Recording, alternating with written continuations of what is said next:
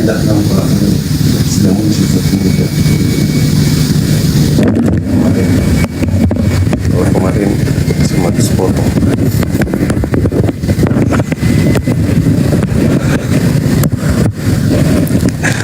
Assalamualaikum warahmatullahi wabarakatuh, sahabat-sahabat sekalian. Alhamdulillah, puji syukur kita panjatkan kehadirat Allah Subhanahu wa taala,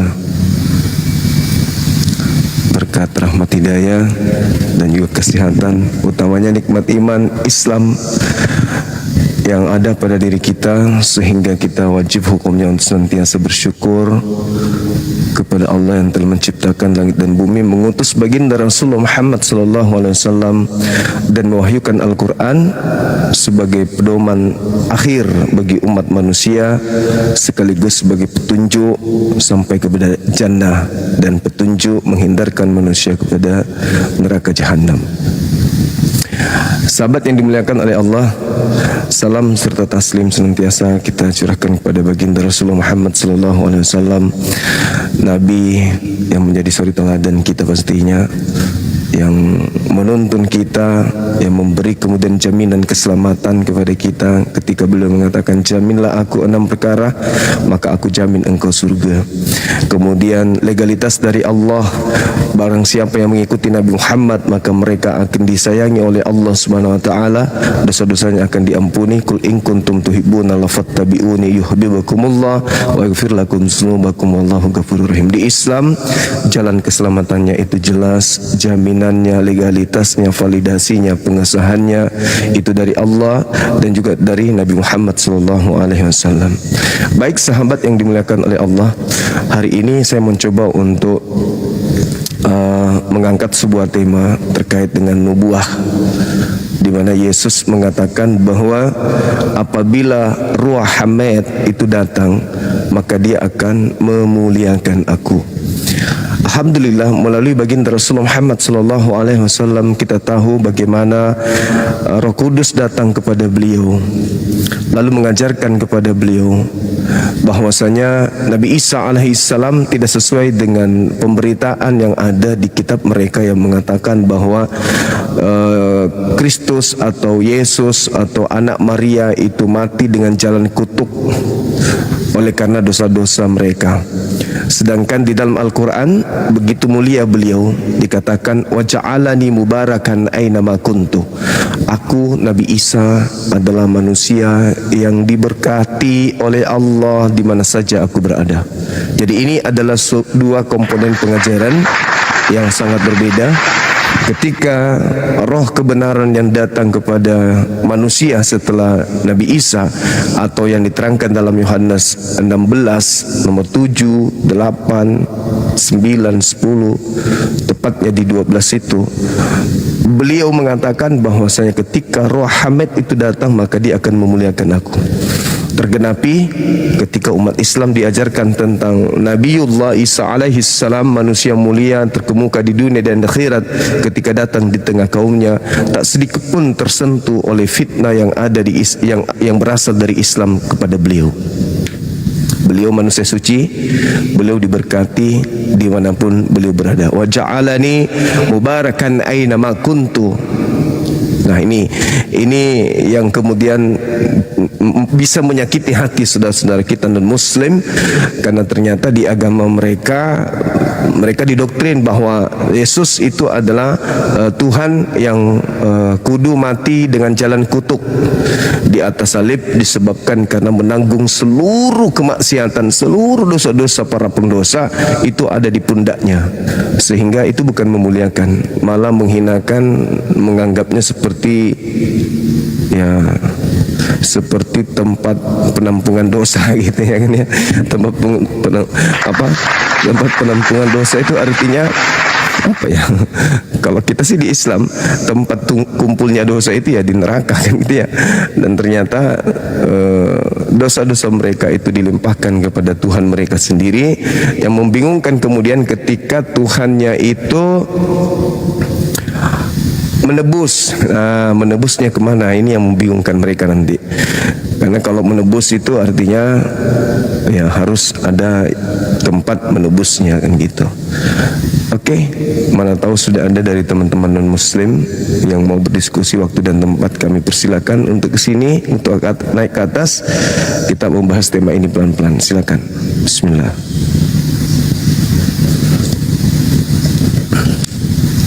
Ayo teman-teman, jangan sungkan, jangan segan naik ke sini.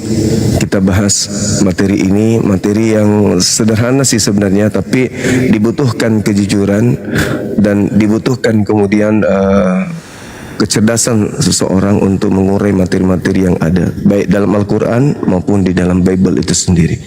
Semangat siang. Halo soal. Halo. Bang Juma. Siap. Ini Bang Juma, udah lama saya minta foto Bang Juma. Kasih diturunin aja saya Bang Juma. Dari mana bang? Dari Medan Bang Juma. Oh Muslim. Oke. Nanti saya bilang Muslim saya diturunkan. Iya, gimana bang? Ada yang mau disampaikan mungkin? Enggak, saya hanya pengen kali jujur ya Bang Juma. Saya fans kali mau ngetar Bang saya. Pengen foto gitu. Iya, saya di Makassar bang. Boleh Bang Juma? Boleh. Abang di Makassar, aku di Medan. Buka kameranya abangku, mumpung belum ada otennya.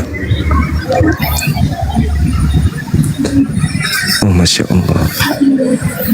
Assalamualaikum ganteng. Bang. Waalaikumsalam warahmatullahi wabarakatuh. Iya, silakan. Bang, izin foto Bang ya. Siap. Medannya di mana? Medan saya di Kabupaten Langkat Bang. Oh, di Langkat. Iya. Dekat sama Aceh Tamiang. Iya. Masya Allah. Bang Juma, makasih banyak Bang Juma ya. Sama-sama banyak. bang. Sehat-sehat Bang Juma, tetap semangat. Amin. Siap. Makasih. Semangat Bang Juma.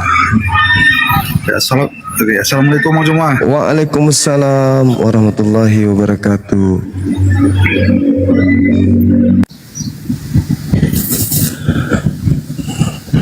Di tap layarnya ya teman-teman.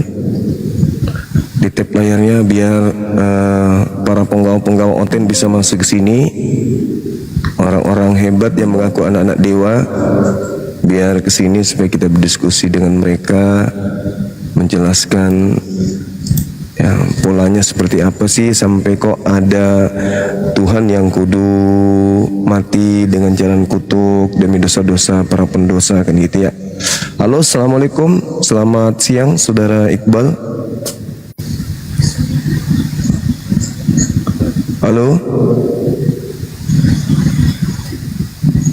Halo, selamat siang. Oke.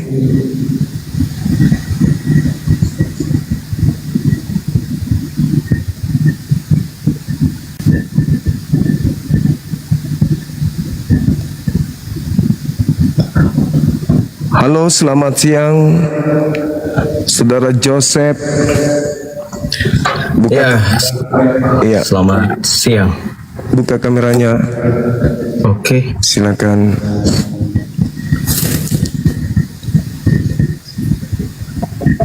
Bentar.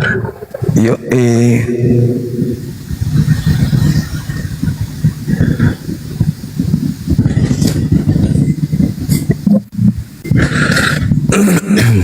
Wis mantap kali bah. Jenggot ini mantap kali. Oke. Ini ala-ala apa ini? Penampilannya ini ala-ala apa? Ala-ala apa ini? Ala-ala Yesus kah? Ala-ala Arab? ala-ala Middle East. Oh, mantap kali bah. Tampilan. Bang Juma mau tanya, kenapa Bang Juma nggak ada respon DM ku? Ku ajak diskusi PKPK. Oh, saya jarang kali buka DM. Hampir tidak. Tapi kalau pernah malah. Hampir tidak pernah sih. Tapi kalau DM itu. Nah. Tapi kalau kita PKPK live match bisa. Selama ini saya nggak PK. Oh, Ada selama ini nggak beberapa. PK. Ada yang PK tuh kayak Ustaz Wafi, ada beberapa yang gemar Jonathan Nandar. Ustadz Wafi sudah, Nandar sudah sering, Uni Rifas sudah, Kores sudah, Ustadz Yusuf sudah, gitu.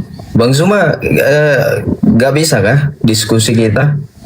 Ini udah bisa membahas Enggak, maksudnya diskusi yang debat itu dalam artian kita punya waktu gitu loh. PKPK. PK. Sudah terbiasa sih PK itu, dan saya tidak suka kalau orang banyak bicara tapi kosong. Gak suka aku dengar. Apalagi sampai 5 menit, alamak, panjang kali. Begitu saudara. Gimana kita masuk kepada tema, kita kerucutkan masalah terkait surah Maryam. Dasar pijakannya Yohanes 16 ya. Jadi ini masih berpihak kepada Bible. Apanya tuh? Di mana Yesus berkata, aku memang harus pergi, sebab kalau aku tidak pergi maka roh kebenaran itu tidak akan datang. Apabila ia datang maka dia akan memuliakan aku. Nah, semua rangkaian ajaran yang ada di Islam terkait Nabi Isa nih, itu pasti memuliakan. Ruang lingkupnya memuliakan, tidak menghinakan, tidak menistakan. Ya, di dalam By data ya? ya dia melakukan. Nah, sedangkan kalau di Bible ya segala macam hinaan itu dilontarkan kepada Yesus. Gitu. Oke. Boleh saya Berarti di dalam Al-Quran itu tidak pernah menghina Nabi Isa. Ulama-ulama itu nggak pernah menghina Nabi Isa gitu ya? Iya. Gitu. Tapi kalau misalkan kalau kita berbicara mengenai Yesus dan Isa, apakah Yesus dan Isa itu tokoh yang sama? Kalau saya melihat Nabi Isa itu adalah tokoh yang datang ke tengah-tengah Bani Israel. Yesus itu adalah tokoh yang digambarkan oleh para pewarta yang melakukan penyelidikan apa yang terjadi terhadap Nabi Isa dan kaumnya Bani Israel. Lalu dibukukan oleh pewarta-pewarta ini, lalu disampaikan kepada bangsa Roma, Yunani, Belanda sampai Jadi, Indonesia. Nabi Isa dan Yesus apakah tokoh yang sama? Harusnya ditanyakan ke Anda itu, bukan ke saya. Karena iman saya itu, alasannya saya mengatakan begitu, iman saya jelas. Nabi Muhammad menerima pemberitaan dari Allah. Itu berita gaib yang diterima oleh Allah, diterima oleh Nabi Muhammad dari Allah Subhanahu wa taala, sedangkan beliau tidak hadir pada saat kejadian. Nabi Muhammad tidak ada pada saat itu. Sehingga bagi kami umat Islam, apa yang disaksikan oleh Yang Maha Menyaksikan itu disampaikan kepada baginda Rasulullah Muhammad sallallahu alaihi wasallam. Dalilnya di mana? Yesus duluan Al-Quran atau Alkitab kira-kira? Nah, bukan masalah duluan Bible ataupun Al-Quran, enggak. Masalahnya yang datang kepada baginda Rasulullah Muhammad sallallahu alaihi wasallam ini adalah berita dari Yang Maha Menyaksikan. Siapa yang Maha Menyaksikan itu? Allah. Oke, ketika Allah menyaksikan tentang Nabi Isa, apakah Allah menyaksikan juga pada saat kenaikan Nabi Isa? Yes, betul. Oke, di mana di dalam Al-Quran bagaimana caranya Allah mengangkat Nabi Isa? Jadi Nabi Isa alaihissalam itu diterangkan kemudian di dalam Al-Quran dalam ayat 55 surah Ali Imran. Allah Subhanahu ya Allah Subhanahu wa taala mengatakan, ya Isa inni mutawaffik, aku mengangkat engkau, wa rafi'uka ilayya wa mutahhiruka minal ladina kafaru. Mengangkat, lalu kemudian diambil, lalu diangkat, lalu Nabi Isa dibersihkan dari orang-orang kufur. Nah, jadi keadaan itu diceritakan oleh Allah kepada beliau Nabi Muhammad. Meskipun beliau Nabi Muhammad, peristiwa pengangkatannya itu seperti apa? Apakah diangkat di tengah-tengah pada saat murid-muridnya atau yang kita sebut di dalam Al-Quran itu Hawariyun itu berkumpul atau bagaimana? Pada saat Nabi Isa alaihissalam sudah tidak sedang mengajarkan kemudian pengajaran, beliau tiba-tiba diangkat kemudian oleh Allah.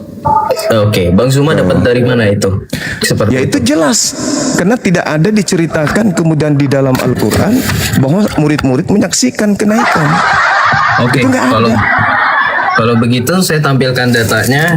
Ya, Ini silakan. buku Isa dari masa kelahiran sampai akhir zaman dari seorang profesor yang bernama Profesor Dr. Ali Muhammad Asy-Syalabi. Beliau pakar sejarah Islam. Oke, silakan. Silakan. Jaringan ente ini suka ngadat.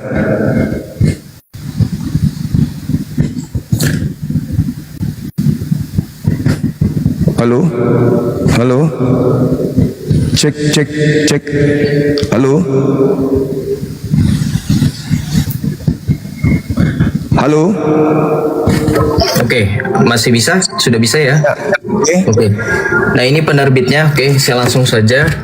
Di saat Bang Zuma mengutip Ali Imran ayat 55, di situ dikatakan, "Ya Isa ini mutawaffika wa rafiqa ilayya wa mutahhiruka minal ladzina kafaru wa ja'ilul ladzina tabauka," dan seterusnya. Ya. Ya, di situ intinya bahwa Allah berfirman, "Wahai Isa, sesungguhnya aku mengambilmu, mengangkatmu kepadaku, menyucikanmu, ya, menyucikanmu, mutahhiruka, menyucikanmu dari orang-orang kufur dan menjadikan orang-orang yang mengikutimu lebih unggul daripada orang-orang yang kufur hingga hari kiamat." Oke. Siap.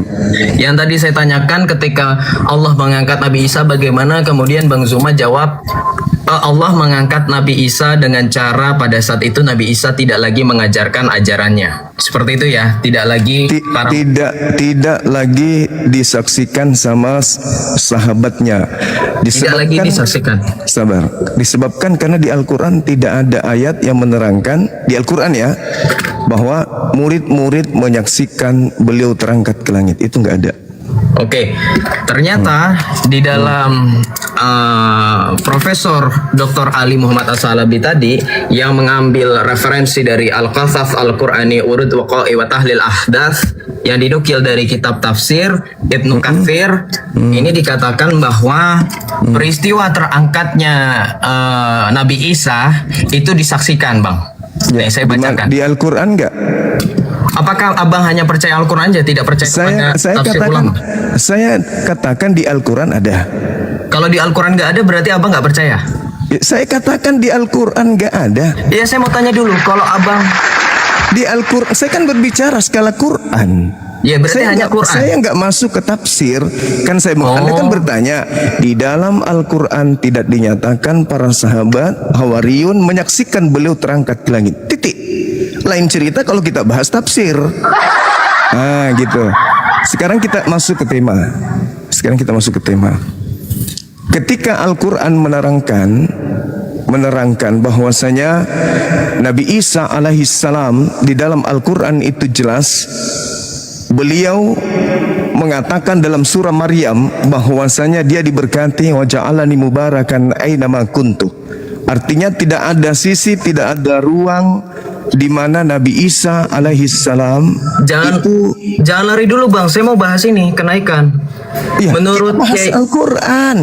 Saya Pak. tidak masuk ke situ. Umat Islam tidak cukup berpegang. Kalau para ulama mengatakan iya, menyaksikan, kan bahasan saya Al-Quran. Kenapa Anda lari ke tafsir? Masalahnya, Dengar. Makanya loh, pakai inilah IQ. kalau kita nggak berani IQ. diskusi pakai timer. Saya pakai data. IQ-nya itu tolong ditingkatkan sedikit. IQ saya Jangan- lebih tinggi daripada Anda. Hai, saya tidak membahas tafsir. Anda bertanya. Ini bukan Saya tafsir. katakan, dengar dulu. Anda bertanya, saya katakan bahwasanya di dalam Al-Quran tidak ada diceritakan sahabatnya Hawariyun menyaksikan Nabi Isa terangkat ke langit. Titik. Anda masuk ke buku-buku para ulama tafsir, Berarti Anda tidak percaya ulama. pandangan ulama. Berarti Anda tidak percaya ulama. Kok tidak percaya? Inilah Karisten. Cara diskusinya itu aneh. Saya membahas Al-Quran, Kita bukan diskusi. membahas kitab yang lain. Di lain Islam itu Al-Quran. tidak hanya percaya Al-Quran. Saya tidak mengatakan bahwa saya tidak percaya kepada pandangan para ulama tafsir, adek. Oke, berarti saya bisa lanjut dong bertanya. Oh, nggak bisa. Saya lagi yang Oh, nggak bertanya. bisa. Oh, berarti Saya takut. lagi yang bertanya. Ya sudah. Bukan takut. Kalau takut, nggak apa-apa. Kok Akui itu. takut? Akui lah. Kalau Anda takut, Kok takut? La haula wala quwata illa billah. la haula wala Ini quwata penyembah makhluk illa kuburan. billah Yeshu'al Masih. Jadi Penyembah gimana makhluk nggak bisa kuburan diskusi memang tertib aneh. nih? Nih, Saya pakai sekarang kita data. masuk ke tema. Saya Kamu pakai bawa data. tema yang tidak ada urusannya dengan apa yang saya uraikan, tuyul. Ini terkait penyaliban kan? Terkait Iya, penyaliban tapi kan? dengar, Loh, kenapa ini- nggak berani? Ini terkait dengan Kenapa nggak berani? pemberkatan. Anda berani nggak Siapa yang debat diskusi pakai waktu? Anda berani nggak debat diskusi pakai waktu? Lebay kali kau cumi. Berani nggak debat diskusi pakai waktu? Lebay kali kau cumi. Berani nggak Dulu. debat diskusi Nah, pakai waktu? Saya tanya. Sekarang Sekali lagi. giliran saya bertanya. Anda berani nggak debat diskusi pakai waktu? Sekarang boleh nggak? Anda berani nggak debat Anda diskusi turun, pakai Anda waktu? dibawa, Anda dibawa, Takut. Anda dibawa, Bye-bye, pengikut Muhammad. Bukan dibawa, penyembah makhluk kuburan dibawa, Itu mampus, so hebat. Saya bahas Al-Quran, dia masuk ke dalam pandangan para ulama. Kan sangat Paulus Oten ini. Makanya kurangi makan babi, supaya otakmu itu berfungsi gitu loh. Orang bahas Quran, tunjukkan di dalam Al-Quran ada Hawariyun menyaksikan kemudian Nabi Isa terangkat ke langit. La haula wala quwata illa billah. Kenapa saya tidak mau pakai timer? Saya nggak mau jadi orang bodoh mendengarkan kebohongan, kedunguan, ketololan begitu lama 5 menit dan bukan cuma sekali. Matamu suek. Mana bisa tubuh saya mendengarkan ilmu kosong seperti itu? Kalau kamu tanya apakah di dalam pandangan ulama tafsir mengatakan begini-begini, itu lain cerita. Ini kita berbicara mengenai Al-Quran. Sudah jelas kok temanya. Maryam 31 dibahas pula penyaliban kata dia. Kan memang dongo orang-orang ini. Dongo sekali. Siapa yang membahas penyaliban? Surah Maryam 31 itu jelas tuh. Apa yang diterangkan di surah Maryam? Nabi Isa diberkati dimanapun Nabi Isa berada. Berkuar-kuarlah kau Al-Quran gitu loh. terus, jago kandang, gak ada ilmumu. Sedangkan Longok kalau di kau. dalam agama Anda, Yesus itu dikutuk. Kan aneh orang-orang ini. Surah Maryam itu berbicara mengenai pemberkatan. Bagaimana Yesus mengatakan ketika roh kebenaran itu datang, maka dia akan memberkati aku, dia akan memuliakan aku. Kau bukan lawanku dek, kau memang cocok PKPK. PKPK itu apa? Orang menyaksikan, ya, tapi poinnya nggak ada. Masing-masing berdiri sendiri. Ini mengatakan benar, ini mengatakan benar, ini mengatakan kamu salah, ini mengatakan kamu salah. Hadapi saya dengan dialog seperti ini. Kalau kau aja saya PKPK, saya membiarkan kau berdusta. Habis itu saya nonton gini, nyimak. Habis itu setelah kau saya lagi ngomong gitu. Percuma aja kan, tidak ada fungsinya. Habiskan waktu pamer kebodohan, cari nafkah di situ. Cari teman-teman muslim yang bisa kau ajak diskusi PKPK begitu. Saya tidak. Kan aneh aku bilang ya, aneh. Ditanya nggak mau, maunya cuman bertanya. Jadi aku bisa melanjutkan pertanyaan nih.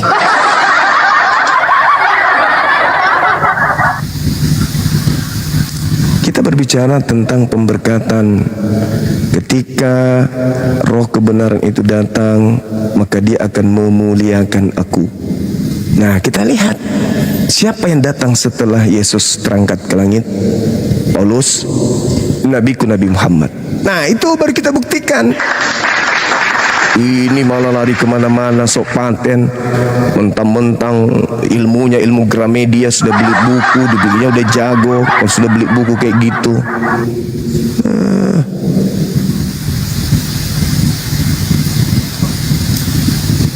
Ayo silakan non muslim naik ke sini tuh bawa akalnya dong. bawa akal kok ke atas. Di tempat saya itu bawa akalnya. Oke, jangan nafsunya doang.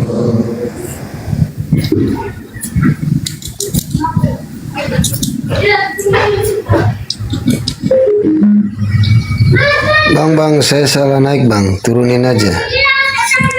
Oke.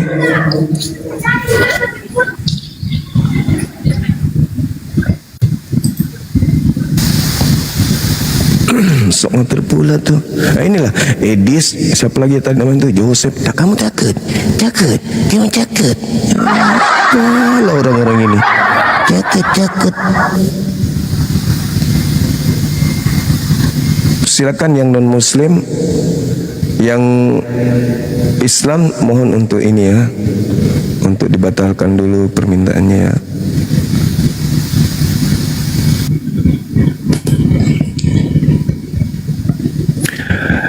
Sudah penyakit. Kau hadapi saya offline kalau kau berani, offline kalau hanya gara-gara takut. Apa yang saya takutkan? Kau ada di sana, aku di sini. Yang saya takuti apa? Mukamu. Halo. Penyakit. Kau hadapi saya offline kalau kau berani.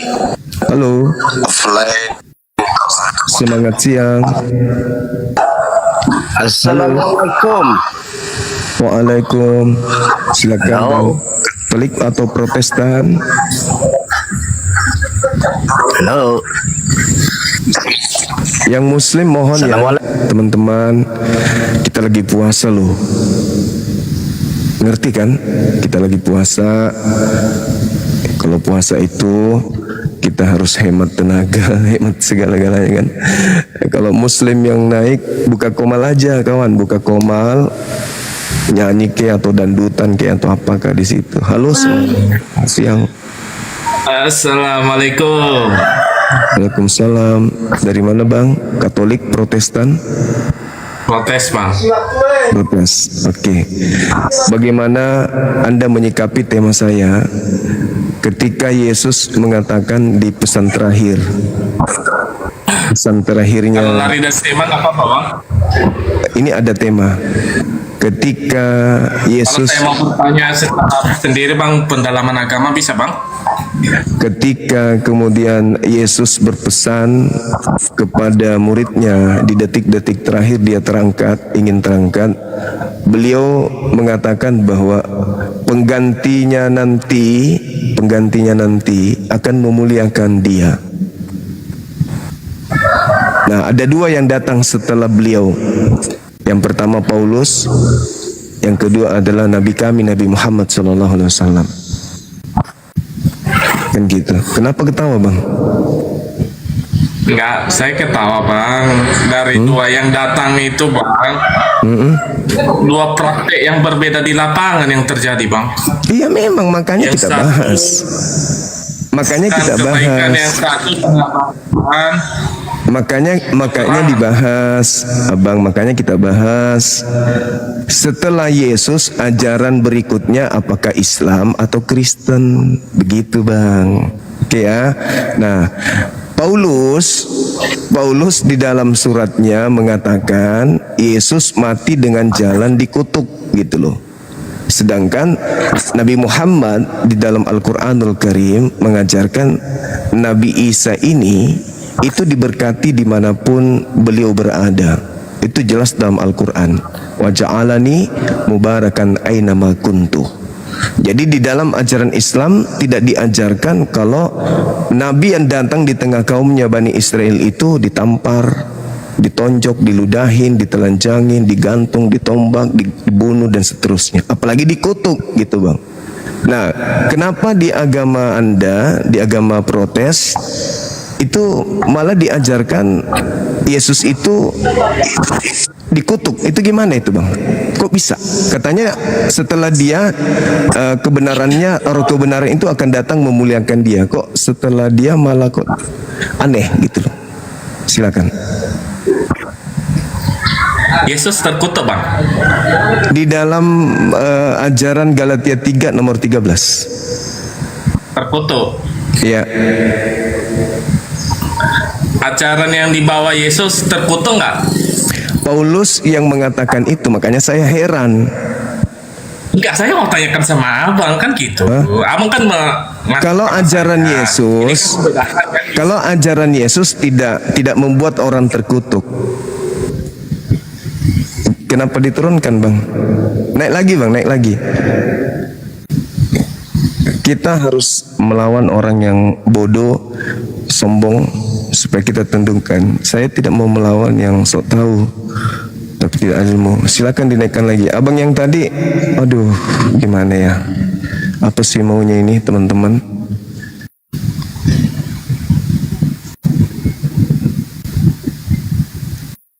Ya, naik lagi. Diturunkan dulu, Saudara Daniel, dibawa dulu ya.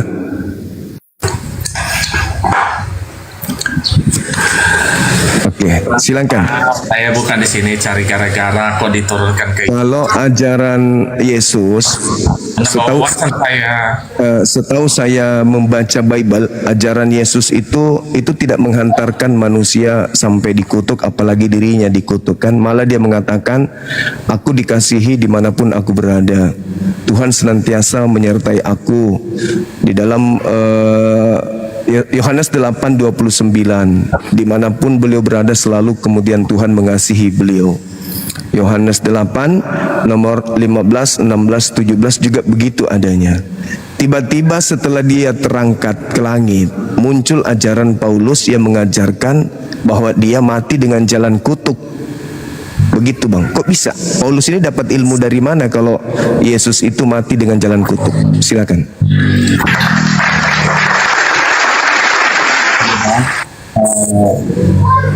Saya di Protestan. Saya yang percaya Yesus bukan Paulus. Nah, Gitu. terus dari mana Anda bisa jadi Protestan kalau bukan karena Paulus? Kenapa saya bilang gini, Bang, apa namanya, cuma guru. Oke, saya murid. Oke, saya percaya yang Bang Juma ajarkan, bukan Bang Jumanya. Kan begitu. Jadi firmannya yang dikabarkan, gitu, bukan Paulusnya, Bang. Iya, Paulus mengajarkan.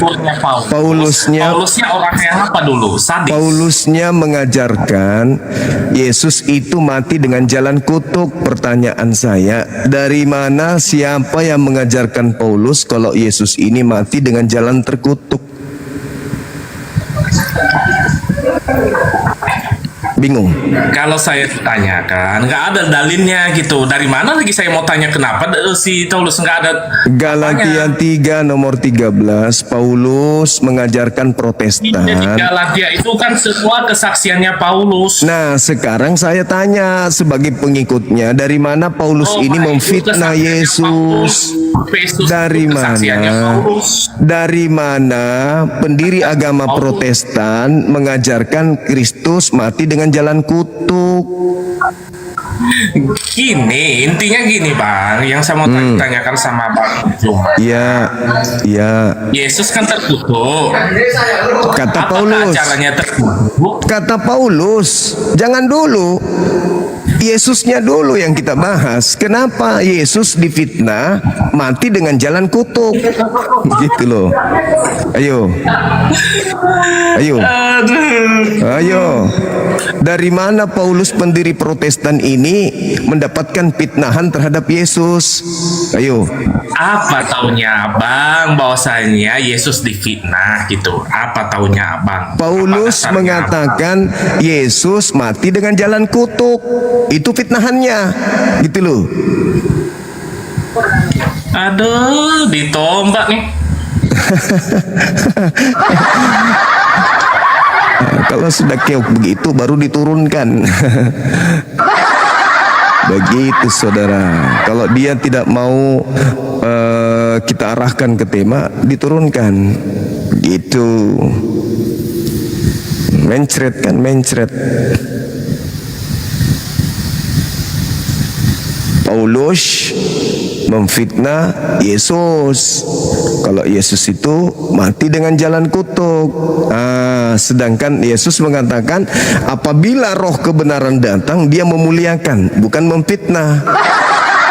roh kebenaran datang memuliakan aku. Wa ja'alani mubarakan aina ma kuntu. Ini malah difitnah, mati dengan jalan kutuk. Habis itu kalian aminkan. Para kalian 2000 tahun 2000 tahun kalian mengaminkan fitnah terhadap Yesus. Silakan Anda buktikan bahwa itu bukan fitnah, itu fakta. Silakan. Semangat siang. Mochaccino. Silakan. Halo saudara Mochaccino. Tidak direspon. Kasih bang. Ada Bang Arif di bawah ternyata, Masya Allah. Al-Haq. Assalamualaikum ya Zuma, apa kabarmu? Waalaikum. Baik. Alhamdulillah wa syukurillah. Kemalasan. Buka kamera. Buka kamera Petromini. Wih. Buka kamera. Silakan kita bahas tema ini.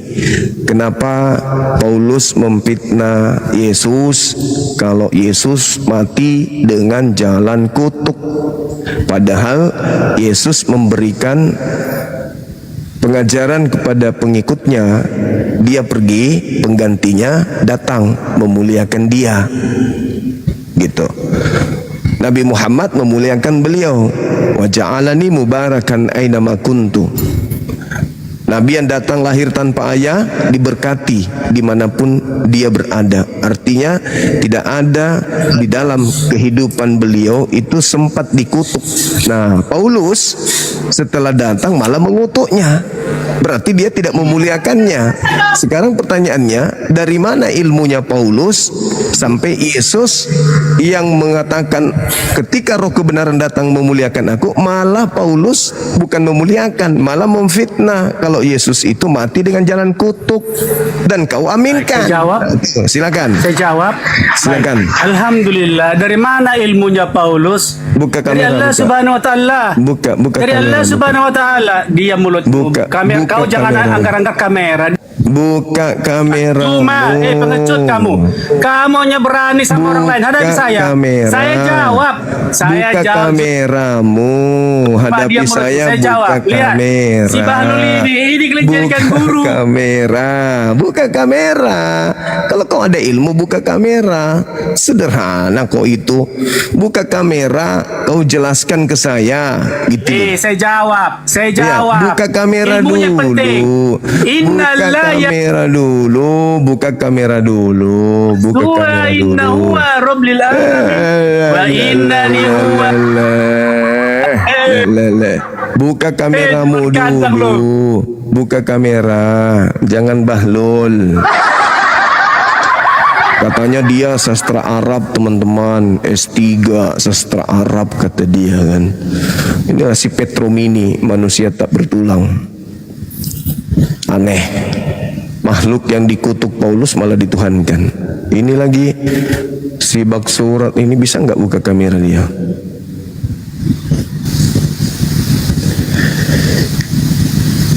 Aku harus pergi. Sebab kalau aku tidak pergi, roh kebenaran itu tidak akan datang. Kan gitu.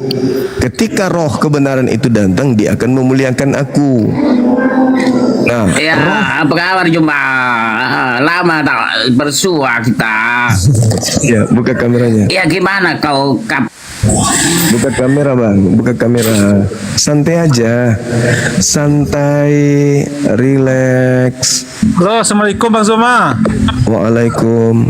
lah bertemu Jumpa? Saya mau nyampein ini sedikit Bang Zuma, sedikit. Ini oten-oten jangan pada baper lah. Kalau nggak punya ilmu jangan baper-baper lah. Kalau mau naik, adu data. Jangan hanya congor-congor malu-maluin oten yang lain nanti. Sudah, Iya. cukup itu aja Bang Zuma. Terima kasih. Assalamualaikum. Makasih. Waalaikumsalam. Ayo buka kamera silakan. Nggak perlu lah. Kita kan sudah Silakan. kenal lama gitu. Sejak Buka. kecil di ayunan. Buka kamera. Begini Yuma, saya Isaya 53 itu jawabannya. Kamu ke gereja, kau ngomong sama Cicak di sana. Dibilang buka kamera, kok susah kali ya. Buka aja kameranya. Habis itu kita diskusi pelan-pelan untuk menghindarkan ya hujatan. Buka kamera gitu. Semangat siang saudara Jonathan. Siang juga. Ya silakan buka kameranya bang. Kita diskusi pelan-pelan. Mau nanya aja. Halo.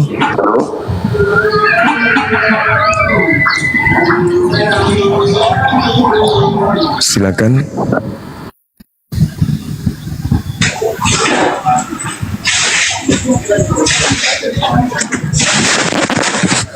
Teman-teman silakan buka kamera. Paul Agus, silakan buka kameranya bang. Kita diskusi. Silakan. Buka kamera.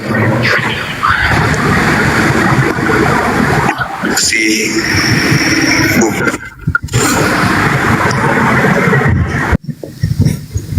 Oke.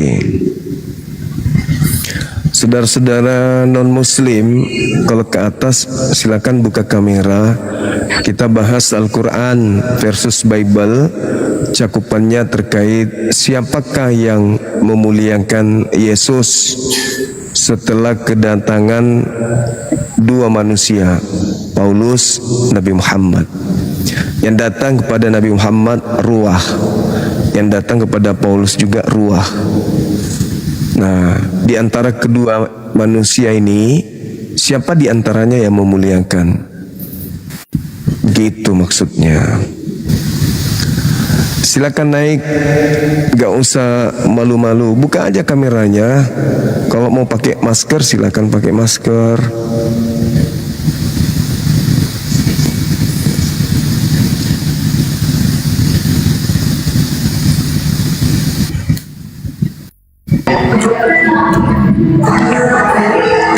Halo, semangat siang. Halo, assalamualaikum. Waalaikumsalam. Ya, Gimana bang? Bisa buka kamera? Bisa buka kamera?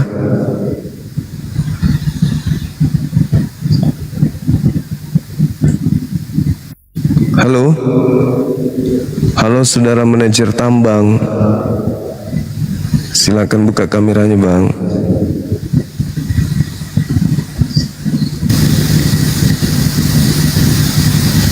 Kalau mereka nggak puasa biarin aja kan, yang mau dipanggil yang orang beriman aja ya. Mau makan babi juga begini enggak apa-apa. Assalamualaikum bang. Waalaikumsalam warahmatullah. Ya saya dari Bone cuma mau bertanya saja masalah harta ya. Iya. Yang mana lebih afdal, memberikan ke imam desa atau memberikan langsung kepada contohnya fakir miskin atau anak yatim piatu? Kalau ada yayasan, maksudnya berbentuk lembaga, ada amil zakat, diserahkan ke amil zakat, nanti mereka yang salurkan, biasanya gitu bang. Tapi kalau abang juga mau langsung kasih ya silakan, nggak apa-apa. Oh iya. Makasih banyak bang. Iya. Makasih. Iya, selamat ki. Iya. Salam.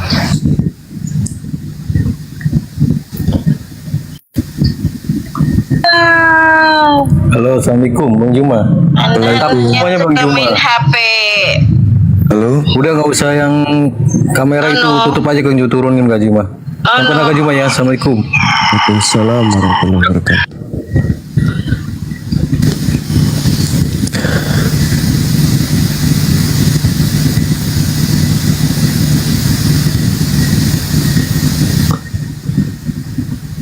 Assalamualaikum Bunda. Bunda Rahma.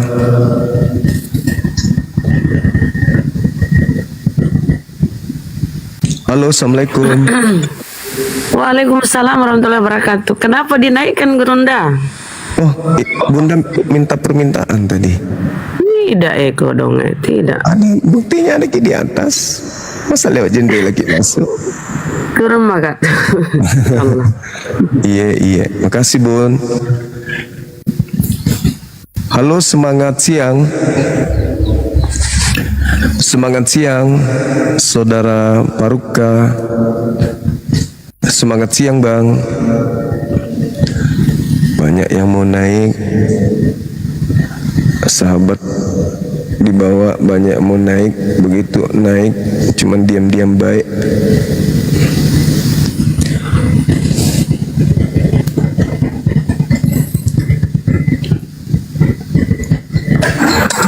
Halo, semangat siang. Siang sumpah siang. Siang, bisa buka kameranya? Waalaikumsalam. Buka kamera Bang. Mohon maaf kok dinaikkan saya. Ibu minta permintaan tadi. Enggak Bang Juma. Aduh, berarti masuk sendiri gitu maksudnya. Halo, buka kamera Saudara Daniel. Silakan. Bisa dibuka. Nggak bisa. Bisa Bang, masa nggak bisa? Tuh, saya sudah minta dibuka kameranya, silakan. Saya aja nggak bisa. Kenapa? Karena nggak bisa. Oh, sudah dibawa kalau gitu. 5 aja dibawa, tetap layar Bang ya.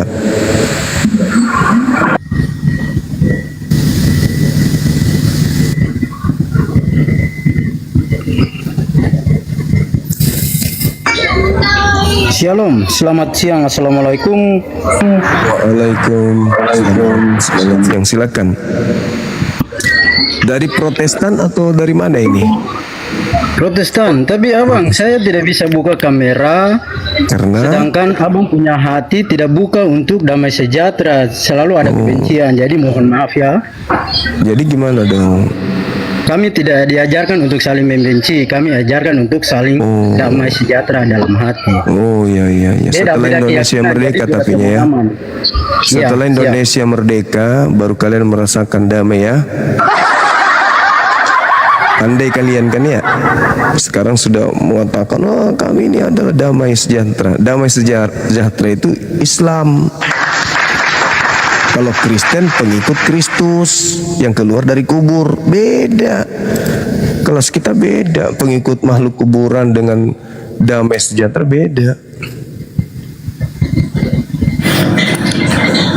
Halo Saudara Firman. Ya. Semangat. Ya, halo Bang. Halo juga.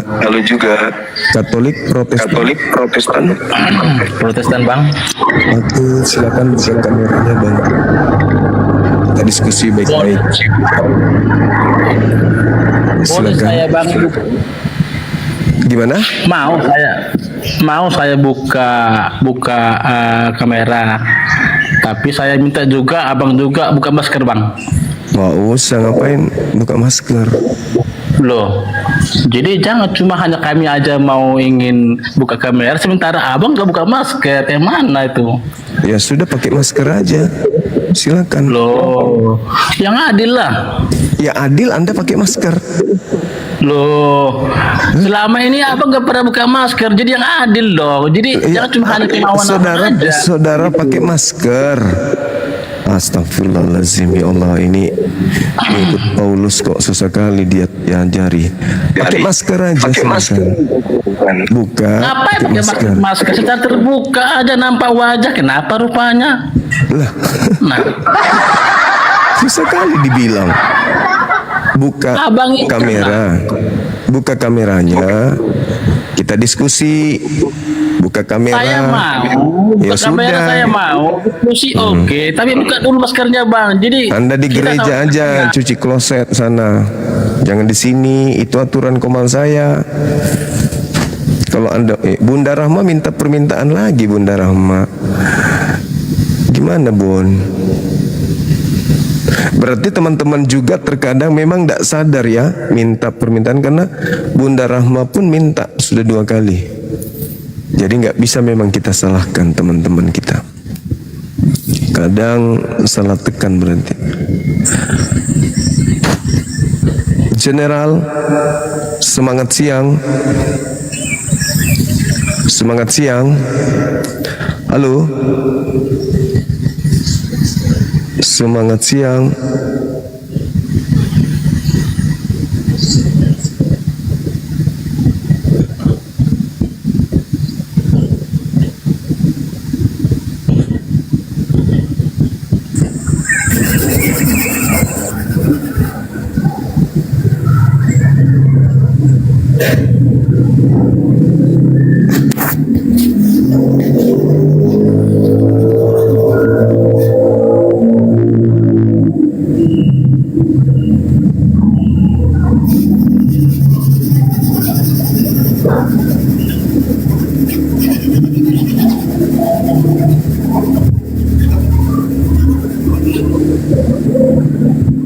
Halo. Halo, Saudara Edwin. Halo, Saudara Edwin, semangat siang, Bang. Halo. Semangat siang. Memang kayaknya Komal ini mengerikan kayaknya ya bagi jemaat-jemaat gereja ya. Sampai kalau naik pun harus membisu. Padahal sudah naik dengan kekuatan penuh sampai di atas nggak bisa ngomong.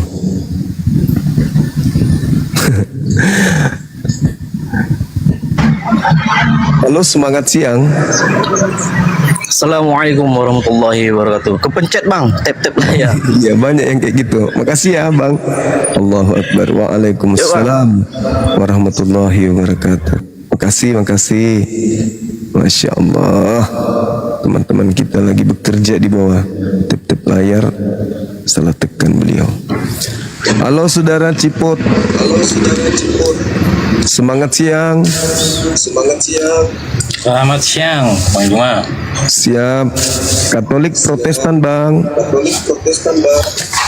Assalamualaikum. Islam. Alhamdulillahirrabbilalamin. Masya Allah. Salam kenal bang ya. Saya mau ngasih semangat aja buat Bang Juma. Oke. Makasih bang. Assalamualaikum. Waalaikumsalam warahmatullahi wabarakatuh. Salam dari Cirebon. Iya abang sehat selalu. Kita sapa saudara kita Gondrong. Kita sapa saudara. Halo, semangat siang saudara Gondrong. Kita sapa. Assalamualaikum abangku. Waalaikumsalam. Izin sebentar bang. Siap. Sehat selalu semangat abangku. Kayak abang ketemu Paulus nih bang. Temunya roh semua nggak buka kamera nih kayaknya. Roh semua bang, lihat bicaranya marah bang. Izin bang, semangat bang. Assalamualaikum. Siap. Waalaikumsalam warahmatullahi wabarakatuh. Izin padang. Senang kali abang kita ini. Namanya bagus bang. Gondrong, maju terus. Mana lagi? Ada lagi kah yang non muslim?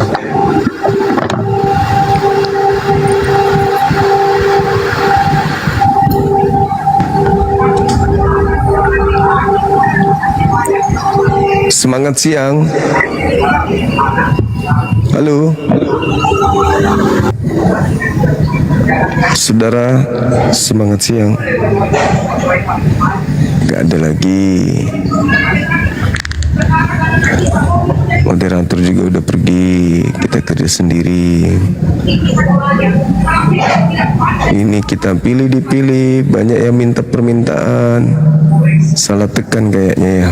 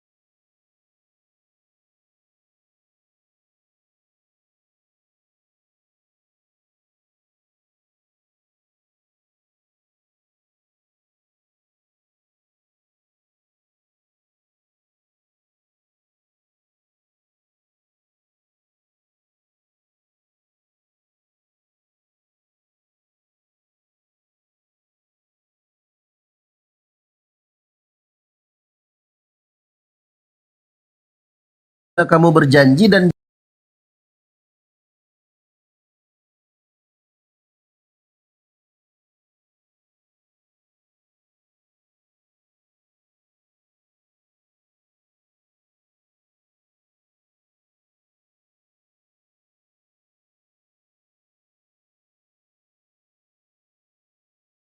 Enggak, maksudnya di mana Paulus dapat ilmu kalau Kristus ini mati dengan jalan kutuk gitu.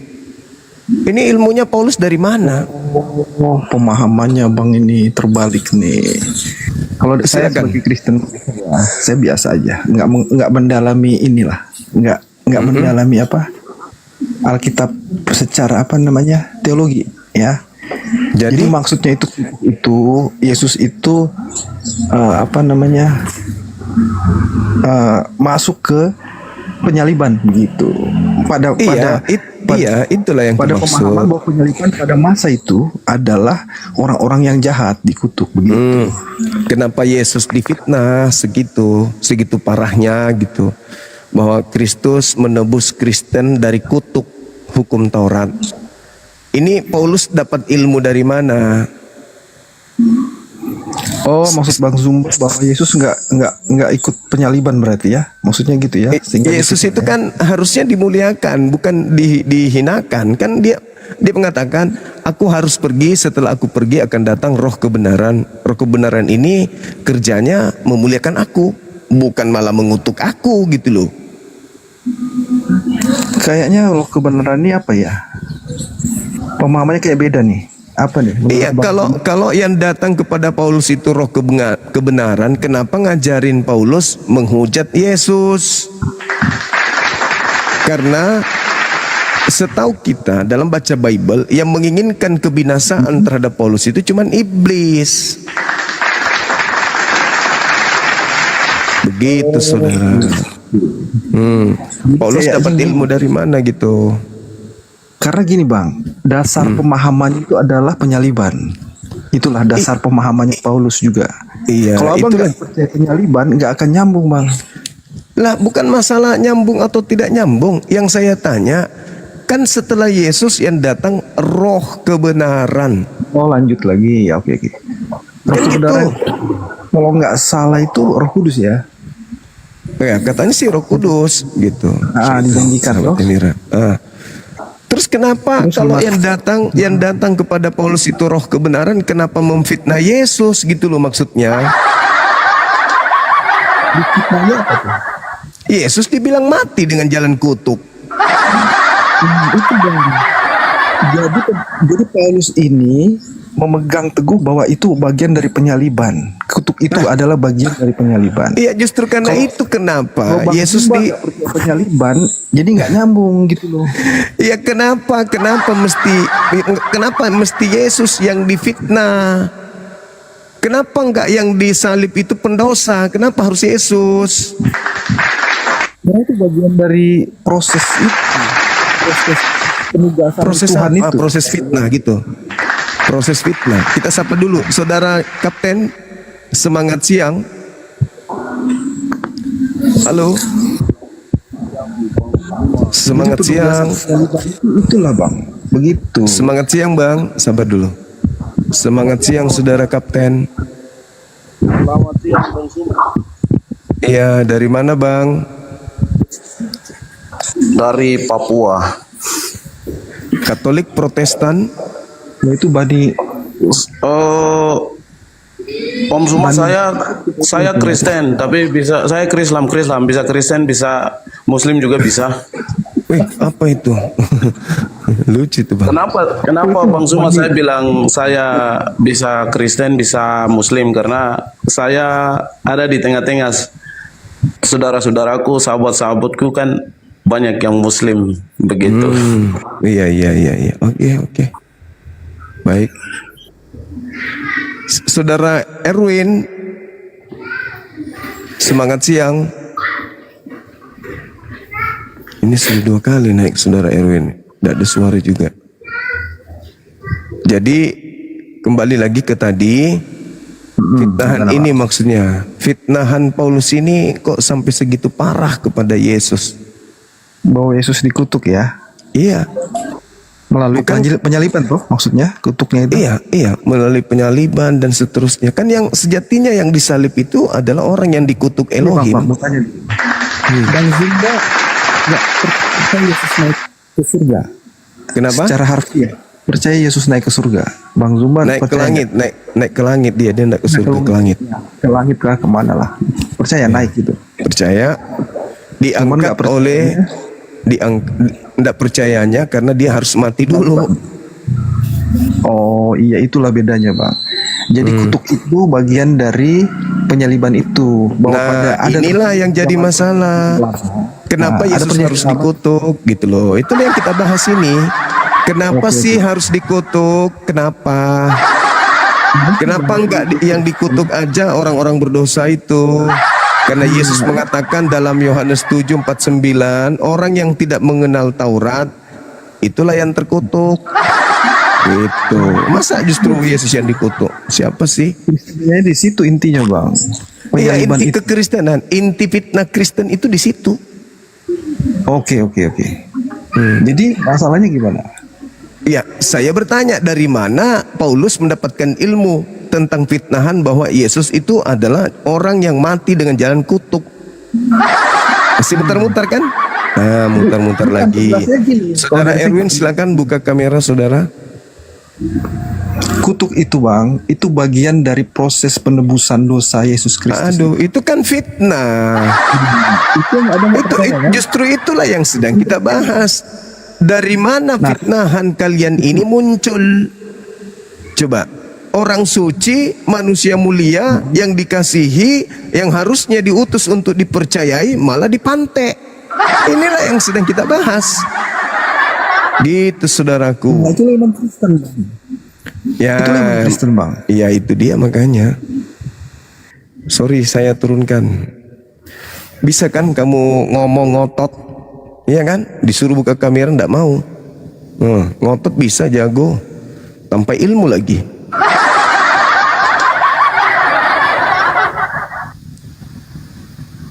Ngotot tanpa ilmu, disuruh buka kamera nggak mau. Kenapa nggak buka kamera? Karena malu Bang. Kenapa malu? Karena saya akan ngomong tanpa data, asal ngomong doang, nyerocos doang saya Bang. Nggak ada modal. Yang penting saya bantah Bang Zuma aja. EGP benar atau tidak, yang penting saya ngomong. Makanya saya nggak mau buka kamera. Iya kan? Benar kan? Gitulah. Assalamualaikum abangku. Waalaikumsalam Gurunda, izin sehat selalu ya Gurunda. Alhamdulillah. Alhamdulillah. Mungkin saran aja Gurunda, karena saya pantau Gurunda terus. Kalau bisa yang oten naik dipaksain aja on cam. Kalau enggak turunin supaya enak. Kalau mereka hujat kan gampang, kita langsung screenshot aja wajah mereka. Itu aja mungkin saran saya. Baik, siap. Makasih ya Bang. Sehat selalu Gurunda. Siap. Alhamdulillah, amin. Abang juga. Izin turun di bawah saya Gurunda. Assalamualaikum. Waalaikumsalam warahmatullahi wabarakatuh. Cuman masalahnya kalau tidak ada lawan diskusi, jadi bingung, naik turun. Akhirnya waktu terbuang sia-sia gitu loh maksudku. Silakan saudara Oten naik.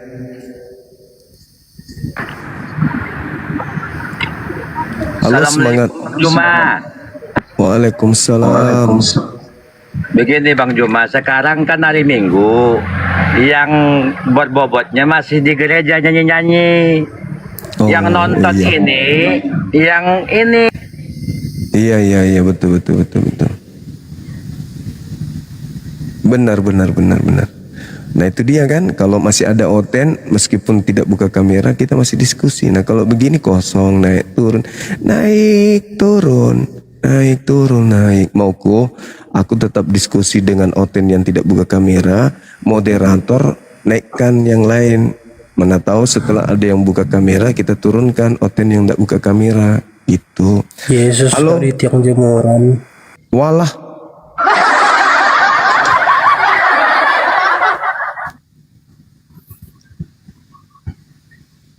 Halo, semangat siang saudara Ar. Halo, assalamualaikum Pak Ustadz, Bang Juma. Iya bang. Tolong babi-babi itu kalau sudah naik ke atas, tolong ikat aja Bang Juma.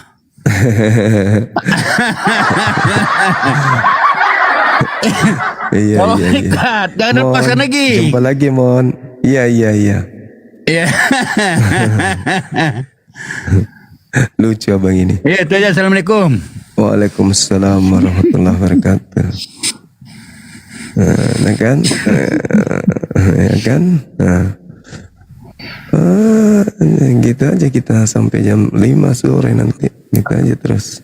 Kita nggak ada diskusi. Halo, semangat siang. Ya, selamat siang Bang Suma. Iya, Katolik Protestan Bang. Protes Bang.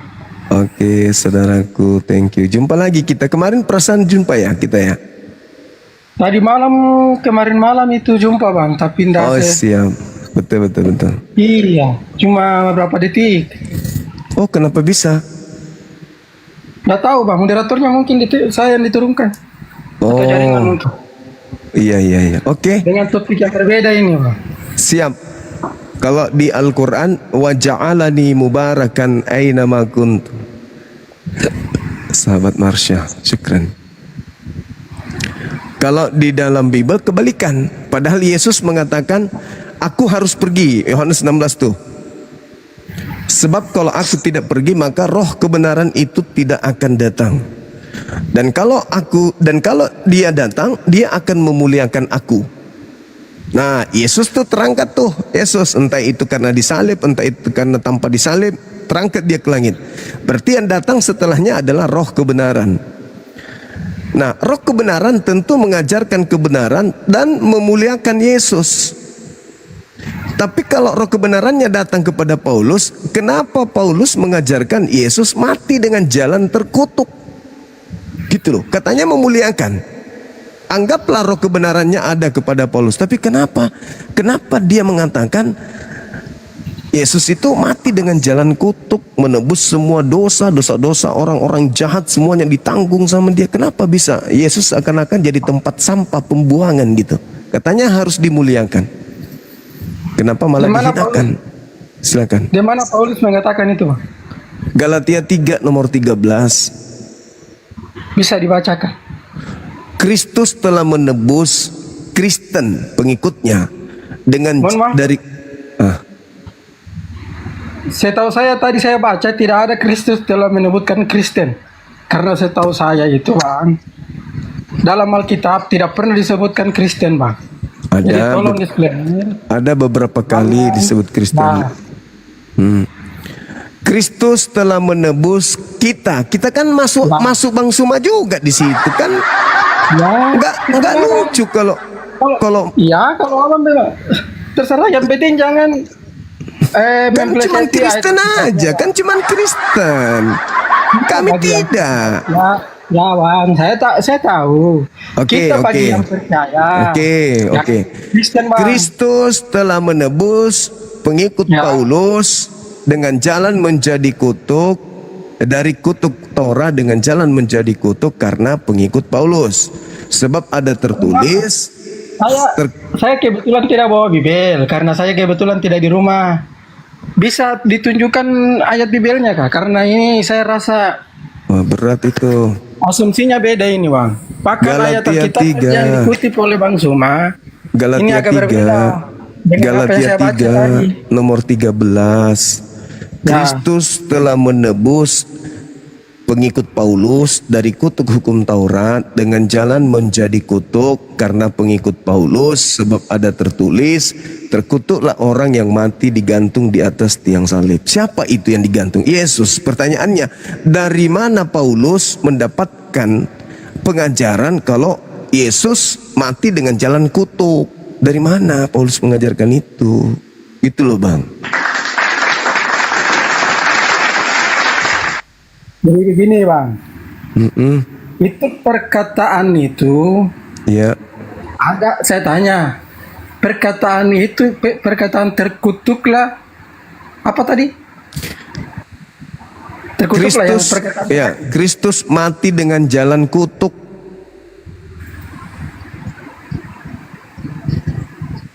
Ya, Jadi perkataan itu ada sebelum Yesus itu disalibkan. Bukan berarti itu ditujukan kepada Yesus. Maksudnya setiap orang yang melanggar pada saat zaman Yahudi pada saat itu akan disalibkan. Maka tulislah Paulus pada saat itu. Terkutuklah setiap orang yang disalibkan. Bukan berarti itu ditujukan kepada Yesus. Maka disampaikanlah Yesus kembali kepada orang-orang Yahudi pada saat itu. Ingat perkataan Paulus pada saat itu, bukan berarti perkataan Paulus itu ditujukan kepada Yesus, Bang. Jadi siapa yang digantung terkutuk nebus dosa Kristen itu siapa? Bukan berarti terkutuk, Bang. Lah itu tulisannya begitu. Iya. Anda saja kaget, apalagi saya. Saya tidak kaget. Lalu siapa yang digantung? Siapa yang digantung mengambil seluruh dosa-dosa Kristen? Begini, Bang. Setiap itu ayat Alkitab, ketika setiap orang menafsirkan satu ayatnya saja, maka itu akan tafsirannya beda, Bang. Ya, Anda yang menafsirkan, Anda yang menafsirkannya beda, bukan saya. Abang yang menafsirkan beda. Nah, sekarang Galatia itu ditulis tahun berapa? Aduh.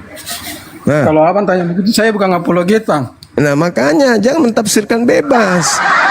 Galatia itu dituliskan setelah penyaliban. Nah, rujukan Paulus itu kepada Yesus. Masa Anda mau ingkar dosa-dosa Kristen ditebus oleh Pak Bom-Bom? Kan oleh Yesus. Yesus yang nebus dosa. Berarti yang diceritakan di Galatia itu Yesus. Kenapa pula bukan Yesus, kan aneh. Abang silakan baca topiknya dulu yang di atas, saya itu ayat Alkitab. Pasalnya dulu abang baca. Itu bercerita tentang penyaliban Yesus, Bang. Bukan, Bang. Silakan baca topiknya dulu. Kok bukan pula Galatia 3 itu bercerita tentang penyaliban. Penyaliban yang terjadi. Aduh, inilah orang Kristen sombong, bodoh tapi angkuh. Di situ dikatakan di Galatia 3 itu penyaliban yang bercerita tentang Yesus disalib. Saya kalau keluar ini, Bang, dari dari pasti diturunkan ini karena saya mau baca topik ayatnya ini. Oke, saya bacakan Galatia 3. Galatia 3 itu membahas tentang dibenarkan oleh karena iman. Oke. Data nomor 1 dengarkan. Ketika berbicara tentang nomor 1 dikatakan, bukankah Yesus Kristus yang disalibkan itu telah dilukiskan dengan terang di depanmu? Nah itu masih keliru saya. Itu nomor 1. Bukankah Yesus Kristus telah disalibkan di hadapanmu? Nah, masih mau lagi, lari lagi nanti. Hanya ini yang hendak ku ketahui daripada kamu. Adakah kamu menerima roh karena melakukan hukum Taurat? Bla bla bla bla bla bla bla. Kristus telah menebus orang-orang percaya kepada Paulus dari kutuk hukum Taurat dengan jalan menjadi kutuk, sebab ada tertulis, terkutuklah orang yang digantung di atas pohon. Masih salah lagi. Salah lagi saya. Udah jelas-jelas kayak begitu kok dalilnya. Masa hari ini 2026 orang Kristen kemudian membantah kalau yang disalib itu bukan Yesus? Kan aneh abang ini. Yang disalib itu Yesus. Itu iman Kristen. Kristen berdiri dari penyaliban itu. Masa sekarang Anda ingkari? Lucu. Memang berat. Kalian kan cuma terlanjur Kristen aja ikut orang tua. Tapi ketika kita bertanya, Yesus terangkat, penggantinya adalah roh kebenaran. Ciri-ciri roh kebenaran memuliakan dirinya. Memuliakan Yesus itu hanya ada dalam Al-Quran. Di Bible Yesus hancur dibuat. Babak belur Yesus kalau di Bible itu. Diludahin, ditampar, ditonjok. Bayangkan aja tuh. Coba ada nggak yang bisa bikin video? Anggaplah dia Yesus. Bang Zuma. Waalaikumsalam. Anggaplah dia Yesus di video itu. Lihatlah itu, diludahin. Itu dimuliakan katanya. Ditampar. Waalaikumsalam. Silakan Bang. Ini pengen saya screenshot aja. Saya juga punya teman Kristen dari Ustadz Yusuf juga, saya bilang gabung aja ke Ustadz Yusuf. Itu sulit dikirainnya itu hoax, dikirain bohong gitu loh. Jadi ini saya mau screenshot, saya mau tunjukin. Nanti kalau memang dia mau dia pakai akun saya biar sekalian gitu. Oke. Ajak ke sini Makasih Bang, sehat selalu ya Bang. Siap. Assalamualaikum. Waalaikumsalam warahmatullah. Bikinlah video kan. Anggaplah Pak Bom Bom di situ sebagai pemeran pengganti. Pak Bom Bom seret, ya kan? Habis itu ludahin mukanya. Itu memuliakan. Tampar. Itu memuliakan. Buka semua bajunya Bom Bom, sobek semua pakaiannya sampai dia telanjang pakai sempak aja, itu memuliakan. Habis itu diseret Pak Bom Bom itu di aspal. Bagus kalau tidak ada tai kambing, tai babi di situ tempat dia diseret. Sudah gitu ditonjok mukanya, ketepak, uraski masuk pas di jidat. Lalu habis itu ambil tali itu kayak tiang bendera kita gantung naik ke atas tiang salib. Dalam keadaan pakai sempak, digantung di atas pohon. Sudah gitu ditombak. Itu memuliakan rupanya. Bukan hanya sekedar itu. Setelah dia mati, Pak Bom Bom dibilang seluruh dosa-dosa para pencuri, para pemburit, homreng, pembunuh, koruptor, suka perkosa anak kandung, perkaus ibu kandung, perkosa nenek-nenek, perkosa sapi, kambing, diambil alih sama Pak Bom Bom. Maka ndak hancur Pak Bom Bom itu. Udahlah mukanya jelek, besar perutnya, pusarnya besar kayak bola kasti, teraniaya lagi. Habis itu diludahin, ditonjok, diapa-apain segala macam, digantung kayak apa gitu, kayak bendera. Setelah itu dosa-dosa kalian dilimpahkan ke Bom Bom. Itu memuliakan. Sadar enggak kalian itu? Makanya Yesus ketika datang, enyahlah daripadaku, aku tidak mengenal kalian. Kalian semua adalah pembuat kejahatan. Sedangkan Yesus mengatakan, ketika penggantiku datang, penerusku, dia memuliakan aku.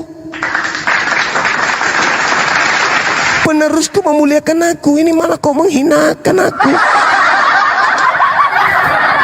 Coba ada nggak yang bisa bujuk Pak Bom Bom untuk jadi perankan peranan Yesus itu? Biar aku yang tampar. Masih kembali nggak tulang pipinya tuh kalau aku yang tampar? Enak kali kalian. Kita ngajar, menyampaikan kebenaran. Kita dua arah, gitu.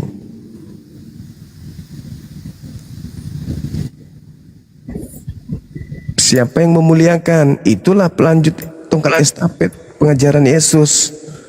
Siapa yang menghinakan, itulah roh kejahatan itu, penyesat itu. Halo saudara, Mamen. Bang Juma, ini kepencet kan ini. Oke, thank you Bang, makasih.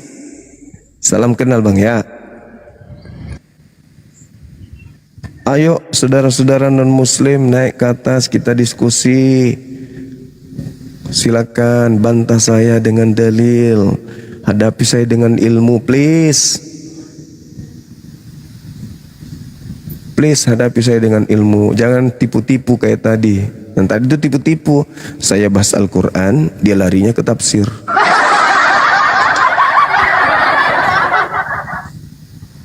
Terserah. Jam berapa? Ya, kalau 4:30 oke. Halo silakan. Halo.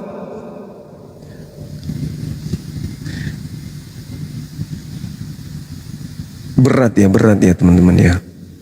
Temanya berat ya. Bukan berat, bukan berat temanya, ringan kali. Cuman butuh kejujuran aja sih. Korban penghinaan dituhankan, itu betul. Halo, selamat siang. Selamat siang Bang Juma, salam. Ya, salam saudara Fremi. Katolik Bang Juma. Siap. Katolik Bang. Saya pengen masuk Islam Bang Juma. Saya pengen masuk Islam Bang. Ada aja. Dari agama mana ini? Bang Juma, nanti DM saya pengen. Kok bisa? Nanti pasukannya Arom lagi. Bang Juma, nanti saya DM, saya pengen masuk Islam Bang. Kenapa bisa? Tolong bimbing saya Bang. Iya, maksudnya kenapa bisa mau masuk Islam? Sekarang Nanti agamanya Bang, ceritanya lewat DM aja ya Bang ya. Oh, boleh. Protestan Bang. Oh, Protestan. Usia berapa tahun? 50 Bang. Oh, 38. Bukan temannya 38. Arom. Bukan. Bukan Bang, bukan. Kenapa bisa mau meluk Islam? Izin saya nanti. Izin ya Bang, nanti saya mau DM Abang ya. Oke, sip. Makasih kalau gitu ya. Iya. Saudaranya makasih ya Bang ya. Makasih. Saya nyimak di bawah Bang. Oke, saudara, makasih banyak. Masya Allah. Nah, kita zuuzon aja kalau ada yang kayak gitu. Iya kan ya? Enggak, tempatnya tersesat tiba sini. Iya, betul. Halo? Husnuzon, betul. Kita bersangka baik, jangan husnuzon. Oke. Mai sombongnya ngomong hilang. Apaan tu mai kau? Weh, sambalu apaan tu mai? Apa lagi gerekam kau sambalu? Apaan tu mai? Apalah jarak korong. Silakan.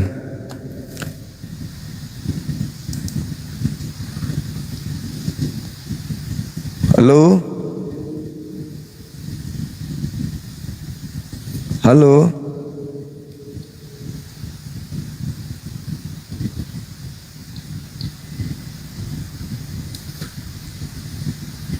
Ni ya miseng. Ngurah Jeka. Assalamualaikum Gurunda. Waalaikumsalam warahmatullahi wabarakatuh. Saya Tabek Gurunda. Saya dari Makassar. Iya. Sari Batang apa Ki? Adakah? Nggak ada tuh. Apa saya bawa ini Gurunda. Apa jauh? Soal apa namanya? Pekerjaan kemarin yang dijanjikan sama Bang Handi. Apa jauh Seng? Pekerjaan apa jauh? Iya, saya disuruh katanya apa gitu yang ada apa lah bahasanya itu kalau anu bantuan bang semua. Bantuan sosial. Ya, sosialisasi apa gitu yang di bencana itu maka dikirim ke sana. Saya tunggu DM-nya tidak masuk Gurunda. Langsung makin tanya langsung langsung. Sudah ku DM Gurunda tapi tidak ada balas Ki. Di mana Ki ini tinggal kah? Di Makassar Gurunda. Bagusnya jadi marketing mau saja. Iya, alhamdulillah kalau bisa Gurunda ada pekerjaanku ini Gurung. Marketing perumahan. Iya, insya Allah bisa Gurunda. Kuliah komputer. Bisa, insya Allah. Serius? Iya, insya Allah bisa Gurunda. Kalau saya dari manajemen ekonomi. Oh, DM apa yang? Gimana dari Makassar kah? Di Dayak Gurunda. Dekat jadi pai. KDM masih nampak punya nia nomor teleponku sariang kidi. Ya, siap Gurundaku. Iya, saya kipai tadi. Terima kasih banyak. Butuh marketing. Iya, siap Gurunda. Siap. Iya, assalamualaikum. Waalaikumsalam warahmatullahi wabarakatuh. Halo saudara Ginting. Siang Bang Juma. Siang juga Bang. Silakan buka kamera abangku. Siap. Aku mau diskusi aja. Iya. Sama abang kan. Abang kan sering ini apa namanya live gitu. Aku sorry ya Bang, nggak bisa ini ya open cam ya. Kalau nggak bisa open cam saya turun atau gimana Bang? Sambil kita nunggu. Kenapa emangnya Bang nggak bisa buka kamera? Kenapa rupanya? Karena saya nggak mau ini mengupdate dari teman-teman gitu. Jadi kalau ada mau follow, saya nggak mau ini gitu. Iya.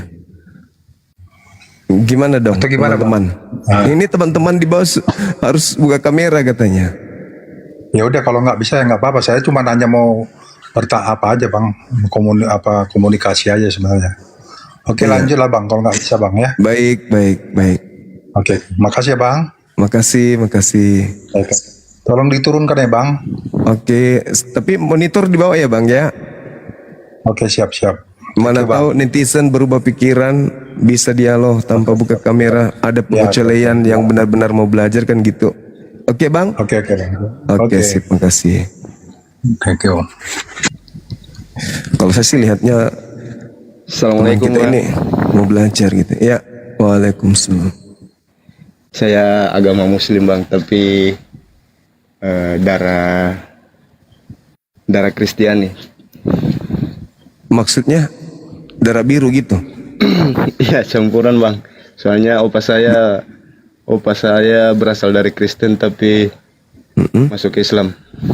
Oh, mu'alaf. Iya, opa saya namanya Paulus Bang. Oh iya. Iya. Keluarga yang mu'alaf tapi saudara lahir dalam keadaan Islam. Iya Bang, tapi saya lahir dari Islam Bang. Alhamdulillah, siap. Mama saya juga mu'alaf Bang. Siap, oke. Tapi sudah almarhumah. Ya, tetap istiqomah, pegang teguh Islamnya. Siap Bang, siap.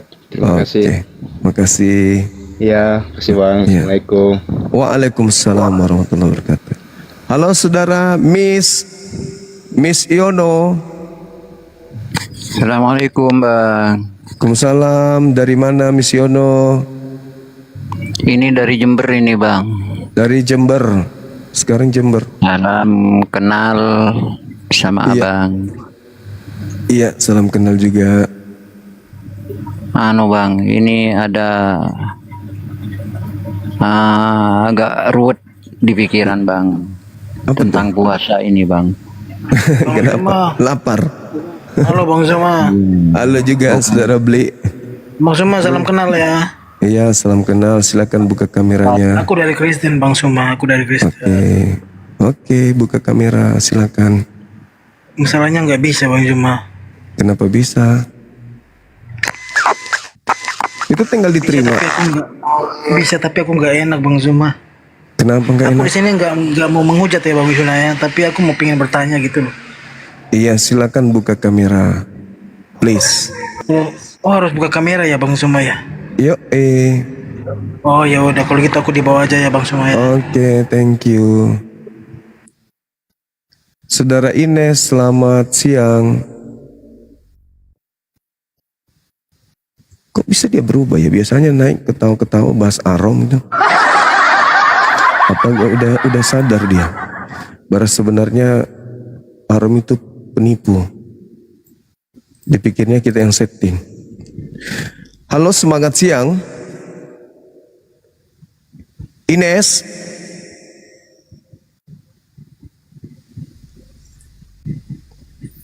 Ines diam-diam baik. Nah, kan tidak ada diskusi. Coba ginting tadi dipertahankan aja sambil menunggu yang bisa buka kamera. Kan ada ilmu yang kita dapatkan, ada pemahaman yang bisa kita jadikan sebagai dasar keilmuan gitu. Nah, kalau udah kayak gini, yang gini nah ini, coba buka mulut, buka. Saudara Oten, halo, Saudara Oten. Saudara Oten, nah kan kayak gitu-gitu, habis waktu kan. Padahal kalau dia tidak buka kamera kan ada pengecualian bagi mereka yang mau benar-benar mau belajar, Dengar dari suaranya mau belajar, bertanya tentang Islam, kita berikan pemahaman, kita juga dapat pahala, teman-teman juga dapat edukasi gitu. Halo saudara Firman 47, apa kabar? Sehat bang. Sehat. Dari mana mau kemana? Aku dari Islam bang.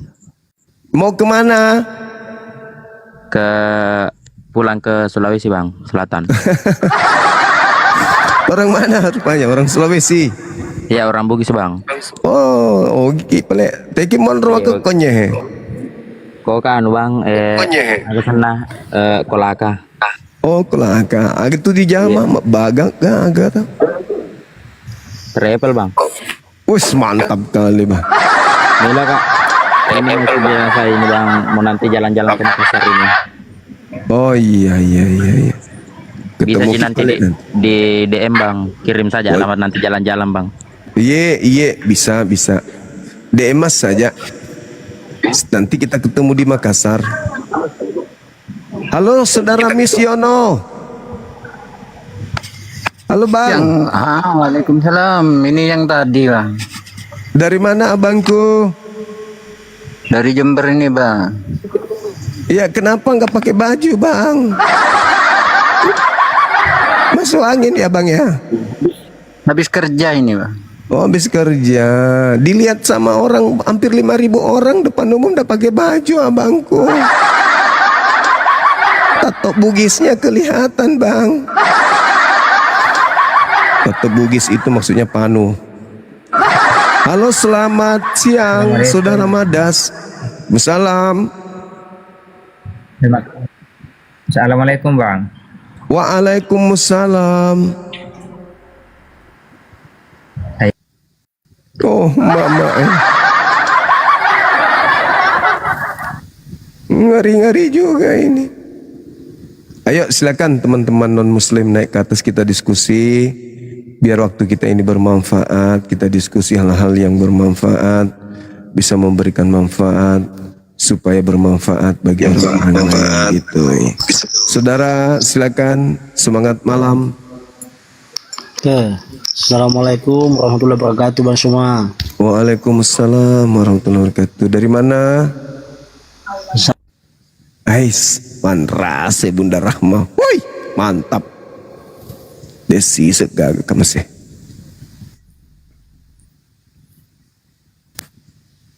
Ya menre sih kasih nah. Halo. Waalaikumsalam. Saya mau nanya bang, apakah bisa? Dari mana? Katolik Protestan? Saya dari Islam bang yang tadi. Islam. Maaf Bunda Rahman nggak ada waktu, katanya harus buru-buru.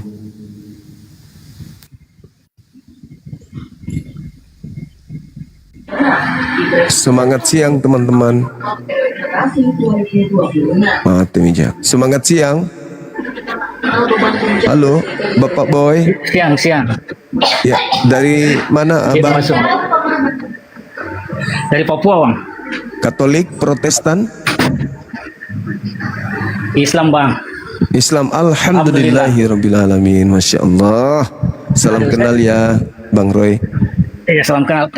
Kita pernah bincang-bincang bang. Oh siap. Bapak tahun yang lalu. Oh iya. Oke. Maaf bang.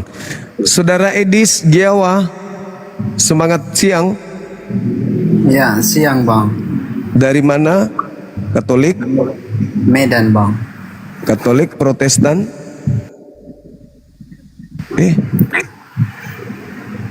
Katolik bang. Katolik. Silakan buka kamera saudara, kita diskusi baik-baik. Diskusinya yang Kita nggak bisa. santun. Ini akun kecil ini bang, belum bisa ini. Oke. Oh. Belum bisa on cam. Iya. Jadi gimana itu?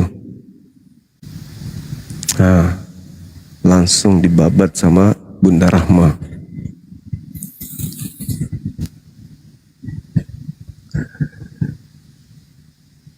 Semangat siang saudara Paulus. Paulus cabang Indonesia, semangat siang. Morning, morning, morning, morning, morning, morning, morning, morning, morning, morning, morning. Buka kamera diskusi, ayo. Morning, morning, morning. Morning, morning, morning, morning, morning, morning. Bagus juga kayak gitu ya. Ini kenapa lagi ini Bapak ini? Halo saudara Oten, sudah 3 kali ke atas. Tujuannya mengganggu kah atau mau ribut? Cari ribut kah kita? Hah? Kamu cari ribut kah? Hah? Hah? Halo? Yesus laknat.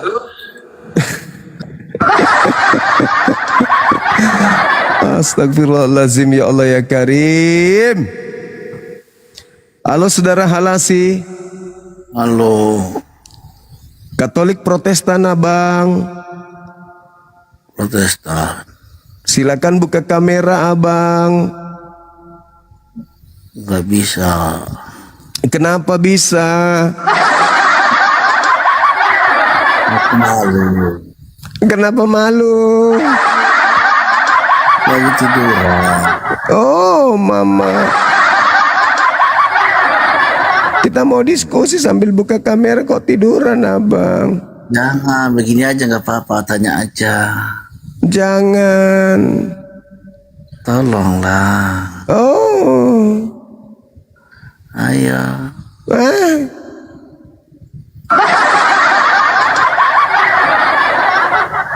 Silakan teman-teman yang serius naik ke sini kita diskusi gitu loh.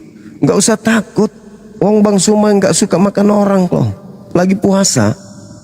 Paling kumaki kan. Ayolah. Saudara Dikon. Iya, selamat sore Bang Juma. Ya sore juga saudaraku. Buka kameranya, kita diskusi sampai malam. Cepat. Oke. Gimana? Ya, pertanyaan sedikit buat Bang Juma. Buka kamera dulu saudara.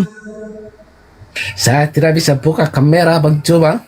Tinggal ditekan udah aku kirim permintaan. Tidak bisa Bang Juma. Bisa. Jangan begitulah Bang Juma. Bang Dikon memang harus begitu. Kalau begitu maskernya Bang Juma juga dibuka gitu. Jangan ribut dengan masker. Buka bang, kita diskusi bang. Nggak usah takut bang. Saya bukan Paulus. Saya juga mau Bang Juma buka masker biar diskusinya lebih terarah gitu. Ada aja terarah. Kalau pakai masker enggak terarah gitu. Iya, ayo, kurang ayo. enak. Kurang enak Bang Juma. Aduh, banyak kali alasanmu bah. Halo saudara Al. Nah, kan begini bagus. Oh, mantap kali. Protestan Katolik. Saya bang, Protestan. Salam bang. Salam. Waalaikum lagi. Itu kan enak kenalan, ketemu nanti kita bisa ngopi-ngopi. Kita cerita tentang apa kan tuh bisnis kah atau apa kan gitu. Lagi puasa bang, nggak boleh ngopi. Iya, setelah puasa maksudnya. Oke. Gas. Oke, saudara. Jadi gimana pandangan saudara ini terkait tema? Apa itu bang? Yesus sebelum terangkat ke langit kan berpesan, aku memang harus pergi. Sebab kalau aku tidak pergi, roh kebenaran itu tidak akan datang. Dan kalau roh kebenaran itu datang, dia akan memuliakan aku, kan gitu. Jadi memuliakan di situ ya benar-benar memuliakan. Roh kebenarannya itu memuliakannya. Nah, jadi permasalahan setelah dia terangkat ke langit, Paulus muncul mengajarkan kalau dia itu mati dengan jalan kutuk. Itu kan menghinakan, itu bukan memuliakan. Gimana menurut saudara? Jadi Bang Zuma mempermasalahkan Galatia 3 ayat 13 itu. Iya. Nah, itulah yang jadi masalah. Yang mana Galatia? Saya buka dulu ya. Mana Alkitab? Iya, silakan. Silakan. Galatia 3 ayat 13. Berapa itu Bang? 13 ya? Iya. Ini karena Bang Zuma mau ini ya, mau tanya sharing dalam pandangan kekristenan ya. Iya, betul. Jadi mungkin ini kesempatan sekaligus saya sampaikan. Oke. Galatia 3 ayat yang ke-13. Kristus telah menebus kita dari hukum Taurat, kutuk hukum Taurat dengan jalan menjadi kutuk karena kita. Sebab ada tertulis, terkutuklah orang yang digantung pada kayu salib. Nah, dalam kekristenan, dalam teologi Kristen, kalau kita menerjemahkan sebuah ayat, maka kita harus paham dulu dalam konteks Galatia itu.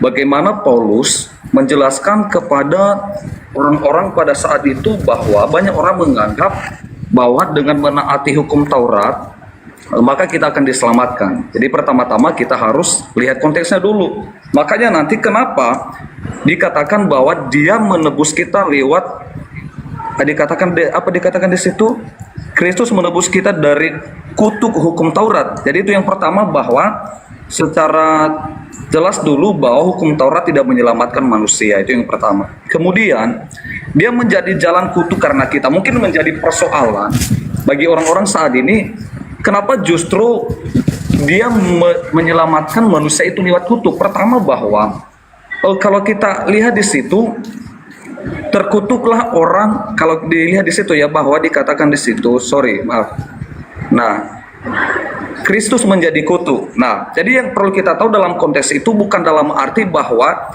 Yesus itu, kalau kita lihat ya, Paulus menegaskan di situ bukan dalam arti bahwa Yesus itu berdosa.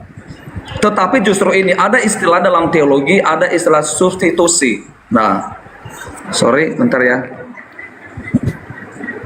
Nah, substitusi. Jadi substitusi itu ada istilah pengganti. Nah, jadi pengganti itu artinya bahwa sebenarnya dosa itu akibat dari dosa manusia. Jadi Tuhanlah yang berdosa. Dosa itu jadi dia tanggung sendiri. Makanya dalam konteks ini ya, di Israel kuno ya, bahwa dikatakan di situ bahwa memang orang yang disalibkan itu memang terkutuk. Itu adalah sebuah kejahatan. Tetapi yang dimaksud Paulus di situ bukan seakan-akan bahwa Yesus itu karena berdosa, makanya dia disalib.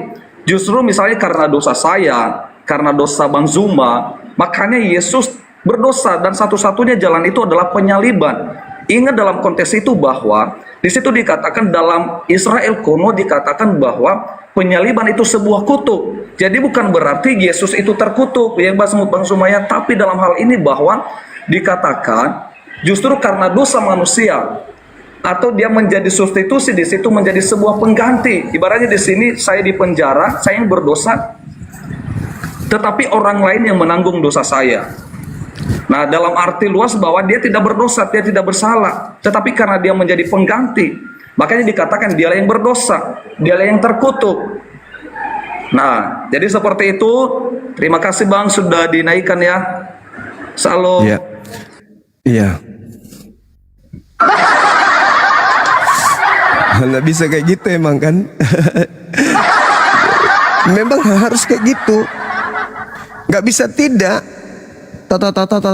Kabur. Nah gitu. Terserah lu mau sesat mau tidak sesat, yang jelas lu para pendosa nih. Lu kalau mau bebas melakukan dosa nih gue ajarin lu pade.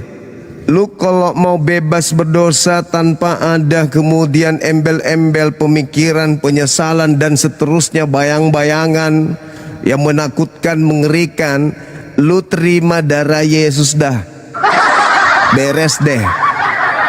Pokoknya lu para pesine ya, lu para pendosa, perampok, pencabul, pemburit, apapun dah yang sering kau lakukan, lu kalau nggak mau dibayang-bayangi dosa lu, masa lalu, masa sekarang dan yang akan datang, lu terima darah Yesus, dah kelar perkara.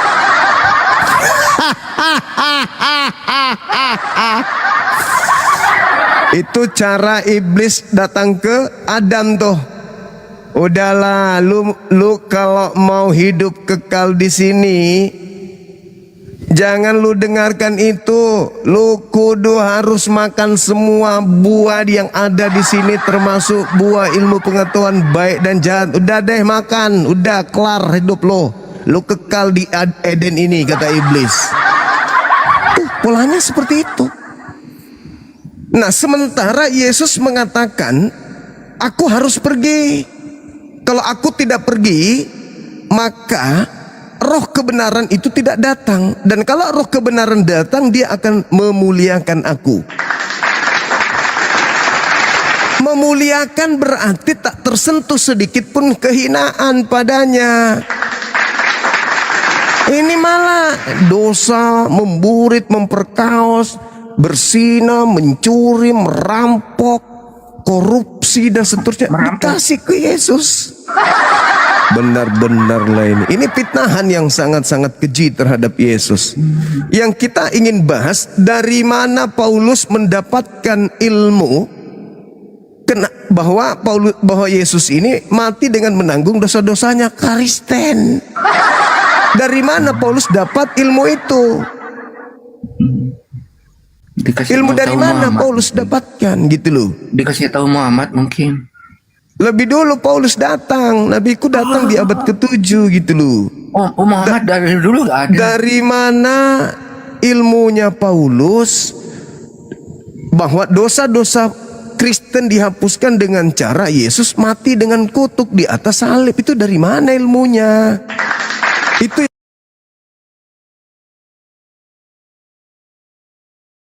yang ajarkan tentang Nabi Isa. Wa ja'alani mubarakan aina ma kuntu. Nabi Isa sejak dia dikandung, sampai dia terangkat ke langit sampai hari ini, beliau diberkati. Nabi Isa diberkati dimanapun Nabi Isa berada gitu loh. Nah ini kok ada ajaran Yesus mati dengan jalan kutuk, ini gimana ilmunya? Betul-betul lah. Silakan buka kamera saudara Broden, anak biawak. Saya sama dengan Allah dan Muhammad, gak bisa menempatkan diri saya. Ya udah dibawa di gereja aja sana, jilat anus pendeta sampai kau gila permanen. Assalamualaikum warahmatullahi wabarakatuh. Waalaikumsalam warahmatullahi wabarakatuh. Dari mana Bang Elang? Saya Kristen Bang. Astagfirullahaladzim. Oke, sip. Iya, bisa buka kamera silakan. Selamat kita diskusi. Berpuasa, Bang. Makasih saudara Elang. Buka kamera, kita diskusi. Tapi kan satu arah saja kan, karena kalau diskusi dua arah kan Bang, saya nggak tahu agama Islam. Jadi abang tanya aja kepada saya tentang kekristenan gitu kan. Boleh. Jadi apa yang dia saja. Oke, silakan buka kamera bangku. Kalau dua arah baru open cam Bang. Karena aku nggak tahu bagaimana diskusi dua arah, aku nggak tahu. Ya tanya aja tentang bagaimana agama Islam. Nabi Isa yang lahir tanpa ayah datang ngajarin Injil, bagaimana pola pengajarannya di sana, apa yang diajarkan, seperti itu. Karena Nabi Isa yang datang ke tengah-tengah kaumnya lahir tanpa ayah.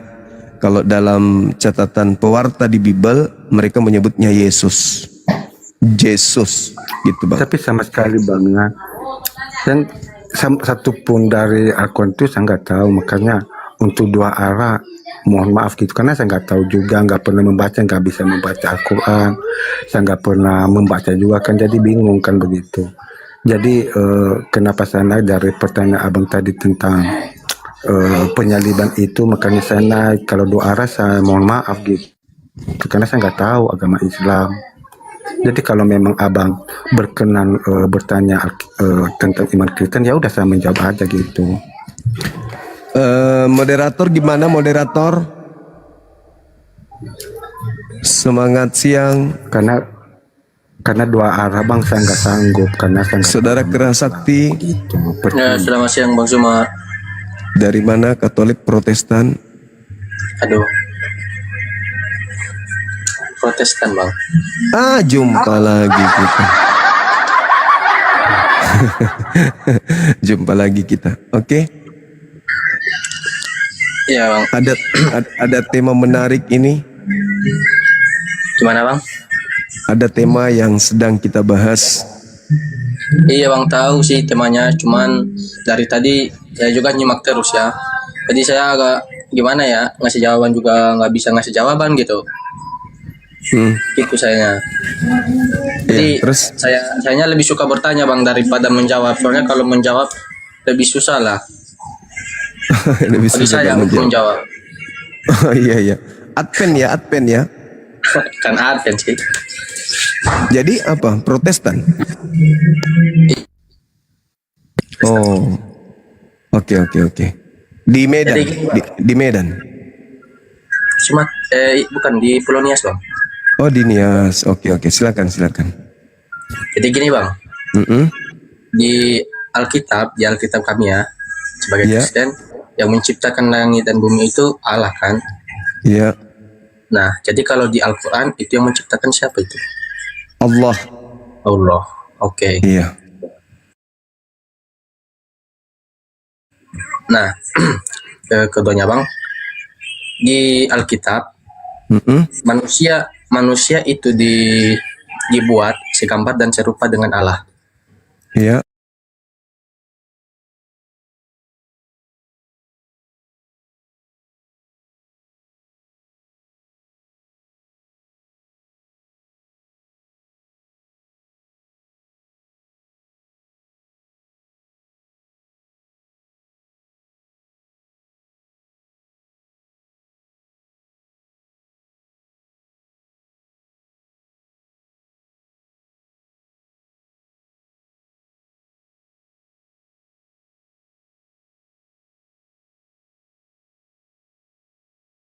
Segambar dengan Tuhan. Kenapa Tuhan itu tidak segambar dengan manusia? Kalau Tuhan segambar dengan manusia, berarti manusia itu ada perempuan, ada laki-laki.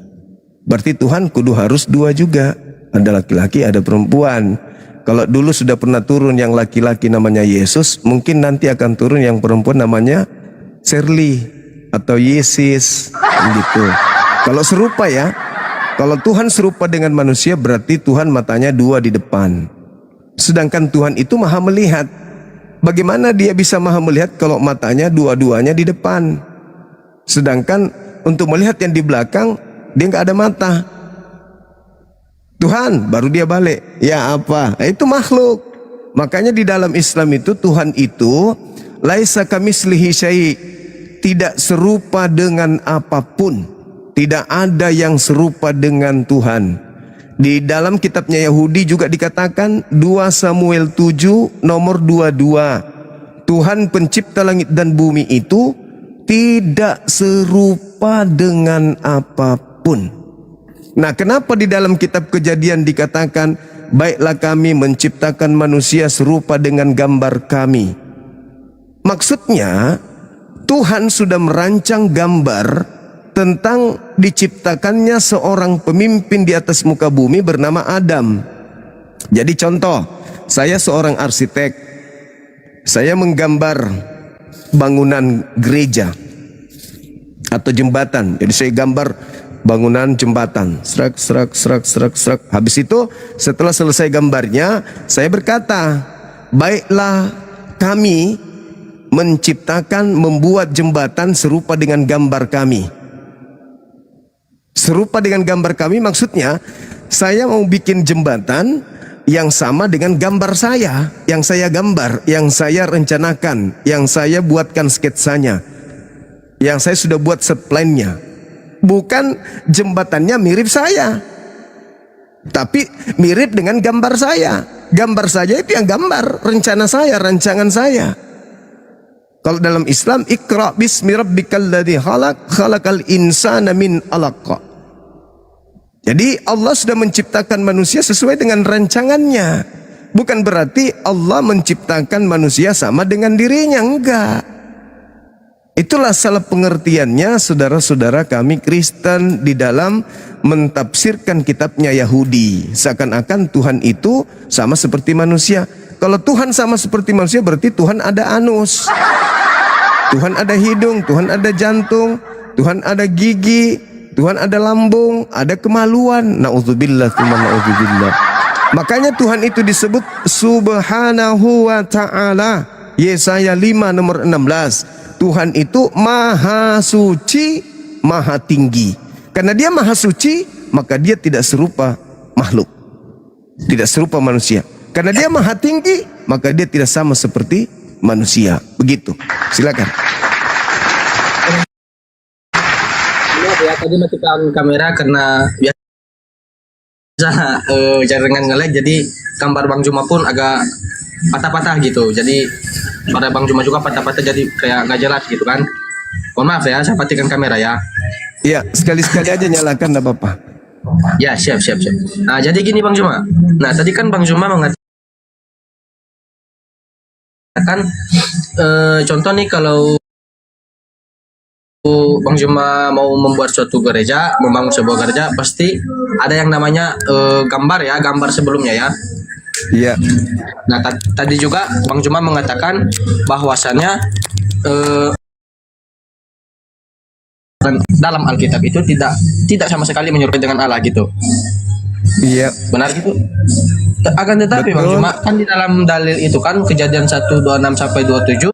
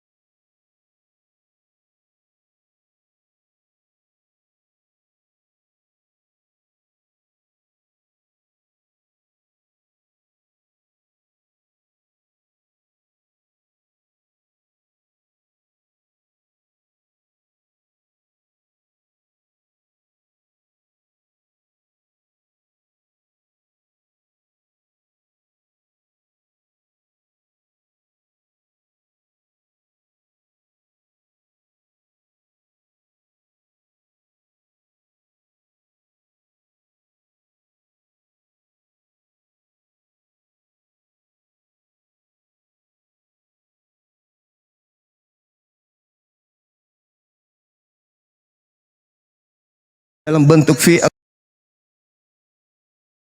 artinya yang membuat manusia ini sempurna, pasti sempurna, karena terlihat dari ciptaan. Kenapa dia sempurna? Ada mata, berarti yang menciptakan melihat, tapi tidak seperti mata manusia melihat, berarti dia maha melihat. Manusia mendengar,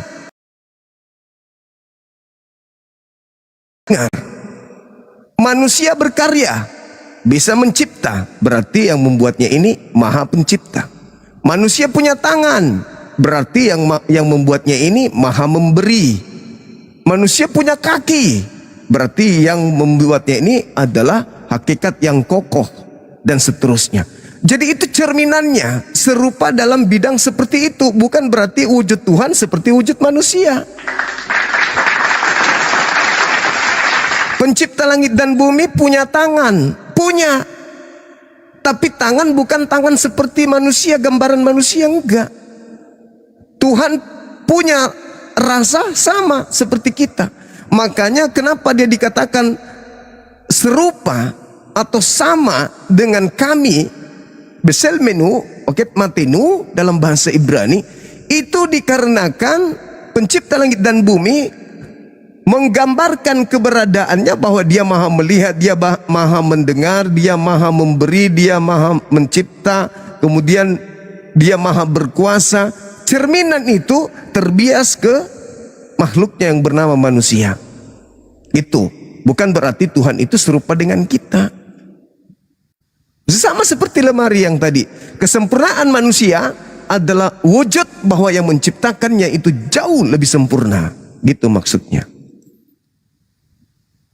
Kalau kita sama, berarti dia berambut dong. Dia beralis. Kutuan nanti Tuhan. Kalau dia serupa, baru lantas kita artikan sama wujud kita dengan Tuhan. Berarti Tuhan punya anus. Tuhan punya kelamin. Maha suci Tuhan dari hal-hal yang seperti itu. Itu enggak. Nah, jadi gambaran seperti mama bikin kue. Ketika kita nikmati kuenya itu sangat nikmat. Itulah cerminan mama. Itulah cerminan mama. Mama sempurna dalam membuat kue. Tapi kalau ada yang bikin kue asal-asalan, ya itulah cerminan yang membuatnya. Kuenya tidak bagus. Aku menciptakan manusia dalam bentuk yang paling sempurna. Seperti itu. Allah itu pencipta. Allah itu yang mengatur segala-galanya. Dia yang memimpin kehidupan di atas muka bumi ini. Manusia diutus ke bumi menjadi pemimpin. Tuhan yang menaklukkan alam semesta. Manusia turun ke bumi menaklukkan semua apa yang ada di bumi.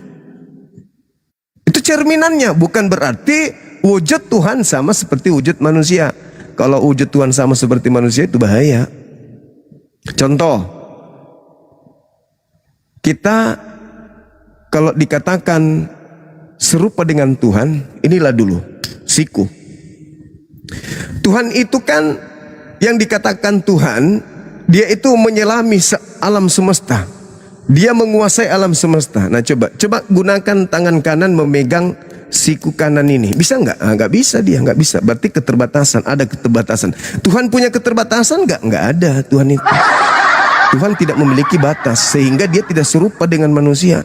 Ketika Tuhan punya batas dan seperti manusia, ayo Bang Suma, coba kamu pegang sikumu menggunakan tangan kananmu sendiri, siku kanan. Nggak bisa, padahal saya punya nih, nggak bisa nih ya, bengkok. Jadi nanti kena stroke lama-lama.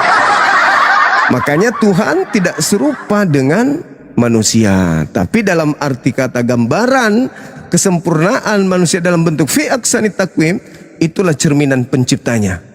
Karena manusia sempurna, maka dia berasal dari yang sempurna. Alam semesta ini sempurna. Tanah, daratan, gunung, udara, tumbuhan, binatang, sempurna sekali. Berarti dia berasal dari yang maha sempurna. Gitu, Adinda. Silakan.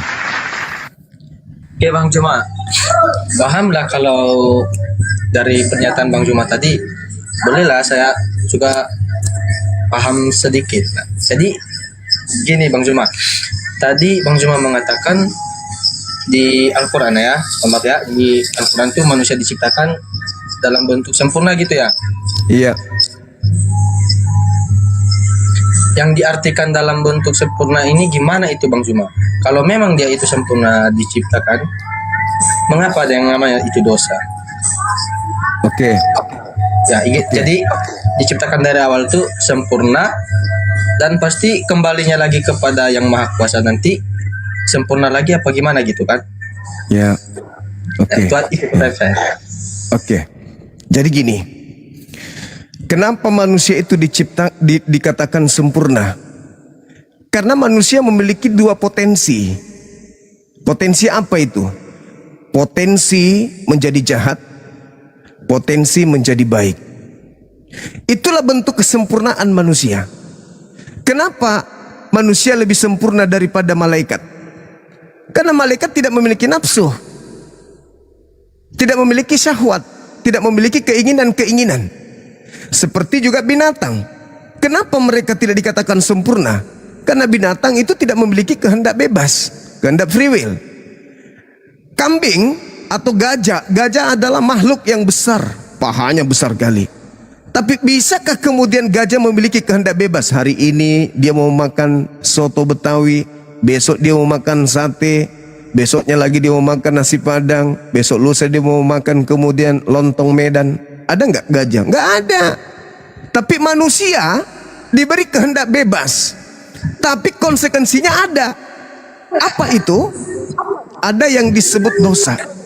Makanya saking sempurnanya manusia, Tuhan memberikan aturan. Tidak ada Tuhan memberikan aturan kepada binatang. Kenapa Tuhan tidak memberikan aturan itu kepada binatang? Karena binatang tidak sanggup, tidak memiliki bekal untuk kesempurnaan. Jadi manusia itu yang pertama memiliki otak, akal. Setelah manusia itu diberi akal, diberi kehendak bebas. Ini yang kedua, kehendak bebas. Dia bisa menjadi Islam, dia bisa menjadi ateis, dia bisa menjadi Kristen, dia bisa menjadi apapun.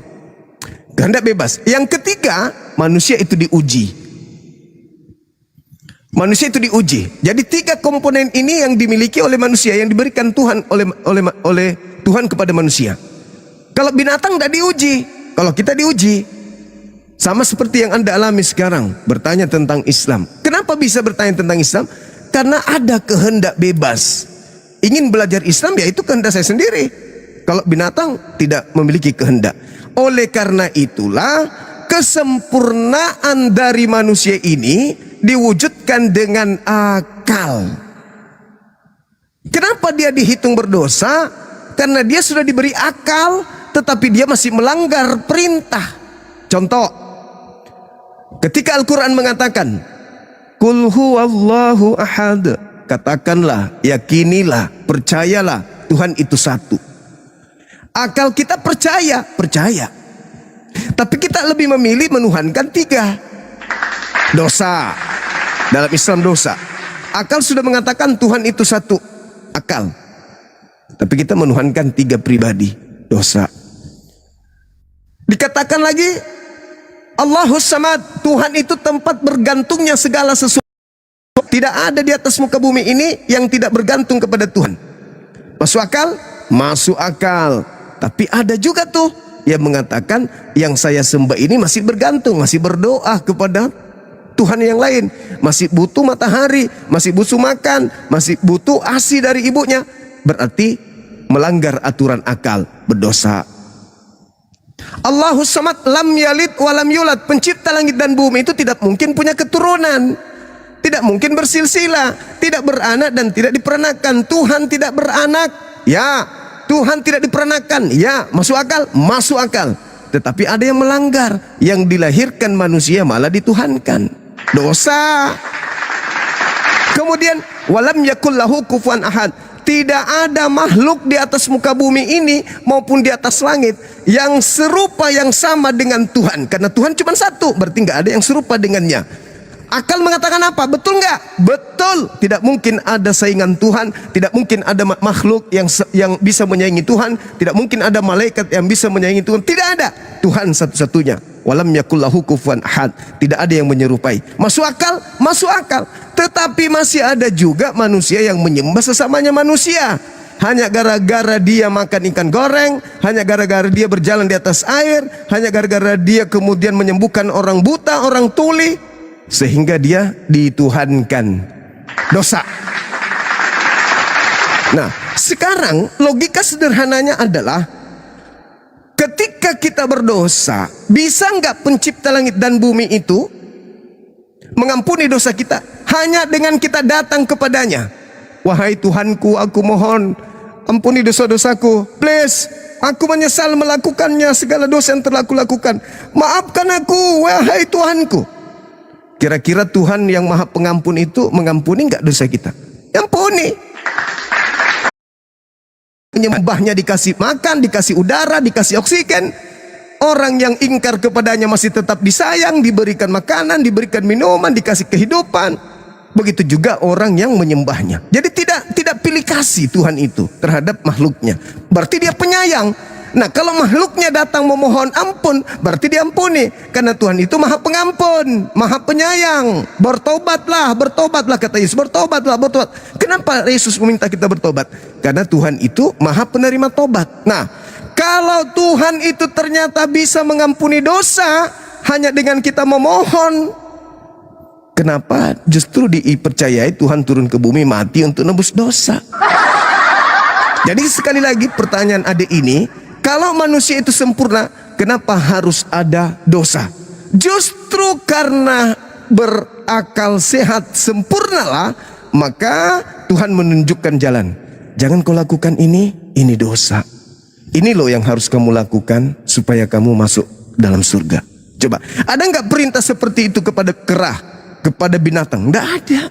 Kenapa? Karena mereka tidak sempurna. Kesempurnaan itu hanya ada di kita. Kita berdosa bukan karena kita tidak sempurna, tapi karena kita melanggar. Apakah kita bisa punya kekuatan, punya kesempatan untuk tidak melanggar? Ada kesempatan supaya kita tidak berdosa, ada. Tetapi kita itu tadi dikasih nafsu, dikasih ujian, kita lah yang mau, itu pilihan sendiri. Bukan Tuhan yang memerintahkan kita berzina kan? Bukan Tuhan yang memerintahkan kita mencuri kan? Bukan Tuhan yang memerintahkan kita membunuh, bukan. Tapi kita sendiri yang mau. Berarti kesempurnaan itu ada di kita. Coba bayangkan, kalau manusia, ini sedikit lagi, coba bayangkan kalau kita diciptakan tidak punya potensi melakukan dosa. Apa kira-kira yang terjadi di bumi ini? Kalau tidak ada potensi melakukan dosa dalam diri kita, kira-kira kita seperti apa hidup? Seperti batu. Kenapa? Karena ketika tidak ada kejahatan, maka tidak ada kebaikan. Ada kebaikan karena adanya kejahatan. Jadi kejahatan inilah yang menjadi tolak ukur kita mengetahui apa yang baik. Kalau kejahatan tidak diciptakan, siapa yang mau jadi baik? Sedangkan baik itu tidak ada. Kenapa baik itu tidak ada? Karena tidak ada pembandingnya. Orang dikatakan tinggi karena ada yang disebut rendah. Orang bisa dibulat-bulat karena ada yang kotak. Bisa dikatakan kurus karena ada yang gemuk. Kalau semuanya kurus, ada nggak yang gemuk? Tidak ada. Kalau semuanya gemuk, ada nggak yang kurus? Nggak ada. Itulah kenapa manusia itu dikasih kehendak bebas dengan ujian. Karena kalau manusia tidak ada nafsu syahwat, siapa yang mau pergi kerja? Saya tidak akan pergi kerja, saya tidak akan membangun bisnis. Kenapa? Karena yang ada cuma kebaikan-kebaikan. Kenapa tidak bekerja? Toh Tuhan akan beri aku makan.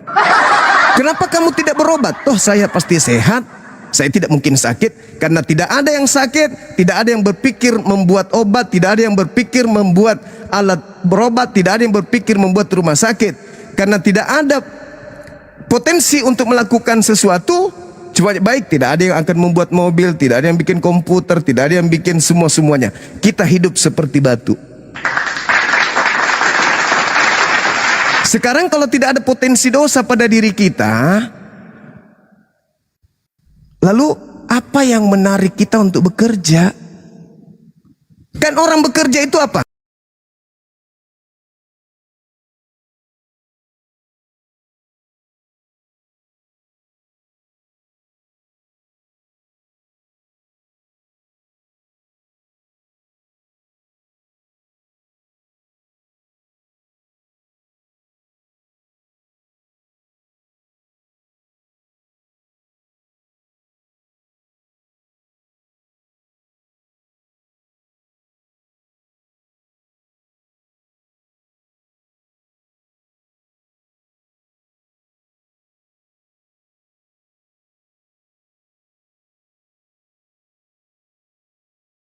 Makanya akhirnya ditemukan ini adalah jenis baru. Oke Bang Zuma. Oke. Terima kasih. Tadi Bang Zuma mengatakan kalau tidak ada dosa, potensi dosa berarti tidak ada kebaikan gitu ya? Tuh, gitu ya tadi bilangnya ya. Izin ya Mas kamera yang agak ngelag ya. Oke. Itu Bang Zuma katakan artinya dosa ini berasal dari tumbuh dari diri seseorang itu sendiri atau bagaimana? Nah contoh nih Bang Zuma, kalau kami sebagai umat Kristen, awal mula dosa itu berasal dari Adam dan Hawa itu sendiri. Jadi kami sebagai umat Kristen, kami ini keturunan Adam dan Hawa. Berarti dosa itu sudah ada sebelum kami lahir di dunia ini. Nah, meskipun kami dalam kandungan, kami sudah ada dosa karena kami keturunan Adam dan Hawa. Itu ya. Nah, yang Bang Juma katakan tadi, potensi dosa, berarti dosa itu muncul secara tiba-tiba atau bagaimana? Oke. Kalau dari kami tadi, kalau dari kami umat Kristen, itu berawal dari Adam dan Hawa. Nah, sekarang saya tanya sama Bang Juma, di Islam ya, di Muslim ya, dosa itu muncul secara tiba-tiba atau bagaimana? Loh kan Bang Juma tadi mengatakan potensi dosa, kalau nggak ada dosa berarti nggak ada kebaikan gitu ya? Ya. Itulah. Mohon dijawab Bang Juma. Oke. Bisa di mute. Oke. Jadi gini, Tuhan menciptakan Adam alaihissalam itu dengan potensi berdosa, potensi tidak berdosa. Coba Anda baca di dalam Kejadian 1:26, baiklah kami menciptakan manusia serupa dengan gambar kami untuk berkuasa di bumi, berkuasa terhadap ikan-ikan di laut, burung di udara, binatang di daratan. Betul? Betul itu ya? Oke. Jadi Adam itu ingin diciptakan oleh Tuhan untuk menaklukkan bumi. Itu dulu. Berarti Tuhan harus menciptakan manusia yang super. Tidak bisa menciptakan makhluk yang cuman besar di badan saja. Kurang besar apa gajah, tapi tidak bisa menaklukkan dunia. Ya kan? Kurang panjang apa ular, tidak bisa menaklukkan dunia. Tidak ada. Maka manusia ini dicipta dengan kesempurnaan akal, potensi.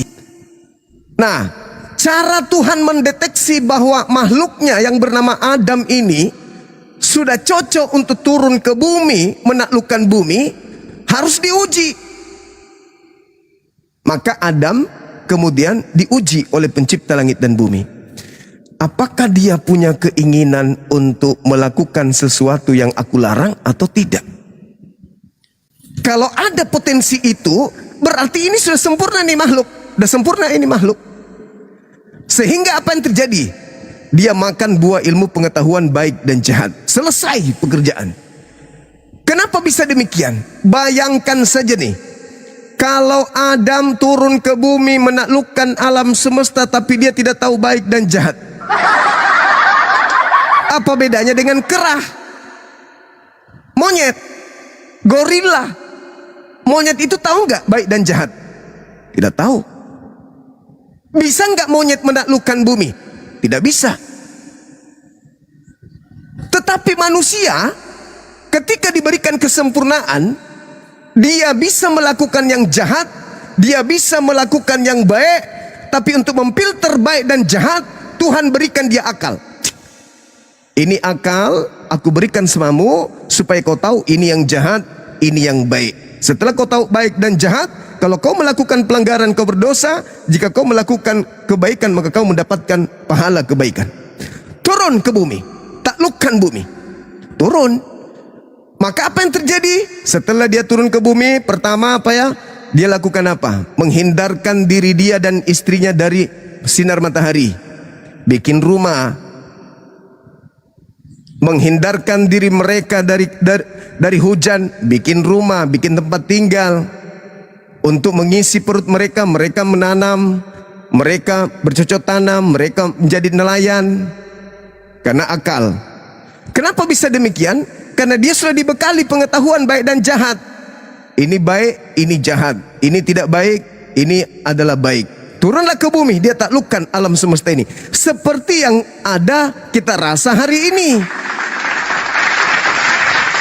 Kalau manusia lurus-lurus saja, bagaimana? Siapa yang mau cari duit? Kita akan hidup seperti monyet. Monyet sudah hidup ribuan tahun gak bisa cari duit. Belum ada pernah kita lihat ada monyet jualan di pasar, transaksi jual beli. Monyet naik motor, monyet main laptop, nggak pernah. Kenapa? Karena dia tidak punya potensi. Sekarang kalau manusia itu tidak punya potensi berdosa, ya sama seperti monyet, kerah. Justru karena manusia punya potensi dosa, manusia bisa memilih ini baik, ini jahat, ini tidak boleh, ini boleh. Makanya Al-Quran mengatakan orang-orang yang tidak menggunakan akal malah melanggar perintah Tuhan itu lebih rendah dari hewan.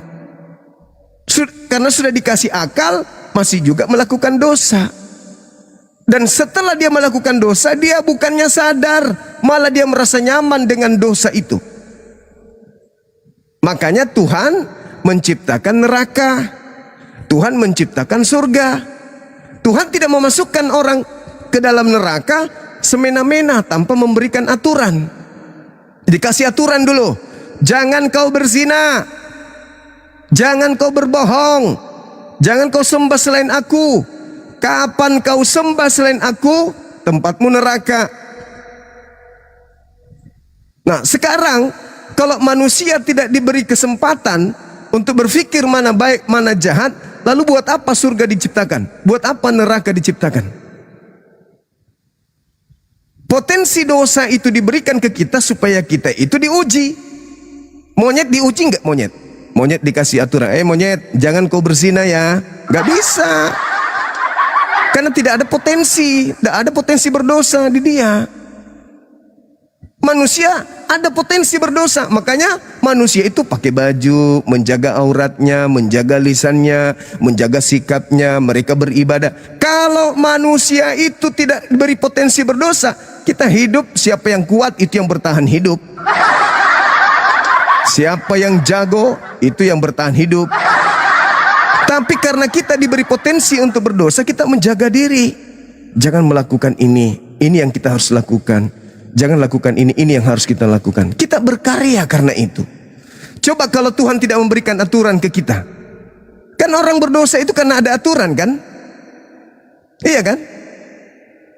Manusia disebut berdosa karena ada aturan yang dilanggar, betul?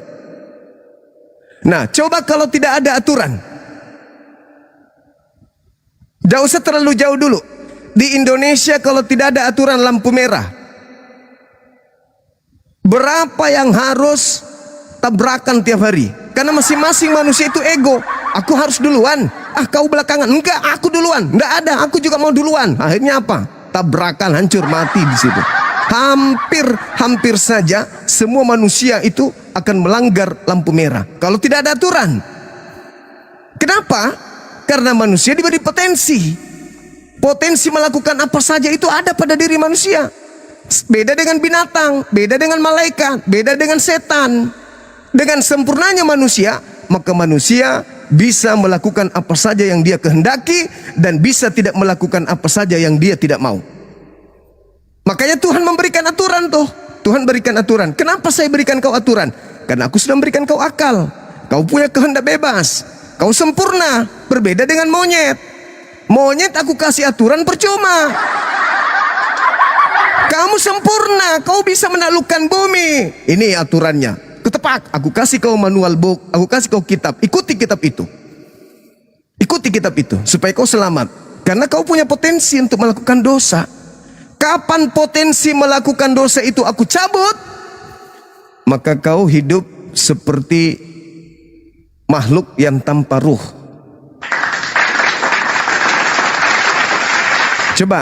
Coba lihat orang gila. Maaf teman-temanku yang sementara gila. Coba Anda lihat orang gila. Tubuhnya sempurna, ya toh? Sempurna tubuhnya, bla bla. Ada nggak larangan bagi mereka? Orang gila, jangan kau membunuh. Ada? Nggak ada. Orang gila, jangan kau minum arak, jangan kau minum tua. Orang gila, jangan kau berzina. Bisa? Tidak bisa. Kenapa? Karena pada dia tidak ada potensi itu. Kenapa tidak ada potensi itu? Karena dia tidak berakal. Tidak dikatakan potensi karena itu tidak berasal dari dirinya sendiri, bukan dalam keadaan sadar, itu natural. Terjadinya itu karena natural. Jadi kalau orang gila membunuh tidak kena hukum. Berbeda dengan kita. Kita ini diberi akal oleh Tuhan sehingga kita memiliki potensi untuk berdosa. Sekarang saya ingin kasih pilihan. Ade ini tidak memiliki potensi berdosa tapi akalnya dicabut. Atau adik dikasih akal tetapi disuruh berhati-hati. Jangan lakukan ini. Jangan lakukan ini. Mana Anda pilih? Boleh melakukan apa saja tapi akalmu dicabut. Tidak boleh melakukan apa saja, kamu dikasih akal. Mana Anda pilih? Yang terakhir lah. Yang kedua, boleh melakukan apa saja, akalnya diambil. Itu yang dipilih. Enggak.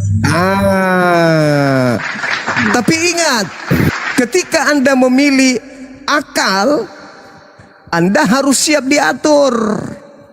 Paham ya? Kan Anda dikasih akal, Anda harus dikasih aturan tuh, jangan menyembah selain daripada aku.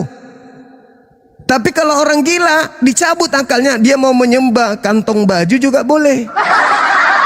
Dia mau menyembah kandang sapi juga bisa. Karena sudah diangkat akalnya. Tapi kalau kita yang berakal, sekali diperintahkan, jangan kau menyembah selain daripada aku, jangan selagi kau masih waras. Makanya dikatakan Al-Quran, waliyatazakkara ulul albab. Orang yang bisa sampai ke Al-Quran hanyalah orang yang menggunakan akal. Gitu dia. Saya kira begitu. Mudah-mudahan bisa dipahami. Silakan. Oke. Paham. Sangat paham. Soalnya Bang Juma juga menjelaskan secara terperinci lah. Iya, silakan. Jadi saya juga sebagai umat Kristen, mohon maaf ya, matiin kamera dulu ya. Aduh. Saya juga sebagai umat Kristen kan pasti adalah suatu hal kejanggalan kan. Contohnya nih Bang Juma ya. Iya. Saya ini berandai-andai contohnya ya, berandai-andaikan saja ada Hawa itu tidak memakan buah terlarang di Taman Eden. Nah contohnya aja itu ya, itu udah mengganjal dalam hati saya, tapi saya masih belum ada jawaban ya sampai sekarang. Jadi contohnya Hawa itu tidak memakan buah terlarang yang di Taman Eden itu, berarti sampai sekarang dosa sampai tahun 2026 ini dosa itu nggak ada ya. Jadi udah mengganjal terus ya sebenarnya ya. Dosa itu nggak ada. Ya contohnya apabila Hawa itu tidak memakan buah terlarang di Taman Eden. Iya. Maka manusia tidak akan bisa berkarya karena tidak tahu baik dan jahat. Seorang bayi dikasih perintah, bayi, awas kau ya, jangan sampai kau menggelinding ke kiri. Kalau kau menggelinding ke kiri, kau akan jatuh. Jarak tempat tidurmu dengan lantai itu ada 2 meter loh. Si bayi mendengar, ya. Tapi karena bayi tidak tahu baik dan jahat, jatuh dia, kok mau dihukum? Inilah kesalahan doktrin dosa waris. Ini doktrin dosa waris itu adalah sebuah kebohongan yang diwariskan. Adam belum tahu baik dan jahat, dikasih aturan. Adam, jangan kau makan buah ini. Kapan kau makan, kau akan mati hari ini. Loh, Adam gak tahu baik dan buruk. Anak bayi dikasih aturan, mana dia tahu? Berarti ini bukanlah semata-mata aturan. Ini adalah pembuktian bahwasanya ini skenario Tuhan pencipta langit dan bumi untuk menciptakan Adam. Selayaknya malaikat yang protes kepada Adam, kepada Tuhan yang telah menciptakan Adam, tahu, tengoklah nih hambaku yang telah kuciptakan ini tahu baik dan jahat, sementara kalian tidak. Masa anak bayi 1 bulan 1 hari ditanya, anak bayi, kau jangan mutar-mutar ke sana ya. Awas, kau jatuh nanti. Habis itu ditinggal. Jatuh beneran, disalahin. Bukan cuma disalahin, keturunan anak-anak ini pun, anak bayi ini nanti dituduh mewarisi dosa. Kan bonyok paham seperti itu, bonyok, itu pembodohan. Jadi Adam setelah dia makan buah ilmu pengetahuan, barulah dia tahu dirinya telanjang. Betul nggak? Betul. Jadi sebelum dia makan buah itu, dia telanjang, tapi dia tidak sadar kalau dirinya telanjang. Sekarang pertanyaannya, bisakah manusia menundukkan dan menguasai bumi, membuat pesawat terbang, membuat komputer, membuat laptop, membuat sinyal laptop dan seterusnya, sedangkan dia tidak tahu dirinya telanjang atau tidak? Bisa nggak dia menaklukkan bumi? Tidak bisa. Maka ini cuma skenario. Maka lebih tepatlah apa yang dikatakan Al-Quran. Walakad ahidna ila Adam min qablu panasiya walam najidlahu azma. Itu lebih masuk akal.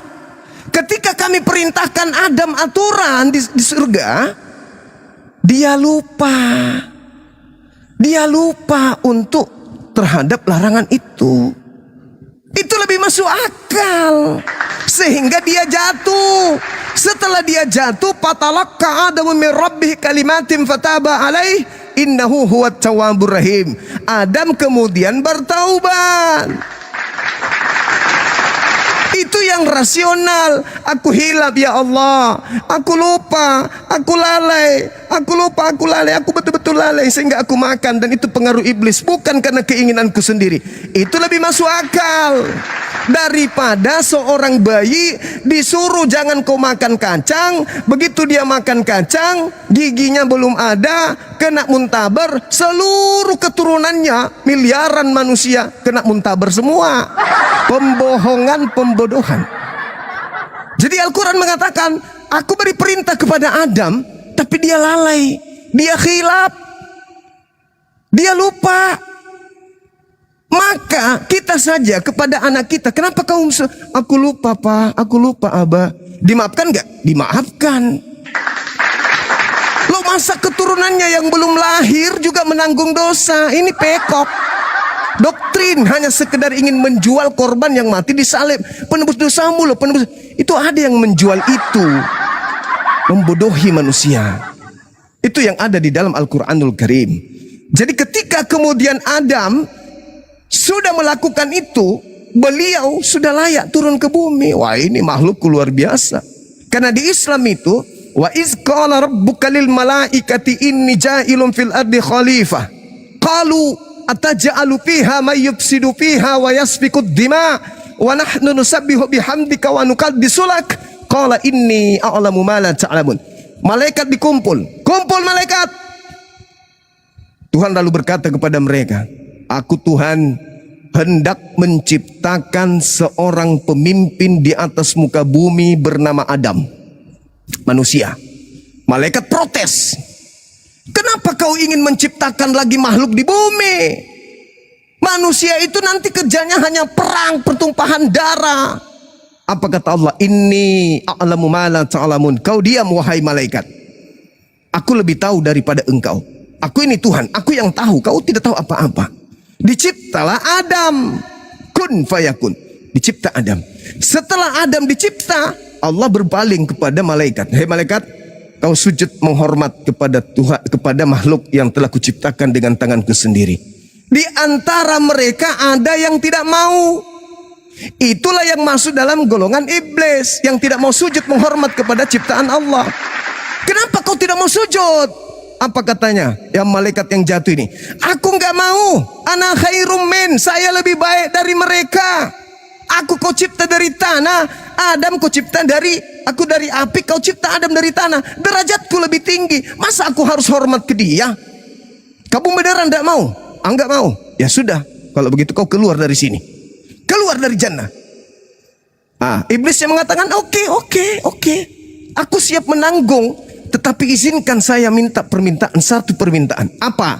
Panjangkan umurku supaya aku buktikan bahwa Adam itu tidak layak untuk aku hormati. Adamlah yang harus hormat kepadaku. Aku berikan umur panjang kepadaku, tangguhkan usiaku, akan aku buktikan kepadamu wahai Tuhan bahwa Adamlah yang harus hormat kepadaku, bukan aku yang harus hormat kepada dia. Tuhan mengatakan apa? Oke. Maka Kejadian 5 nomor 13, aku Tuhan mengadakan permusuhan antara you iblis dengan you Adam. Keturunanmu dan keturunan iblis ini akan berseteru. di bumi ini. Oke, sepakat. Turunlah manusia ke bumi bersama dengan iblis. Di bumi ini kita berperang nih sama iblis. Makanya di Al-Quran dikatakan, wa ma khalaqtul jinna wal insa illa liya'budu. Aku tidak menciptakan Adam dan keturunannya selain hanya untuk beribadah menyembah kepadaku. Turun Adam, turun iblis. Iblis datang. Begitu Nabi datang, iblis datang merubah ajarannya. Adam diutus lagi Nabi, dirubah lagi ajarannya. Diutus lagi Nabi, diubah lagi. Itu kerjaan iblis tuh. Selalu menggocok, selalu merubah, selalu kemudian memelintir ajaran para nabi. Itu kerjaan. Isa turun ke bumi, ingin dibunuh oleh mereka, Allah mengangkatnya. Mereka, iblis datang mengatakan, itu dia dibunuh untuk nebus dosa. Padahal tidak ada ilmunya. Tidak ada ilmu dimanapun bisa kita temukan di kitabnya para nabi bahwa Tuhan menebus dosa manusia dengan menggunakan darah manusia, itu nggak ada. Tapi iblis datang menggoda, udahlah, dosa-dosamu bebas kau melakukan apapun sebab sudah ada yang nanggung. Itu iblis tuh. Nggak usah kau peduli, pokoknya kau makan saja semua yang bisa kau makan, kau minum apapun itu, karena Tuhan sudah menghapusnya. Dosa-dosamu sudah dihapuskan. Kau bukan lagi hamba Tuhan, kau anak Tuhan, kau pewaris surga. Itu cara iblis tuh. Sama seperti Adam. Adam, udahlah, makanlah itu semua. Kalau kau makan, kau akan kekal di sini. Nggak usah peduli itu. Makan aja. Itulah cara iblis menyesatkan manusia. Jadi saudara Adinda, ketika Adam di Ganbi Eden, itu dia belum tahu apa-apa. Jadi itu dia tidak mewariskan dosa. Justru, ingat, kalau saya tanya pendeta nih, pendeta, kenapa harus Yesus menjadi korban di atas salib? Apa kata pendeta? Oh, dia itu menebus dosa-dosa kita. Lah, dosa kita maksudnya dosa dari nenek moyang kita Adam. Sejak kapan Adam mewariskan dosa? Mana dalilnya? Pendeta sekebun tidak bisa menunjukkan ada dalil kalau Adam mewariskan dosa kepada keturunannya. Justru yang harus terjadi adalah kita kudu bersyukur kepada Adam alaihissalam, karena gara-gara dia makan buah ilmu pengetahuan sehingga kita tahu baik dan buruk. Bagaimana kalau Adam tidak makan buah pengetahuan baik dan jahat? Kira-kira kita bisa hidup seperti sekarang? Enggak. Kenapa? Telanjang saja kita tidak sadar kalau kita telanjang. Bagaimana mau bikin pesawat? Bagaimana mau sekolah? Bagaimana mau bikin mobil, rumah dan seterusnya? Orang telanjang aja nggak sadar. Padahal Adam dalam keadaan dewasa, istrinya dalam keadaan dewasa, bukan anak bayi. Nah, artinya bahwa ketika dikatakan dalam Kejadian 5 nomor 13, aku akan mengadakan permusuhan antara keturunanmu Adam dengan keturunan iblis. Hari ini siapa yang memfitnah Adam? Berarti dia adalah keturunan iblis. Siapa yang mengatakan Adam dikutuk dan dosanya diwariskan kepada keturunannya? Berarti itu tipu daya iblis.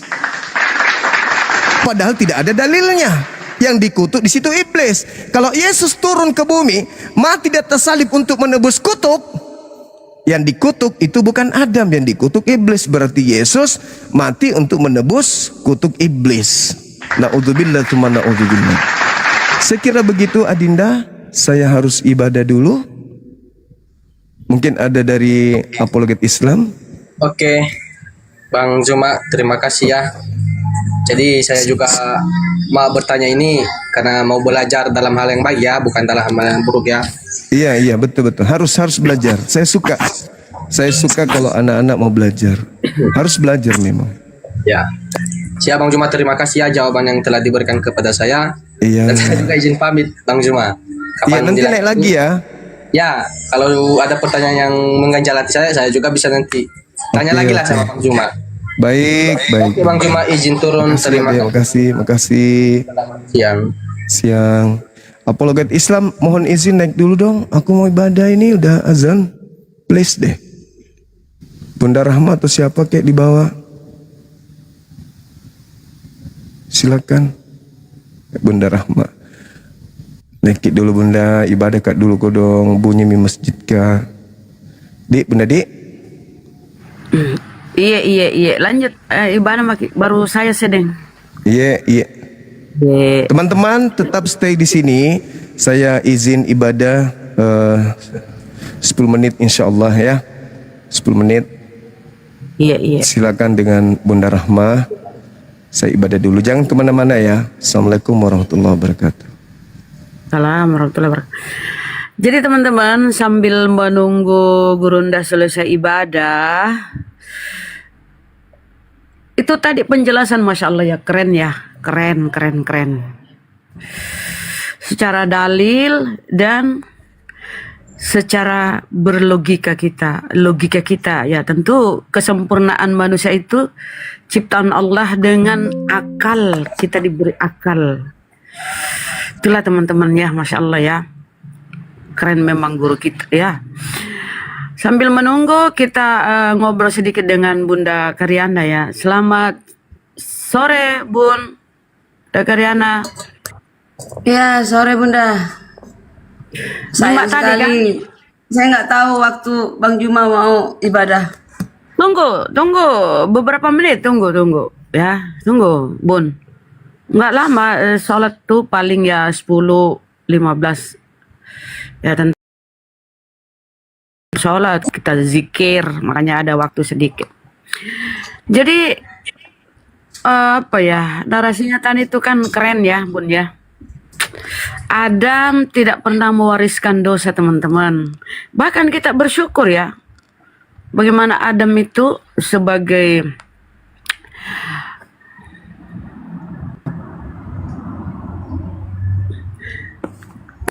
manusia pertama yang tapi teman-teman Kristen malah menyalahkan Adam, bahwa Adam mewariskan dosa. Itu kalau kita baca di Roma 8:12 ya kalau nggak salah teman-teman. 8:12 itu kan tulisan Paulus Roma. Janganlah aku ini apa ya, onken. Aku itu nggak percaya diri.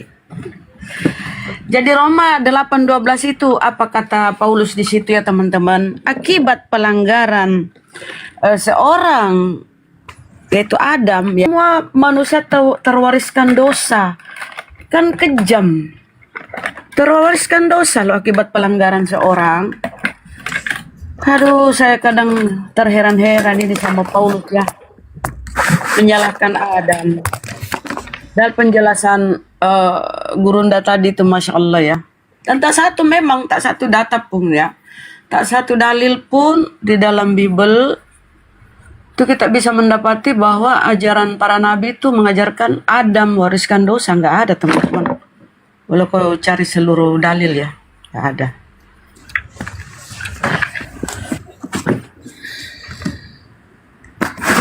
Gimana tadi? Lama-lama Bunda Rahma. Bentar, tunggulah Gurunda ya. Tunggu teman-teman ya, teman-teman Kristen. Gini ya teman-teman, sekalipun kita berdiskusi ya, Gurunda berdiskusi, bernarasi, menyampaikan, kalian gak akan kita paksa untuk bersyahadat atau untuk menjadi seorang Islam. Ini hanya sebagai suatu edukasi. Ya, edukasi, pembelajaran. Mudah-mudahan dengan edukasi ini ada di antara penyampaian Gurunda yang bisa Anda jadikan referensi atau keilmuan ya, supaya ya baca kembali Bible, pelajari kembali Bible. Jangan cuma berkutik dengan dogma doktrin Bapak gerejanya. Kan bagus belajar dua arah, itu bagus ya kan. Tumben ya aku tuh di mana ya Bunda? Bentar. Karena Bunda Karyana ini, saya itu sama Bunda Karyana itu nggak pernah baku ini teman-teman. Jadi aku sabar ya, jangan sampai dia kabur kalau aku ngomong, ya kan? Ya aku sabar aja. Nah teman-teman, kebetulan nih aku mau belanja ke pasar, aku mau pergi, tapi Gurunda deh, aku kan open cam nih. Aku mau belanja ke pasar, aku mau ini ya teman-teman. Jadi aku buka kamera. Maaf ya. Sudah ya, tutup ya, sudah ya.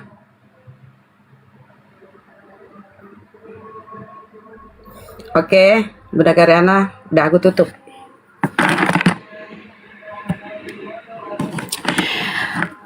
Masya Allah ya. Jadi kalau Islam maupun Kristen yang nyimak penyampaian Gurunda, insya Allah dapat ilmu kita ya, pemahaman kita. Teman-teman Kristen akan berusaha untuk kembali mempelajari bahwa ajaran dosa waris itu nggak pernah diajarkan oleh para nabi, nggak pernah teman-teman. Coba kalian baca tuh di Roma. Roma itu tulisan Paulus, surat-surat Paulus. Apa di sana tertulis? Akibat pelanggaran seorang maka semua manusia terjalar dosa. Itu. Dan parahnya lagi ya teman-teman, Bunda Karyana, Galatia 3:13 itu loh. Seolah-olah ya membuat Yesus tuh jadiin tumbal. Coba tengok tuh.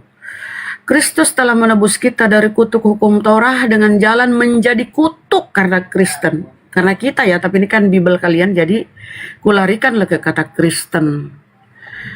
Sebab ada tertulis, terkutuklah orang yang digantung pada kayu salib. Itu sampai Paulus pun mengutip perjanjian lama untuk menegaskan.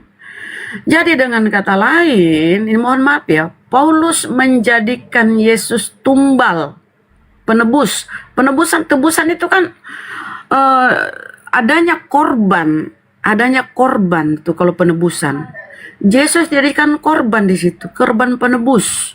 Supaya kenapa teman-teman? Supaya teman-teman Kristen itu terbebas dari hukum-hukum Torah. Nah teman-teman, Bunda Karyana ini Advent. Tapi jangan ya, nanti kabur dia ya. Jangan, aku nggak mau masuk di situ. Aku sama Bunda Karyana berteman ya teman-teman. Kita harus pun maklumi mereka teman-teman ya. Ini karena mereka ya namanya Kristen ya. Dogma doktrinnya itu kuat. Dogma doktrin di Kristen itu mengalahkan Bible, mengalahkan isi Bible, mengalahkan perkataan Yesus. Sabda-sabda Yesus itu terkalahkan oleh dogma doktrin mereka ya. Karena Kristen ini teman-teman lahir dari pengajaran Paulus. Begitu teman-teman. Tapi aku nggak masuk ke situ ya karena tahulah kan Bunda Karyana ini ya kita hargai itu imannya.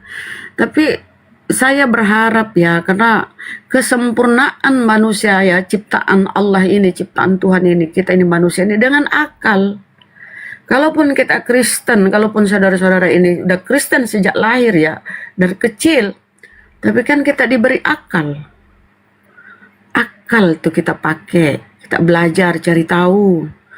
Akal itu pasti nurani. Dengan akal itu ya, misalnya gini ya, Tuhan itu kan maha kuasa. Tuhan itu kan tidak terhampiri maut. Di dalam Bible diceritakan Tuhan itu, Tuhan Kristen mati. Sekalipun itu kata mereka 3 hari kan. Tapi kan udah mati, udah mengalami maut. Sementara di dalam Bible Tuhan tidak terhampiri maut.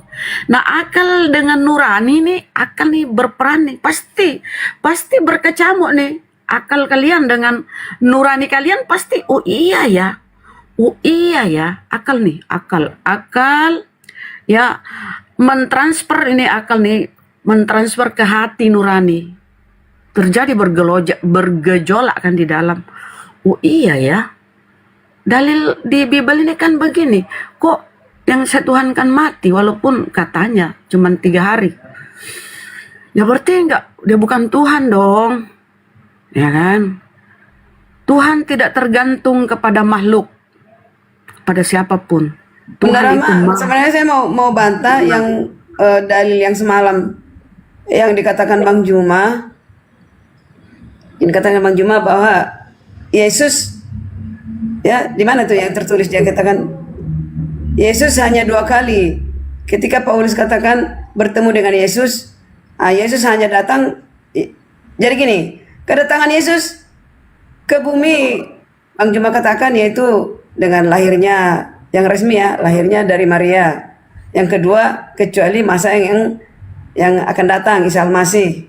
Saya mau tantang itu sebenarnya, bahwa kedatangan Yesus ke bumi ini banyak kali yang tidak resmi.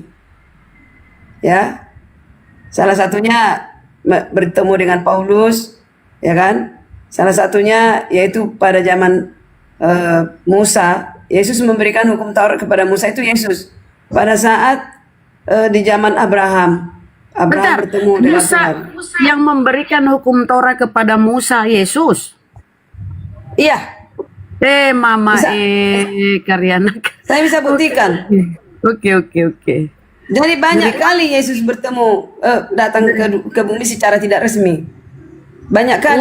Itu yang Jadi mengatakan berkali-kali ya, berkali-kali ya. Padahal kata Yesus di Bible, Bun. Jadi bukan Bapa di sorga yang bertemu dengan Abraham.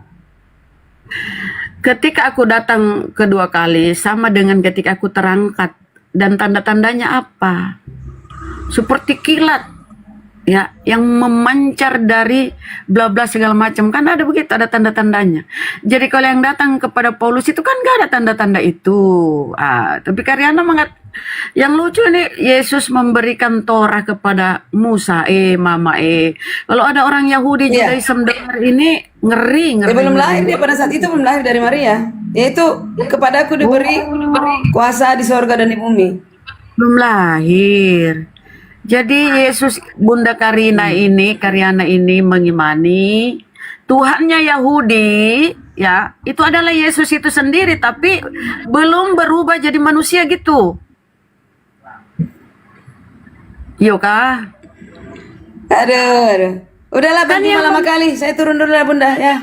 Jangan dulu kabur lah. Ini kita pakai akal yuk. Sayang, tadi aturannya saya mau ini. Nantilah saya naik lagi. Saya turun dulu. Saya naik lagi ya. Aduh, ini kan kalau aku sudah menanggapi kabur. Aduh, gimana Bunda Karyana ini? Padahal aku udah berusaha lembut loh. Lembut gimana lagi aku? Saya hanya coba meluruskan pernyataan. Kan masih banyak waktu sih. Saya aturan saya mau ini saja sebentar, mau bantah sebentar. Ngobrol-ngobrol aja kita, kan Gurunda ini lagi sholat. Selesai Gurunda sholat, aku turun. Aku pun mau sholat. Iya, saya naik lagi nanti, aman itu. Saya naik lagi. Tapi Pokoknya penasaran aku, saya pasti bertemu sama Bang Jun. Dalilnya mana ya? Yang mendasari itu bahwa Yesus yang memberikan Torah ke Musa itu apa? Dasarnya apa Bunda ngomong seperti Nanti saya buktikan sama Bang Juma, ya. Oke? Oh, Mama oke lah. Kenapa Bunda Karyana enggak ini sama aku ya? Aku bilang ya teman-teman. Aku tuh baru ngomong sedikit, Bunda udah kabur. Jadi aku gimana ya, serba hati-hati sih. Itu pun turun. Ya gimana dong? Cuma mau mengoreksi, mempertanyakan.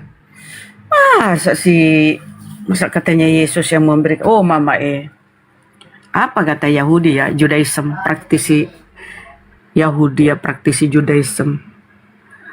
Babak belur kau Karyana. Mana Yesus katanya? Yesus saja. Aduh. Begitu teman-teman ya. Jadi dogma doktrin Kristen ini mengalahkan dalil. Mengalahkan dalil. Aku keras ya? Mana aku keras? Tahu kan orang Makassar itu intonasinya aja, tapi hatinya lembut. Itu Gurunda udah selesai, masalah alhamdulillah ya.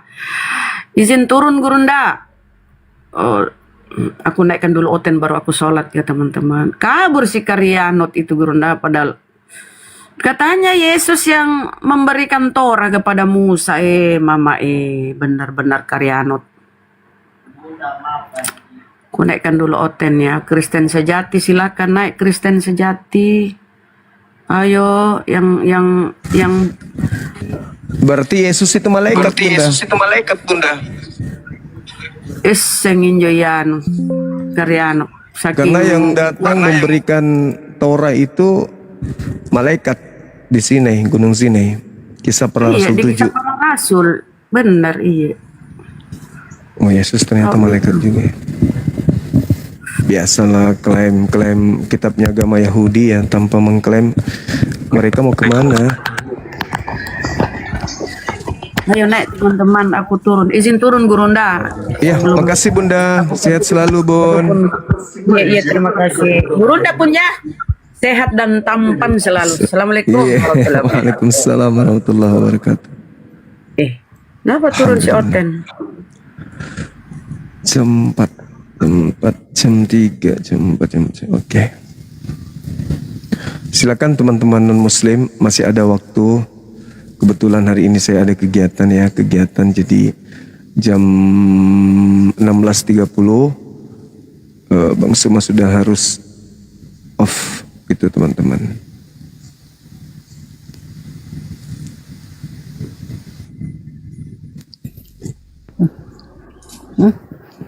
Salah pencet. Hah? Apa yang ibu pencet? Bisul?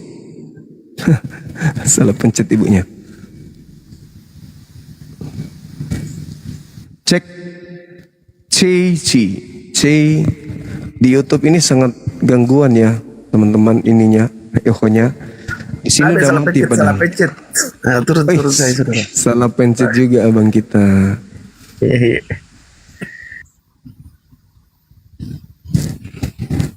Makasih teman-teman yang sudah dukung live kita ini, Masya Allah. Terima kasih ya. Insya Allah rezekinya dilipat gandakan oleh Allah, amin.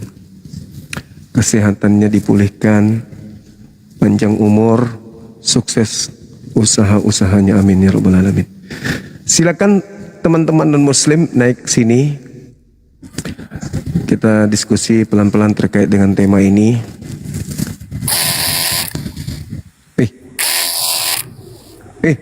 Betul ya. Apa tuh mai? Kodong, sesana kodong. Mau bikin perlawanan tapi tak bisa melakukan perlawanan. Mau melawan dalil tapi tak bisa melawan dalil. Akhirnya imani saja. Percayai saja. Silakan teman-teman non-muslim silakan naik. Tadi saya izin cuman ibadah sebentar. Sekarang saya naik lagi.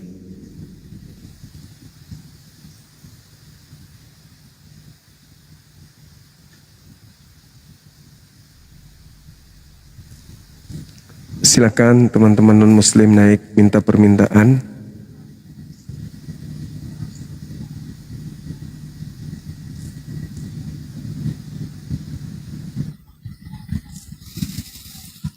Kulit ikan.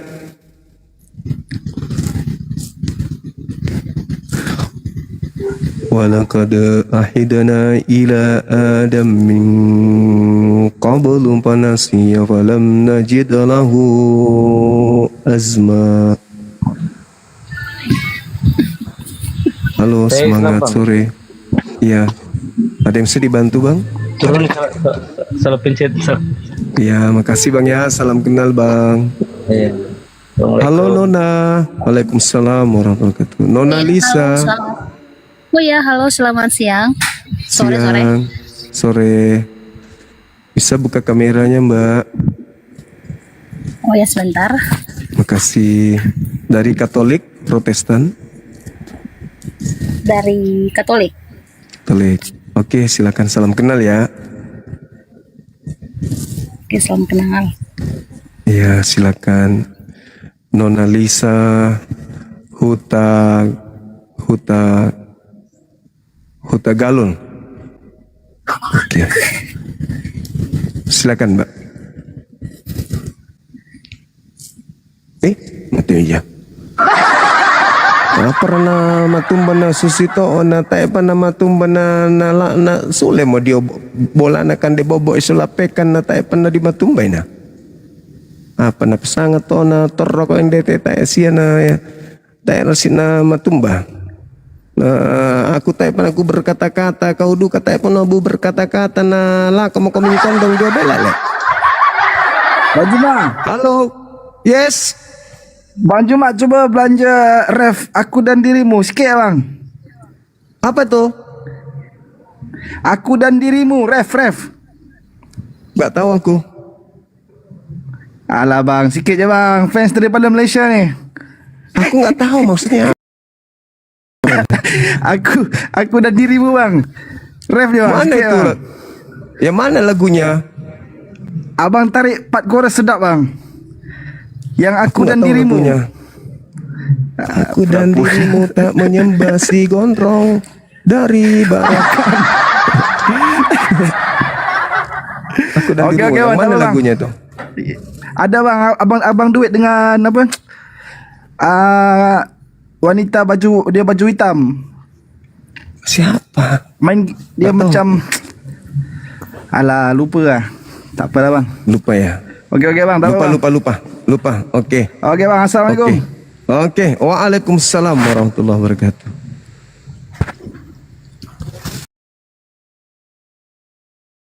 Halo bang. Halo juga. Kenapa turun? Cuma bilang halo doang.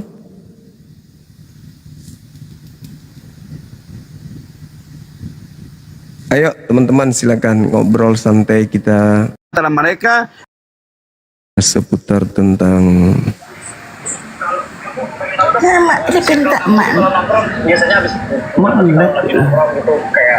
Halo. Halo, assalamualaikum. Waalaikumsalam. Mantap kali. Beri salam langsung pamit. Ibu yang sangat pengertian. Suka kali aku tengoknya.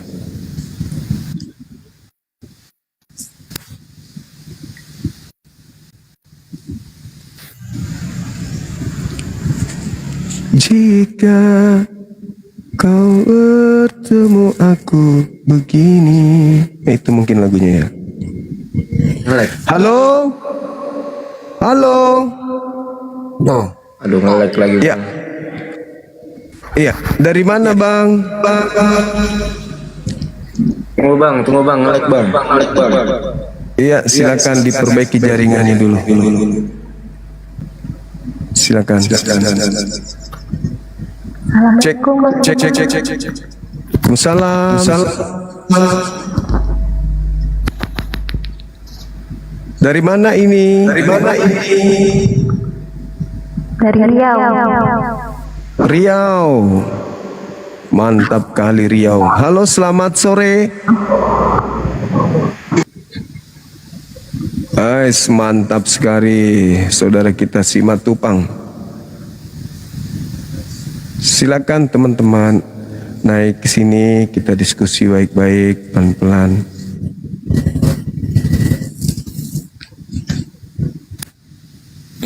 Materinya menarik toh yang kita bahas.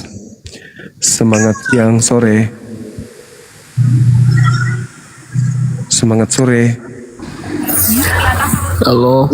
Halo juga. Aduh kakangku. Aduh kakangku.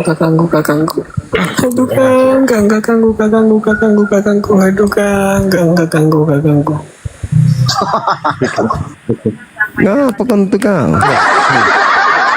Garilo lo kan tukang petai. Halo. Saudara. Iya, halo gimana? Dari sekte mana, Bang? Katolik? Dari Kristen. Oh, Kristen. Iya, Bang. Silakan buka kamera, kita diskusi santai aja kita, Bang. Ayo. Anggap saja tidak ada yang nonton, kita aja berdua. Ya. Pakai headset dulu. Oke.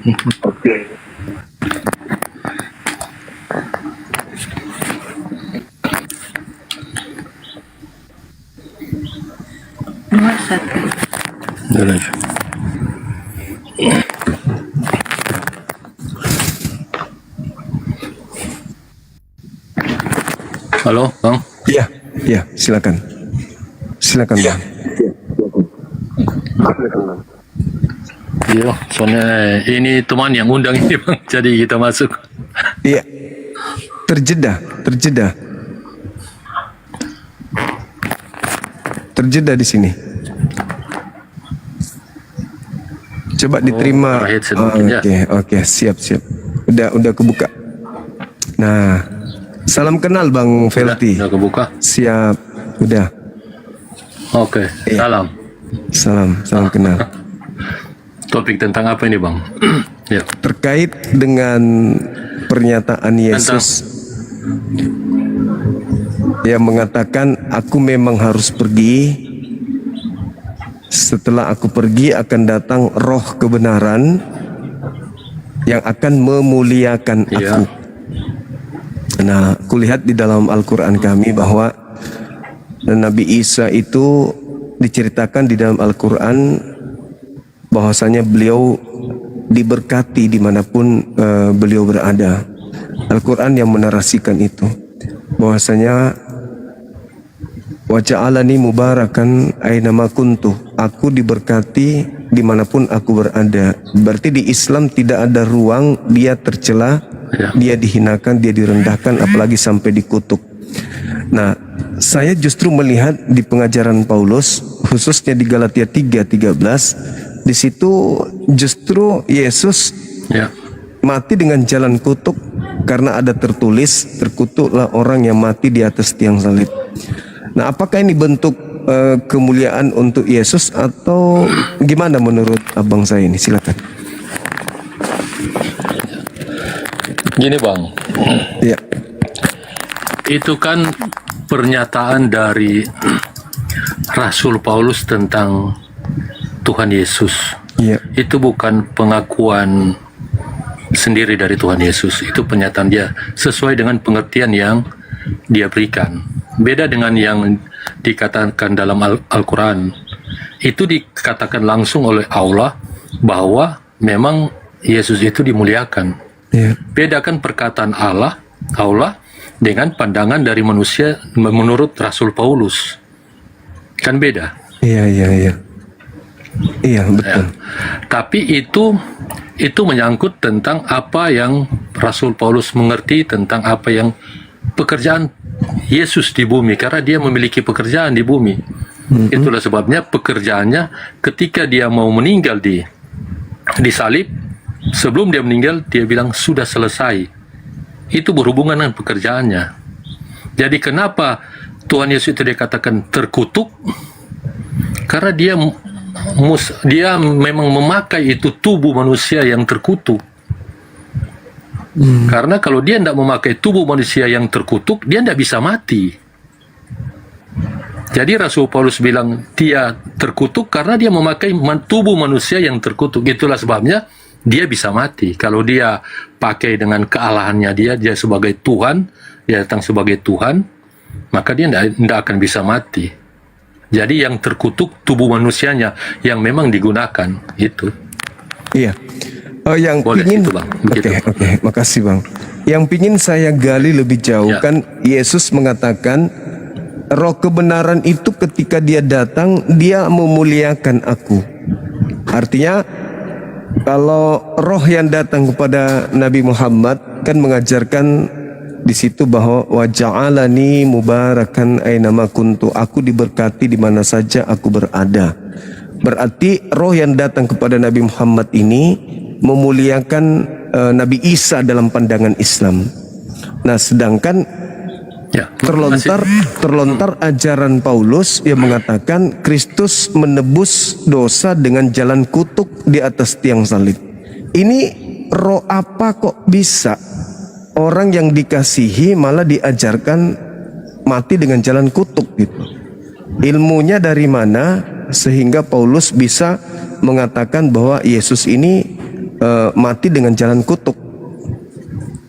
Berarti tidak memuliakan karena mengatakan dia terkutuk. Seperti itu Bang. Bukan itu tadi Bang, kita bilang ini pengertian tentang kerohanian. Makanya Rasul Paulus itu dia mengerti tentang pekerjaan dari apa yang Yesus lakukan di bumi. Itu pekerjaannya. Nah, masing-masing punya pekerjaan Bang. Nabi Muhammad itu punya pekerjaan, Yesus itu punya pekerjaan. Tapi bedanya begini Bang, Nabi Muhammad diutus kepada bangsa kafir, kepada bangsa jahiliyah. Pengajarannya beda. Isa Al-Masih diutus kepada orang yang taat beragama. Nah, turun sampai kepada Rasul Paulus itu bukan, itu orang yang taat beragama. Jadi pelajaran situ itu beda. Itu yang bedanya Bang. Jadi kalau kita memahami kenapa itu roh mengatakan bahwa Yesus itu terkutuk, karena pelajaran beda. Ini Bang, boleh Bang? Iya. Dapat bahwa Nabi Muhammad diutus kepada bangsa jahiliyah, sementara Isa Al-Masih diutus kepada orang yang beragama, taat beragama. Rasul Paulus juga begitu. Disampaikan kepada orang yang taat beragama. Gitu. Yesus itu di dalam kitab Matius 15 mengatakan, aku diutus kepada domba sesat. Kan gitu. Jadi Yesus datang untuk orang-orang berdosa, bukan untuk orang-orang yang taat beragama. Itu kata Yesus sendiri. Kemudian ini bukan pola Nabi Muhammad dengan ajarannya, enggak, tapi polanya adalah kembali ke Yesus. Yang kita cari ini adalah roh kebenaran ini. Roh kebenaran ketika datang mengajarkan memuliakan Yesusnya, bukan menghinakan Yesus, tapi memuliakan Yesus. Yohanes 6 nomor 12 13, apabila roh kebenaran itu datang, Yohanes 16, di situ dikatakan bahwa apabila roh kebenaran itu datang, maka dia akan memuliakan aku. Selepas Yesus berbicara seperti itu, ada dua pengajaran yang muncul setelahnya, yaitu Kristen dan juga Islam.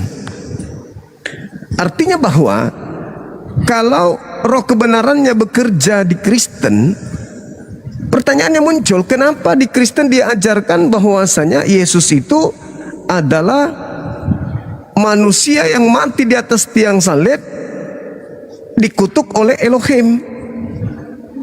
Kok dia dikutuk? Padahal kan setelah aku datang, akan datang roh kebenaran. Fungsi roh kebenaran itu datang memuliakan, bukan menghinakan, tapi memuliakan. Nah, saya sebagai Muslim ketika berbicara tentang tokoh yang lahir tanpa ayah di kaumnya Israel, itu di Al-Quran dimuliakan terus. Sedangkan di Bible ditampar, diludahin, diseret, ditonjok, ditelanjangin, digantung, ditombak, dibunuh, dikutuk lagi. Maka muncul pertanyaan, ini roh apa ini yang datang kepada Paulus? Kok bisa Yesusnya diajarkan ke orang-orang bahwa dia mati dengan jalan kutuk, menembus dosa-dosa para pendosa? Kok bisa Yesus dijadikan sebagai tumbal di situ? Padahal kata Yesus, apabila roh kebenaran itu datang, dia datang memuliakan, bukan menghinakan. Gitu bang. Itu makanya saya ingin mencari dari mana Paulus mendapatkan pengajaran kalau Yesus itu mati dengan jalan kutuk. Gitu abang. Silakan.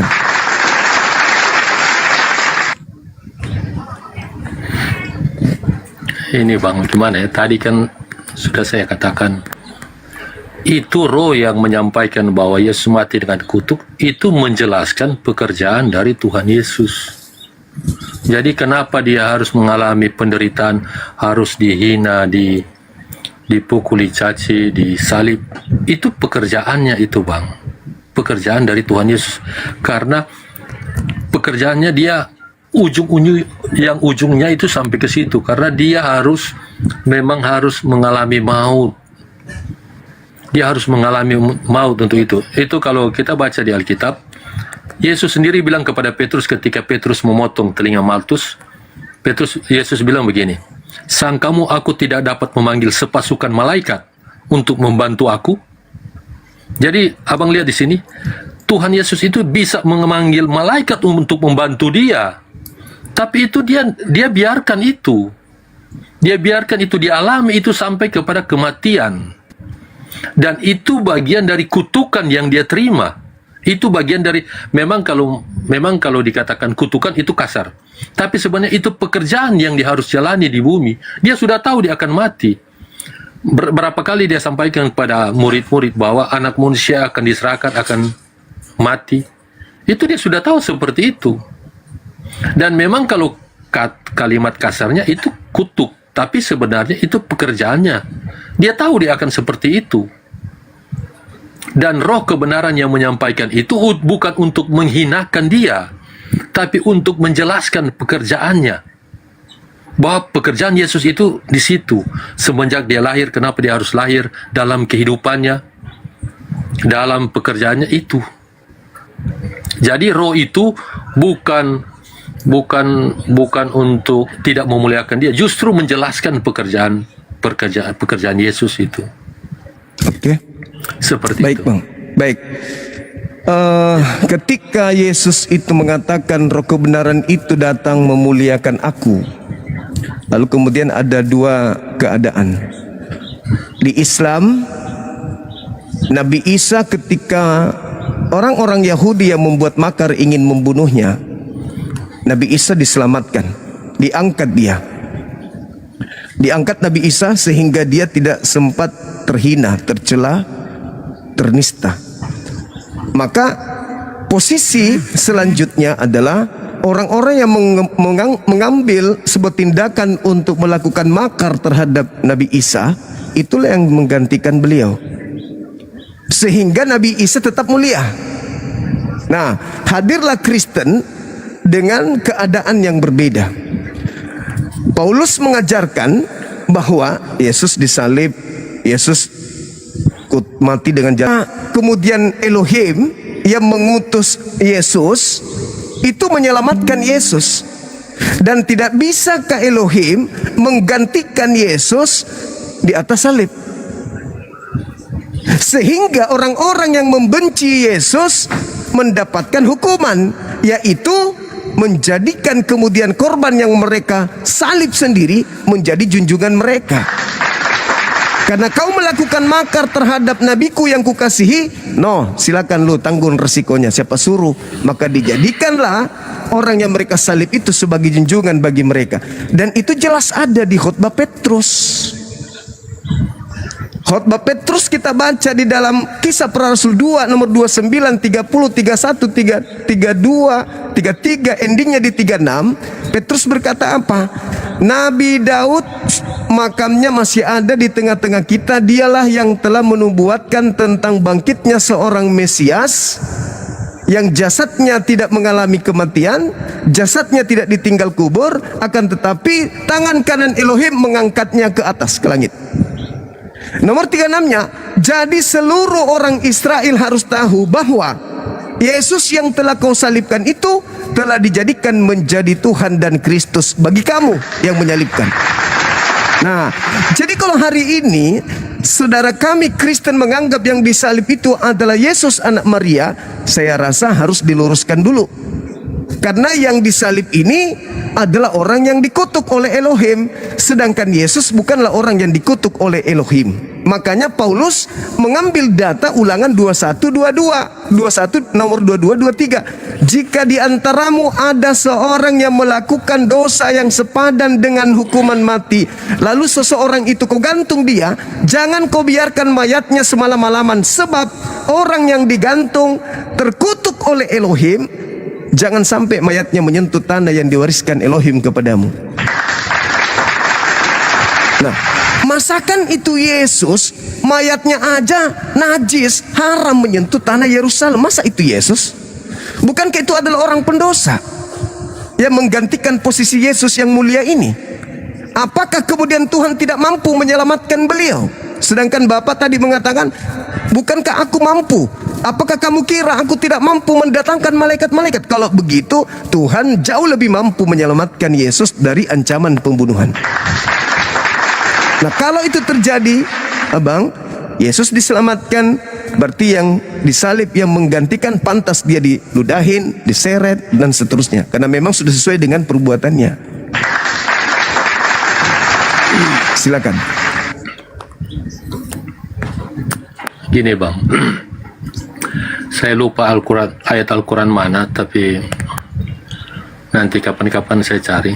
Iya. Supaya ayat Al-Quran itu Isa Al-Masih menyatakan bahwa sampai hari matinya itu ada ayat Al-Quran yang mengatakan bahwa Isa mengaku bahwa dia sampai hari matinya ada di Al-Quran. Jadi dia mati di Surah Maryam itu bang. Silakan. Soal tadi tentang di Perjanjian Lama tentang orang yang mati terkutuk. Orang yang mati terkutuk, yang digantung terkutuk, itu orang yang melakukan dosa di Perjanjian Lama. Tapi Isa, Yesus, di Perjanjian Baru itu mati dikutuk tergantung itu, dia tidak melakukan dosa. Itu beda. Beda orang yang mati digantung terkutuk karena dosa, karena dia melakukan pelanggaran sampai dia mati, itu di Perjanjian Lama. Tapi bedanya dengan Yesus, dia tidak melakukan dosa, tapi dia mati secara terkutuk seperti itu. Itu beda bang. Oke. Boleh? Ya. Jadi kalau Anda membahas Al-Quran, surah Maryam ayat 33, wassalamu alayya yawma wulid wa yauma amut wa yauma ub'atsu hayya. Jadi itu tidak ada hubungannya dengan penyaliban. Itu Nabi Isa. Coba. Itu itu nggak ada hubungannya dengan penyaliban, Bang. Itu semua yang dialami oleh manusia. Lahir, setelah lahir mati, setelah mati dibangkitkan hidup kembali. Jadi itu tidak ada hubungannya dengan penyaliban. Ya, semua manusia akan mengalami 3 fase itu. Yesus pada saat bayi, beliau berdoa seperti itu di depan orang-orang Yahudi yang telah memfitnah dia sebagai anak zina. Nah, kemudian kembali kepada yang tadi abang saya mengatakan bahwa Yesus tidak seperti di dalam perjanjian lama Ulangan 21. Tapi sayangnya Paulusnya yang mengarahkan ke situ.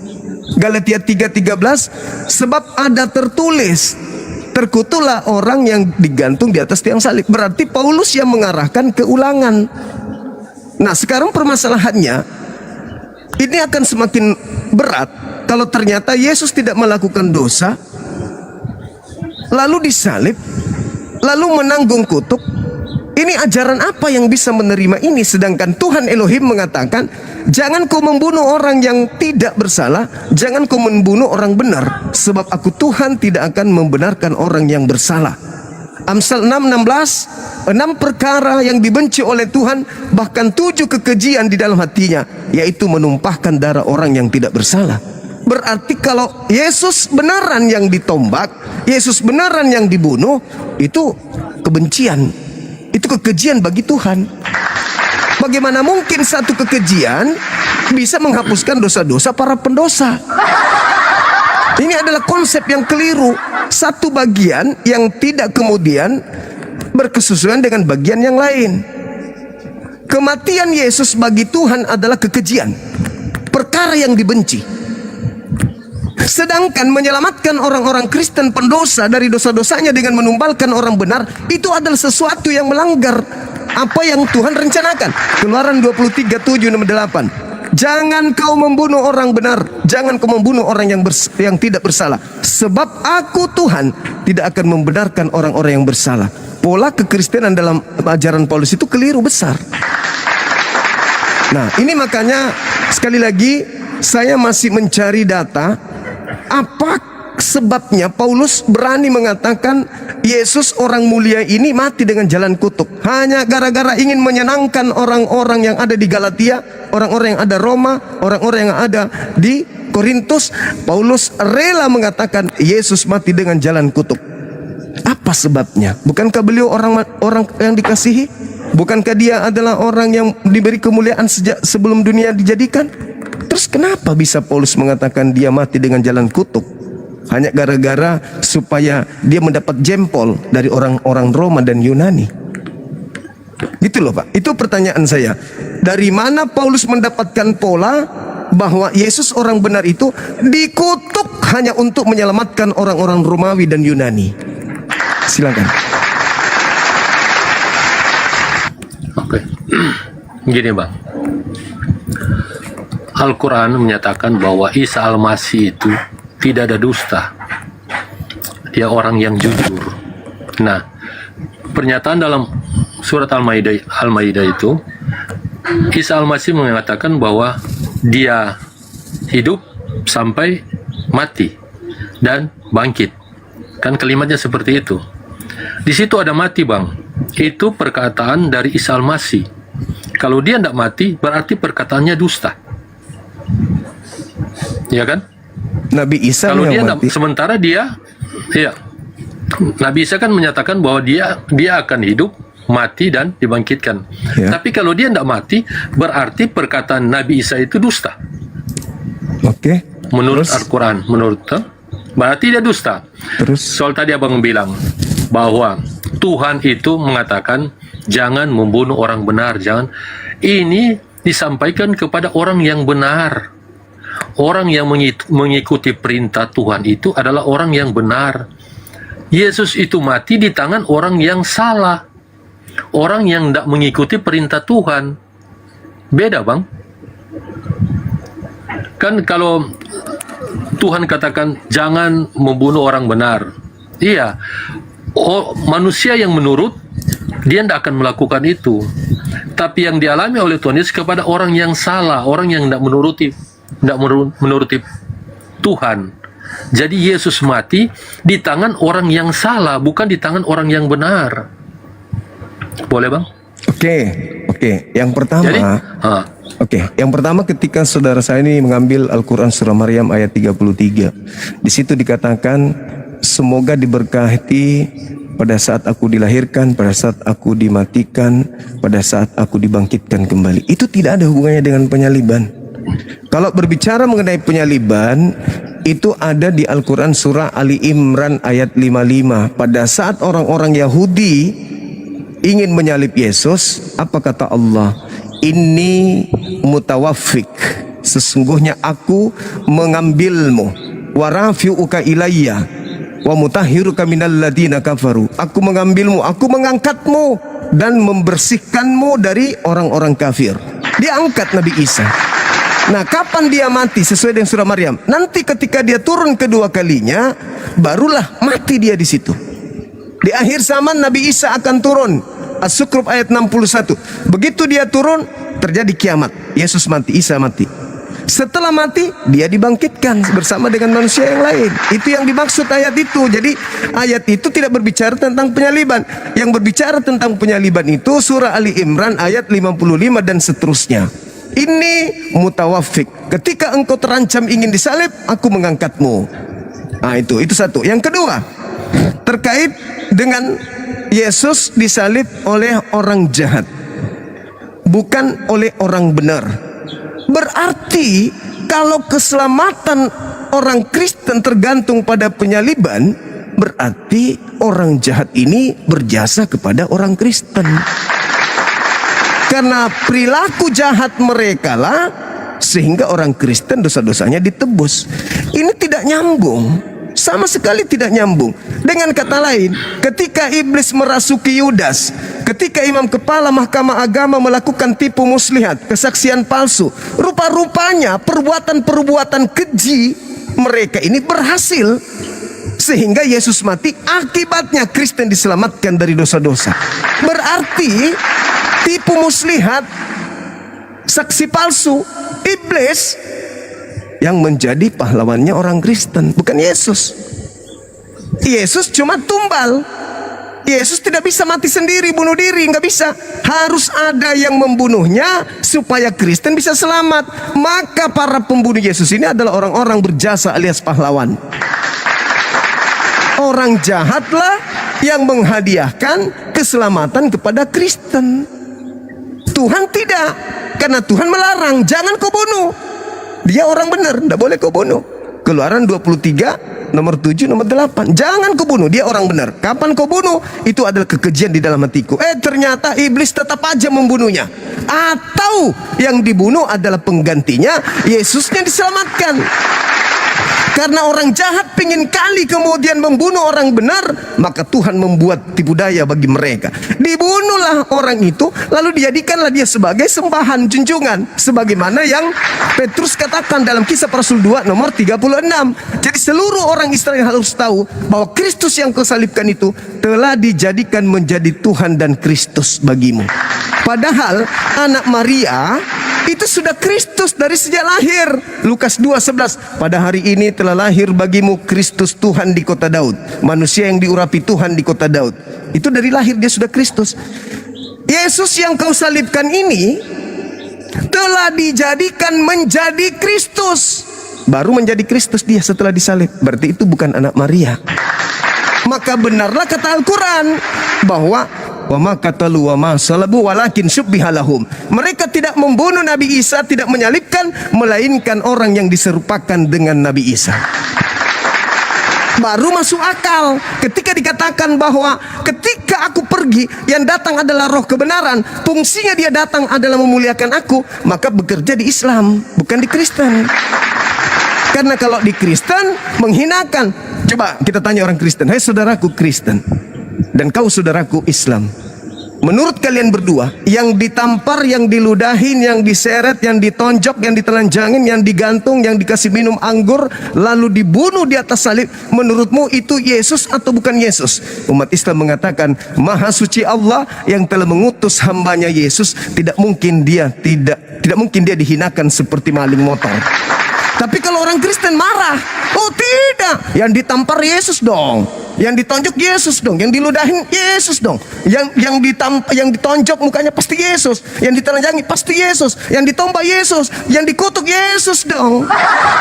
Sekarang pertanyaannya, roh kebenaran yang memuliakan Yesus itu bekerja di mana? Di Islam atau di Kristen? Silakan Bang. Gini Bang, Tuhan Yesus mati itu bukan untuk orang Kristen, tapi untuk semua manusia di dunia, bagi orang Muslim dan bagi orang yang lain. Tuhan Yesus mati bukan untuk menyelamatkan hanya orang Kristen, tapi di Alkitab mengatakan orang yang percaya kepadanya menjadi bagian dari situ. Nah, yang percaya itu Kristen, tapi bukan semua dosa orang Kristen itu dihapus. Bukan seperti itu konsep pengampunan.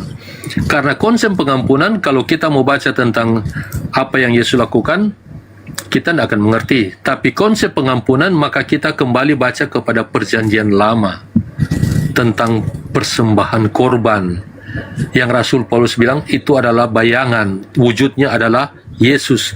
Nah, bagaimana pengampunan dosa diajarkan Tuhan oleh orang Israel melalui korban domba? Bagaimana pengampunan itu? Itu kalau kita baca, jika seseorang melakukan dosa yang tidak disengaja, maka dia perlu membawa domba untuk dikorbankan, baru diampuni, dengan catatan bertobat, jangan melakukan kembali. Jadi konsep pengampunan adalah ketika manusia itu bertobat, walaupun jahatnya seperti apa, tapi kalau dia bertobat, dia berubah, maka di situ ada pengampunan dosa yang akan diberikan oleh Yesus, karena dia mengganti domba.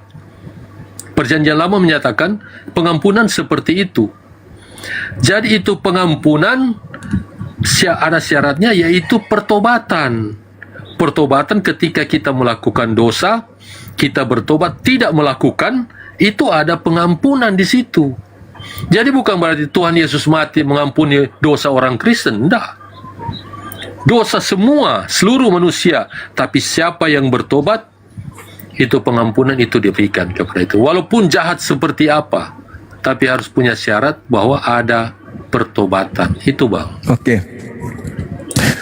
Jadi itu ya Abang sampaikan ini adalah doktrin. Saya hargai itu doktrin, itu dogma yang tak berdata terhadap kitabnya orang Yahudi, bahwa dosa ditebus dengan darah manusia. Itu ajaran Dewa Molok. Kalau orang Yahudi, Imamat 1 nomor 2, katakanlah kepada orang Israel ketika mereka ingin melakukan penebusan dosa, hendaklah mereka melakukan korban berupa domba, kambing, sapi, lembu.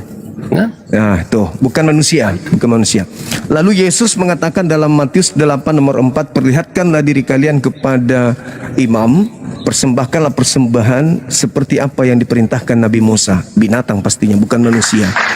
Nah, kita lihat polanya nih.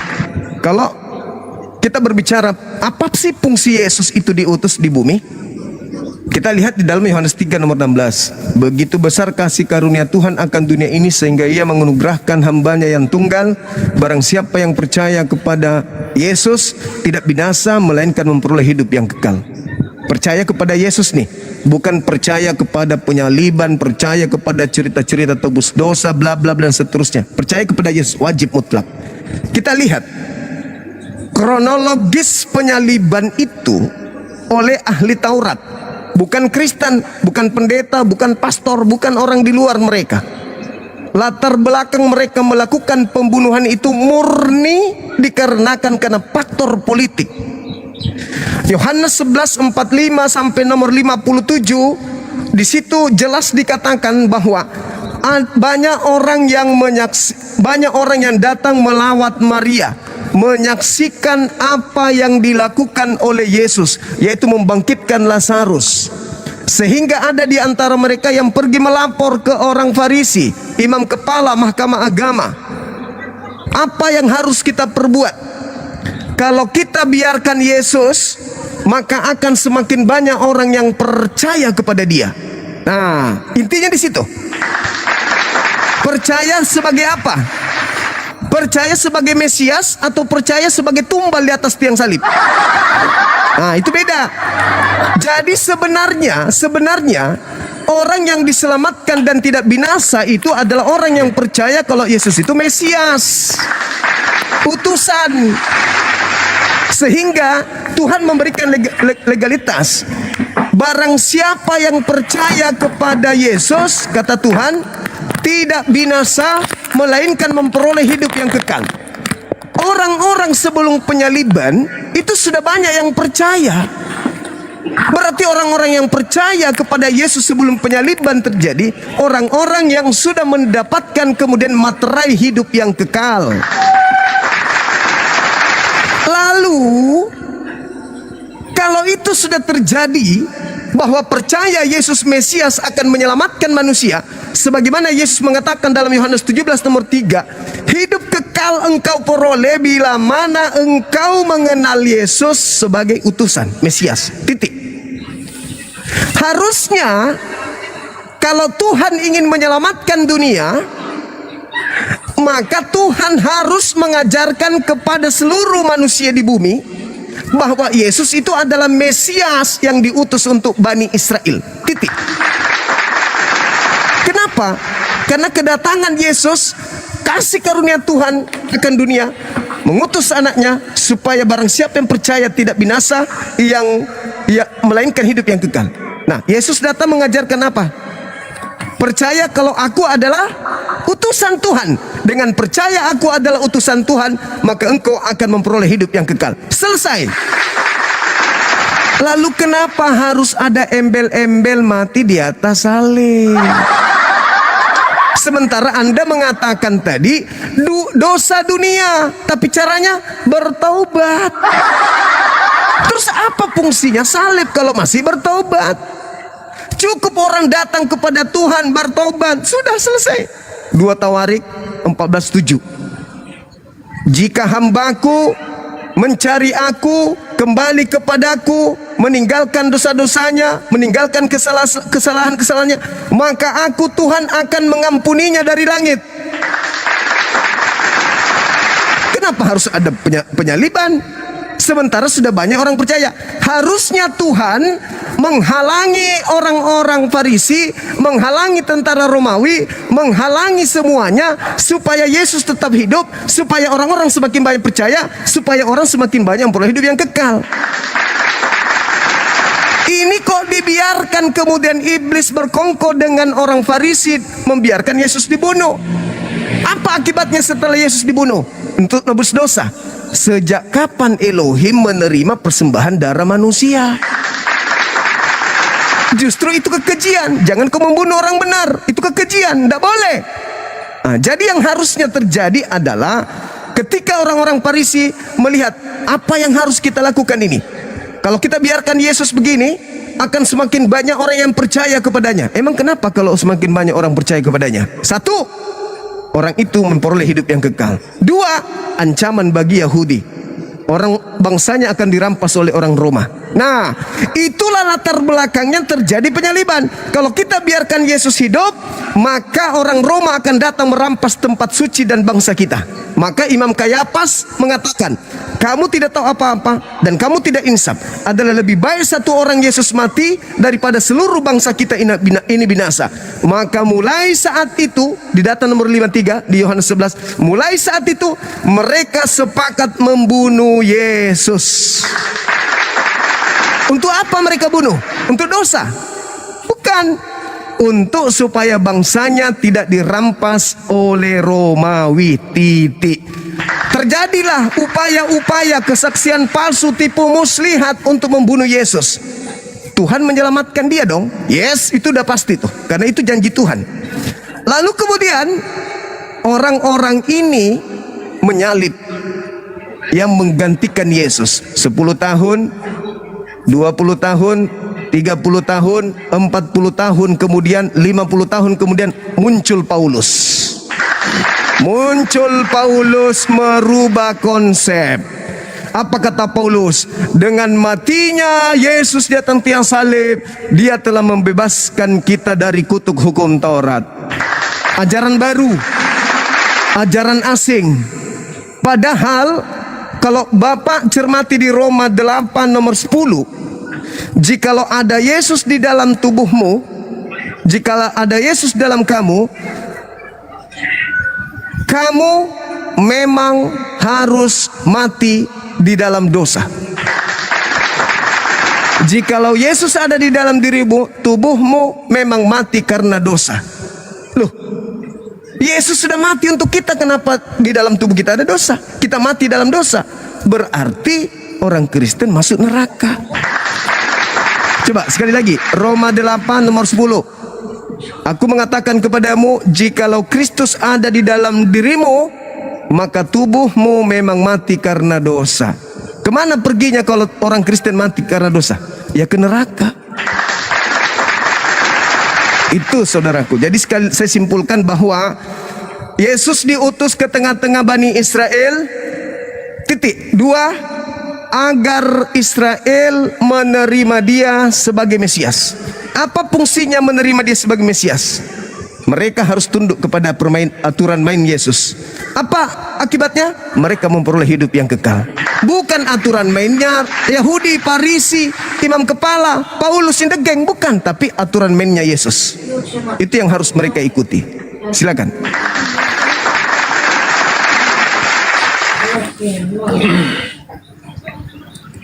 Gini Bang,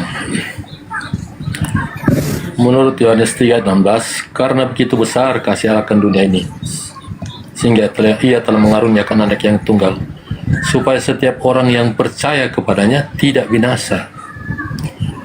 Kalau dikatakan percaya, itu percaya banyak subnya itu.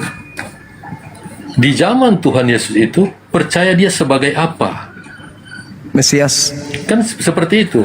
Kalau mau percaya, oh Yesus itu nanti disalibkan, sebenarnya Yesus itu sudah menyatakan kepada murid-muridnya bahwa dia akan mati. Tapi murid-murid itu tidak percaya.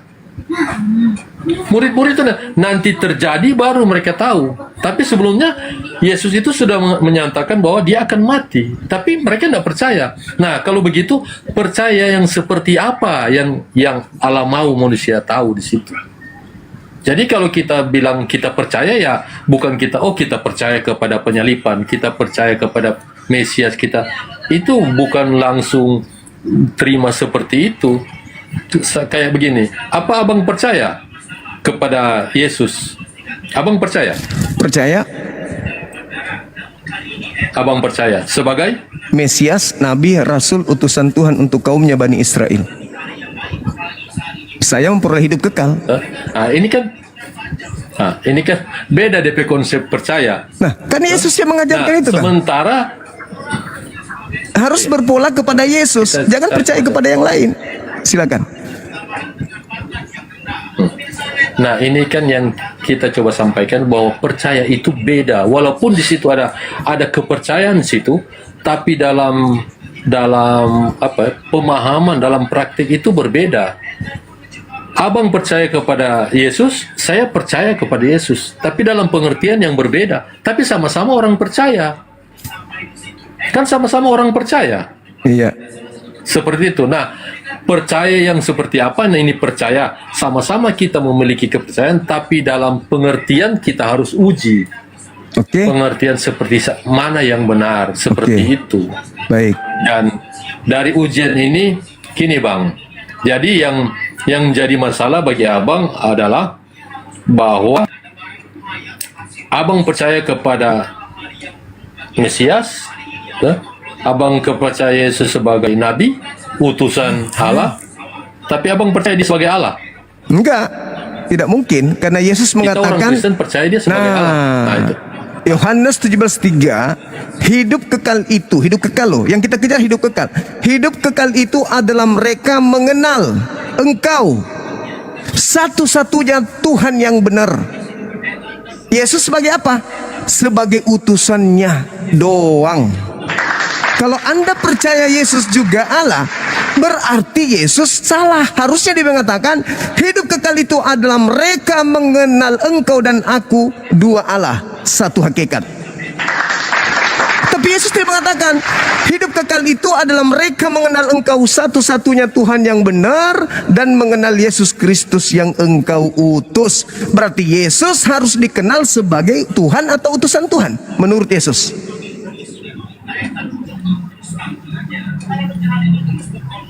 Gimana Bang? Memang seperti itu Bang. Seperti itu maksudnya Yesus, menurut Yesus hidup kekal kita peroleh dengan cara mengenal Yesus sebagai utusan Tuhan atau sebagai Tuhan menurut Yesus. Begini Bang, mari kita lihat apa yang Al-Quran sampaikan. Iya, silakan. Mari kita lihat apa yang Al-Quran sampaikan. Tapi Abang tahu pasti dia terdapat di mana, di kitab apa. Tapi kalimatnya begini. Maka kami berfirman kepada para malaikat, sujudlah kamu kepada Adam. Tapi iblis tidak mau sujud. Iya. Kan di situ menyatakan kami berfirman kepada para malaikat. Kalau begitu, kami itu Allah itu ada berapa? Coba Bang. Ya. Menurut Al-Quran, kami itu Allah itu ada berapa? Iya, baik. Jadi Al-Quran itu tidak bisa dimaknai pakai bahasa Indonesia. Al-Quran itu harus dimaknai bahasa Arab. Jadi kami itu bentuk kemuliaan, bukan jamak di sana, tapi bentuk kemuliaan. Sama seperti kita sudah masuk ke Indonesia juga rasa bahasa itu. Kenapa saya katakan masuk ke Indonesia rasa bahasa itu? Saya terkadang pimpin apel pagi, saya mengatakan kami akan ke Jakarta besok. Padahal kami di situ saya sendiri, bukan ada siapa-siapa. Nah, orang Arab itu sebelum Nabi Muhammad datang, mereka adalah penyembah berhala-berhala. Mereka banyak sembahan. Lalu kemudian Nabi Muhammad datang mengajarkan bahwa marilah kita menyembah kepada pencipta langit dan bumi yang berfirman di dalam Al-Quran, nahnu nazzalna zikra wa inna lahu lahafizun. Kamilah yang mewahyukan Al-Quran, kami juga yang kemudian menjaga. Kalau orang Arab mengertikan kata kami seperti kita orang Indonesia, maka mereka akan menolak Nabi Muhammad. Loh, katanya Tuhanmu satu, kenapa kau suruh kami menyembah kepada Tuhan yang jamak? Tapi faktanya tidak. Kenapa? Karena orang Arab itu mengerti kata nahnu itu tidak selamanya jamak. Kata nahnu itu terkadang untuk menyatakan kemuliaan. Aku, kami, dia, dan seterusnya. Nah, sama seperti yang ada di dalam kitabnya Yahudi dalam bahasa Ibrani. Besel menu waket matinu. Baiklah kami menciptakan manusia serupa dan segambar kami. Bukan kita, tapi kami. Kalau kita itu berbeda, kita itu sudah pasti jamak. Kami belum tentu jamak. Dan satu hal, ketika Tuhan dalam Al-Quran meminta hambanya menyembah, dia tidak pernah mengatakan sembahlah kami, tapi selalu mengatakan sembahlah aku. Tidak pernah mengatakan kata kami. Tetapi kalau dikatakan kamilah yang mewahyukan, kamilah yang menjaga, kami yang telah, itu kemuliaan. Seperti itu abangku. Jadi ketika Yesus mengatakan satu-satunya, itu tak ada hubungannya sebenarnya. Pada intinya yang kita kejar di sini adalah hidup kekal. Kita beragama, orang rajin melakukan rutinitas agama, mengejar hidup kekal. Sederhana menurut Yesus. Kamu ingin hidup kekal? Mau. Kenali aku sebagai apa? Utusan Tuhan. Titik. Dan kenali Tuhanku sebagai satu-satunya Tuhan. Dia telah mengutusku. Kesaksian Yesus kita lihat di dalam Yohanes 5:36. Ada kesaksianku yang lebih penting dari kesaksian Yohanes Pembaptis, bahwa seluruh mujizat yang aku kerjakan, mujizat itulah yang aku kerjakan sekarang, dan mujizat itulah yang bersaksi tentang aku, bahwa Bapaklah yang telah mengutus aku. Berarti mujizat-mujizat yang Yesus lakukan di tengah-tengah kaumnya itu adalah mujizat yang bersaksi kalau Yesus utusan Tuhan, bukan Tuhan sendiri. Kenapa dia menjadi Tuhan? Nanti di Paulus, beberapa puluh tahun kemudian, Paulus mencoba untuk mendikte orang-orang Roma dan Yunani, yang mana mereka dari turun-temurun memang sudah menyembah politeisme, dewa-dewa mereka. Maka dia mencoba untuk menjual Yesus ke mereka dengan pola Bapa, Anak, Roh.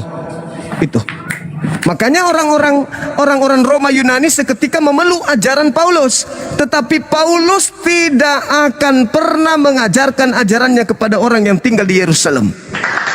Karena Paulus tahu kalau bangsanya, yaitu bangsa Israel, tidak mungkin mau menerima 3 Tuhan, 1 hakikat. Itu nggak mungkin. Itu hanya bisa diterima orang India, orang Mesir, orang Yunani, orang Roma. Kalau orang Yahudi tidak mungkin, karena mereka diajarkan Shema Israel, Adonai Eloheinu, Adonai Ahad. Tuhan itu satu, tunggal, absolut, tidak terbagi, tidak berbilang, tidak terpecah-pecah. Itu dalam konsep mereka. Maka Paulus mengatakan, aku menjadi rasul diutus untuk non-Yahudi. Begitu saudara. Jadi pada kesimpulannya, tanpa ada penyaliban, semua orang bisa memperoleh hidup yang kekal dengan cara menerima Yesus sebagai Mesias untuk kaumnya Bani Israel. Tidak ada embel-embel, salib dan seterusnya. Oke. Baik abang dan teman-teman sekalian, saya ada kegiatan, mohon maaf. Saya harus beraktivitas dulu. Ya gimana? Bang. Ya. Coba abang dengar boleh satu ayat? Silakan. Oke, kita cari kalimatnya. Tapi ayat Alkitab. Iya, silakan bang. Di mana kita?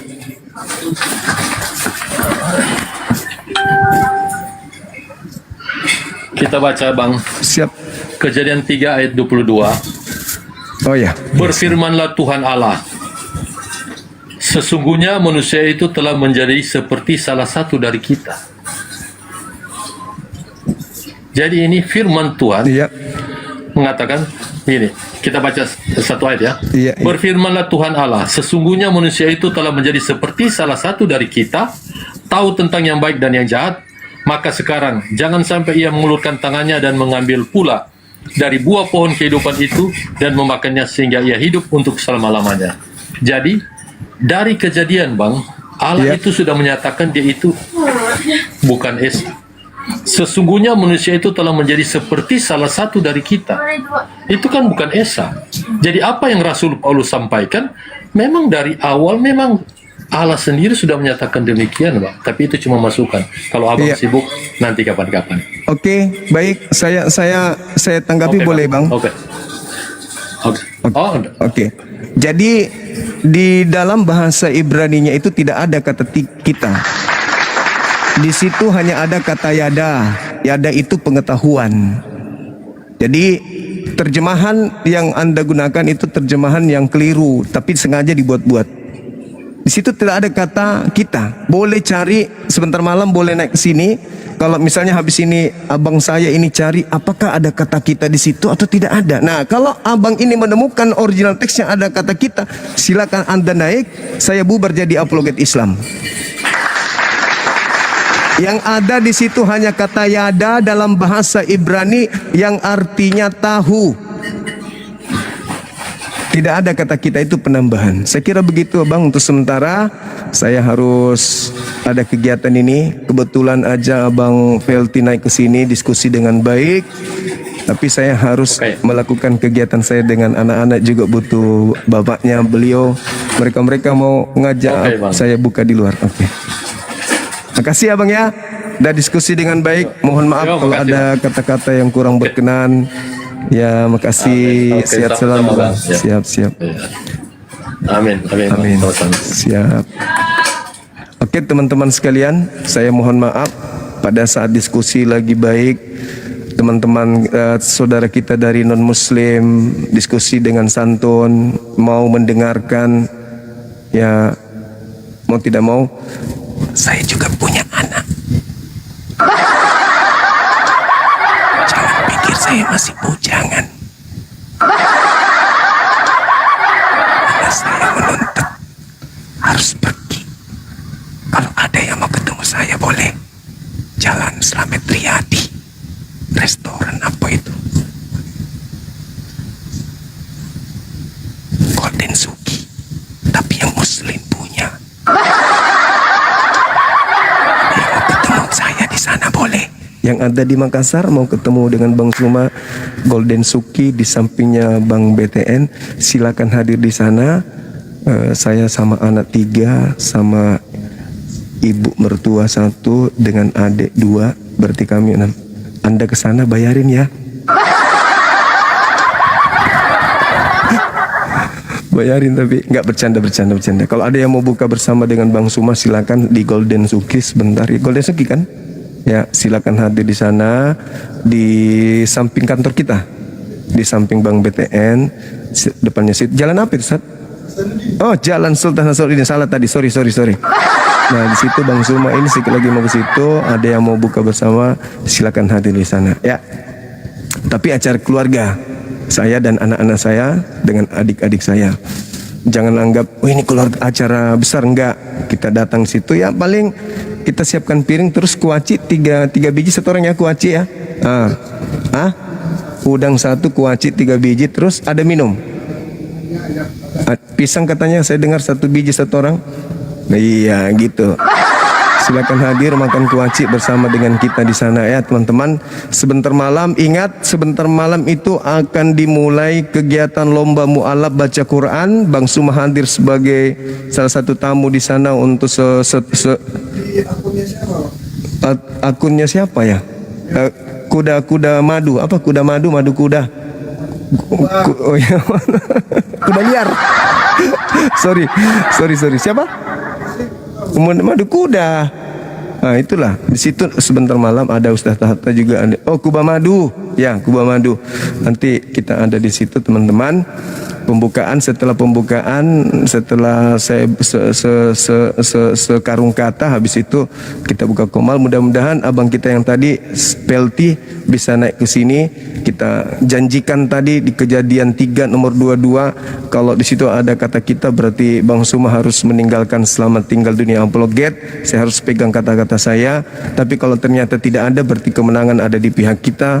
Rupa-rupanya tidak ada unsur Tuhan itu ada 3 atau 4 atau 5 atau 6 atau 7 atau 1 RT atau sekebun. Ternyata Bang Suma mempertahankan di situ hanya ada kata yada, yang artinya kemudian pengetahuan atau tahu, yang tidak mungkin kemudian menyalahi konsep terjemah yang sesungguhnya. Kata yada itu artinya tahu atau mengetahui atau mengenal.